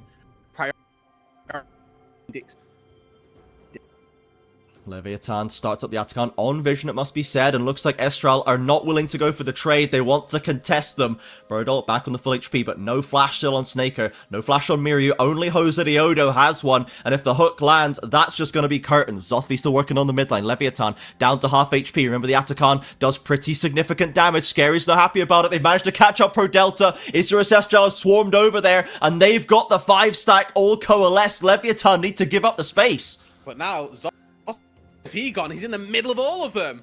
He's just kind of wandered into the river like a lost lamb and lost his life at the end of it. Charm onto Birdle. The damage from Seo is almost enough to take him down. They do get the Atacon buff just in time to secure the withdrawal. And finally, Isurus Estral, it feels like for the first time all game, get a proper win on the map. It's a monster throw from Leviathan there. Just starting the Atacon up with no real plan how they'd go about turn. And, you know, I think a new objective to really know all the fight lines. Teams are so used to fighting against the Baron and which pits of the terrain control, but this is a very clear that Gaetan didn't really know, and Estral kind of just killed. Yeah, I think Leviathan and teams in general just still are not really sure how to approach this buff right now. And Leviathan suffers. They lose a lot of their momentum, still ahead in gold, and the Dragon is still up as well. But those voracious buffs are still alive. So if Isurus Estral wants to ask for another pitch battle for this Dragon, they're in a good spot to go for it. Pro Delta has to flash away from the Jose ultimate. And Isurus Estral have been reinvigorated by that play. The Dragon now fully in their control. Once again, remember what we said with Iffy. The majority of this Leviathan want to go in, right? You've got Pro Delta, Scary, Cody, Zothvi, they all want to go forward. Importantly, into Zyroplants. Jose is 200 CS in this game, doing very well for himself, and Seo now forced to flash. They've got all the tools to be able to take this fight if they can get to a game on parity. Malkael again slipping past Birdol, and Seo losing his flash without really a good reason. The Keeper's Verdict charged up, but held, not committed, as Dragon secured by Isurus Estral. Mountain Soul Point, the ult onto Akram, but he's got the ult to keep himself alive, and Pro Delta falls first. Beautiful knockup from Zothvi, but where's the damage from Leviathan? Cody and Seo need to get stuck in, and again, Isurus Estral members, they slip away with low HP bars. And we see the issue with hooking the Alistair. Yeah, Pro Delta lands a hook, but he lands it on the person that can CC him immediately. Ulti from Ackerman into the knockup, and that means that Isurus Estral can turn onto the Blitzcrank. Now, flank from Ackerman. Actually, with the withdraw, he can just go in. They lost one for Miryu already, and he was looking to maybe get deep in behind the line, sacrifice his life, but the angle just wasn't there. Ultimately, Leviathan hold the line at their mid lane turret. But it is a very different landscape from just a few minutes ago, Roodood. The entire atmosphere has shifted on the Rift. Yeah, I mean, you may be ahead in kills, but that's about where the good news ends, unfortunately. You've got the tier 1 turret, I suppose, to try and work within that mid lane, but we're looking at a Drake spawning in, 4 minutes' time, but that is going to be a very, very difficult position for Leviathan to fight from. If they can start finding a little bit of an advantage in the coming minutes, that would be great, but going into that fight, as even as they are right now, definitely scares me, because at the minute, Pro Delta hasn't been finding key targets. The Corki hasn't had the opportunity to dish out the damage like we know that it can. And Cody, for the last 10 minutes or so, has been relatively muted. Pro Delta looking to find an angle onto Miryu right here. Doesn't find the knockup, and the TPs are committed. A flash away from the hook. And now Leviathan need to make the best of this position right here. Who's coming up? It's Birdol. Can easily force the engagement. Jose Diodo round the corner. Looks for an ultimate. Cody can't find the charm as well. Ackerman and Snake are looking for an angle. Both teams escape into their respective sides, but i.e. they end up in control of the river. There's a scuttle to grab. The Baron, a factor as well. Pro Delta gets a hook onto the tank as well. Birdle, big damage taken, but he's still not going down. A flash in from Jose. Lovely multiple knockup, and Snaker dives in to follow. And just like that, Isurus Estral decisive in the key moments in this tiebreaker, and they wipe out Leviathan. Prods gives and Prods taketh away. He hooks in the Poppy, and Birdle signs the death note for Leviathan. The Baron will fall. Jose will flash in and take down all 4 members of Leviathan that tried to fight it, and Isurus Estral are right back in the driver's seat. Oh my word, this game is crazy, man. These teams are absolutely insane. Leviathan had so much control early on, but as soon as they lost control of it, it's a little bit Loud-esque of Isurus Estral here. You give them an inch and they start taking a mile. Yeah, and again, Pro Delta, it's a hook, right? I can't call it a great hook because of what it condones. And CC all the time, Sayo just can't get out. Gets initially caught up by I believe, Jose, which is incredible in fairness to try and catch a route onto a Corki. But even still, the tank engage, it's just not what you're looking for. And unfortunately, Pro Delta sort of puts his team in a really tricky position once again. And at this point, you have to start wondering, this is basically the competition for first in the domestic split one right now. Leviathan and IE deciding it over a best of one. And if you look at Isurus Estral, Miryu, multiple titles, Jose Diodo, multiple titles, Snake Red Ackerman, titles, Birdall, LCK experience, LGD experience, Ackerman under the tower from a hook once again. But Leviathan, Sayo, yes, has that championship winning quality. Cody, I think, as well. But Scary, Pro Delta, Zoffy, we just haven't seen this performance in the big matches, the big high pressure moments. And maybe we are seeing a little bit of a crack here right now. Miryu will sidestep it, but once they lost control of that game, it seems like Leviathan are struggling to regain it. Yeah, and I mean, the beauty is that they're still playing Blitzcrank. The scary thing is they're still playing Blitzcrank, and that one hook can dictate how this game goes. If you pick Miryu up, if you just pick Miryu out of a lineup, you turn the entire course of the game. If you randomly find a hook onto Snaker when he doesn't have Edge of Night available, you turn the entire complexion of the game. But we haven't seen that happen yet, and it's the case of when, in, and if more those than anything.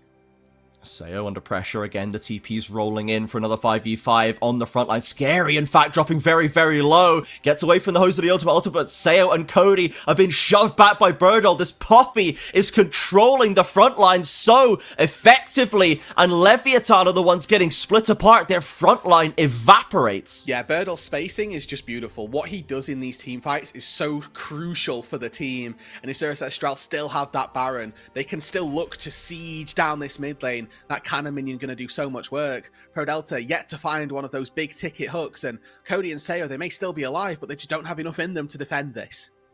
And they're just pushing down with the Baron inexorably. Isurus Estral with an inhib, likely at least to be the casualty. Birdall prepping the bot wave as well. We could see 2 inhibs snapped up depending on the timers that IE are working with. Pro Delta sees if he can look for an angle to protect it. There's just no one to help him.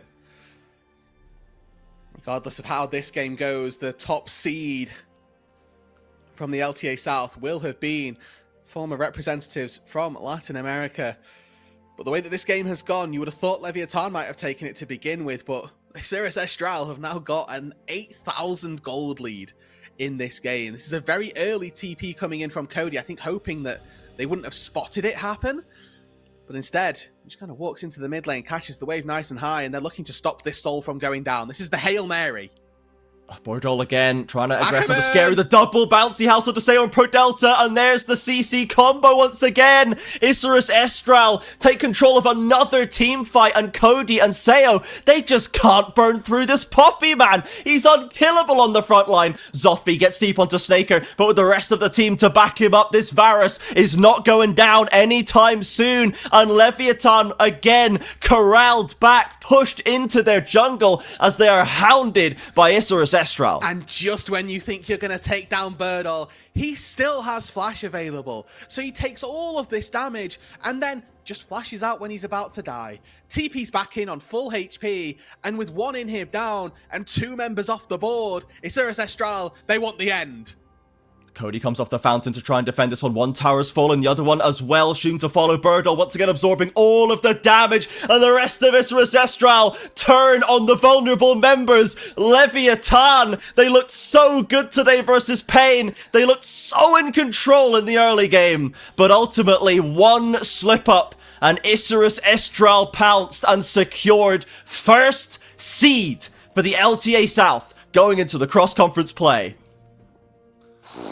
What a day it's been, Trajan. Topped Oh off my word. with a great game. And we got to see the highlights of both of these teams. Isurus Estral, for the first time, I think, sort of controlling their way into a late game dominance position, so showing sort of an appreciation and a mastery for how their composition is going to work, which for them, I think is a real growth point from week one, even from the series that we saw earlier today, into this second game or into this best of one that they've just played. It's a big win for them that they're able to just slow the pace of the game down, know what they need to do to win. And then where you've got Leviathan, this team that, you know, coming in as a wild card team, expectations were low, to say the least. They handled the Cirrus Estral in the early game. They were absolutely running them on the map. 8-3, had all of the feats going. They were looking really, really solid.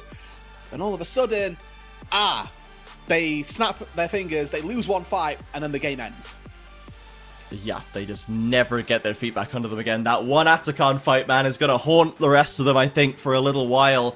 They got tripped up by an unfamiliar landscape, and Cirrus Estral, as soon as they managed to just cut into that momentum and get some items under them, get some fights under them, they just did not stop pushing at all. Very, very impressive from Cirrus Estral, taking out red first thing in the day and then destroying a surging Leviathan and coming back from a very rough early game to do it as well. Yeah. Both teams looked so strong today. Very just a laundry list of positives coming out for these teams as we send them forth to represent us internationally. And it's an exciting game to have seen, as we see, you know, they are going to be the teams that people expect the most from when they go to the international play. They're going to be playing up against, theoretically, the weaker seeds of the North Conference, which I believe at the minute is probably going to be one of the Team Liquid, and then because I think they may have gone down to 100 Thieves. So if they make it in, it's, you know, TL or Dig, which, you know, theoretically could be a winning matchup for one of our teams. But definitely, you know, exciting stuff for the LTA South for sure. Yeah, absolutely. It's a lot to play for. I'm very excited to see how these cross conferences line up when we do get there. Thank you very much, Rose. Oh, you can see in the middle first as well. And second seeds locked. And now we just have to find out who third and fourth are. And it's a pretty similar story. If LTA North is dealing with Team Liquid languishing in the lower bracket, we've got Loud, Red, and Pain all chilling down there. And then Furia arriving to see if it is ready to be included in that conversation once again, competing against Pain for one of those last two slots. We actually see that Team Liquid managed to scrape that one back. So we're yet to see who is going to be going up against them in those lower seed matches. But yeah, it's going to be fascinating, this cross-conference play. Just seeing how they match up, how the play styles align, how the drafts are meshing. But I'm very, very happy with what we've seen from our first and second seed across the board. And I think it's going to be good representatives for the region going forward. I think, you know, sign-offs are just, it's going to look really fun when we see the cross-conference play, basically. Yeah, pretty much. And we will be issuing official LLA apology cards to everybody from the CBLOL to fill out. That is mandatory. That is mandatory homework. And we'd like them all submitted by next week, thank you. And then we will, when we see how the Brazilian teams can match up to find our third and fourth seeds to send them forward. So, no, Rose, you're not exempt, okay? Thank you so much for producing excellently as always. But I'm afraid we're giving you even more homework to do. So thank you everyone for watching as always and supporting us in every way that you can. We will see you same time next week for the conclusion. I guess it's just Sunday next week, actually. Yeah, I think it's just... Yeah, not Saturday, just Sunday, but here, same time at least of the day on the channel for another couple of best of threes and a best of one tiebreaker. So we will see you then. Have a wonderful rest of your Sunday and see you in 7 days.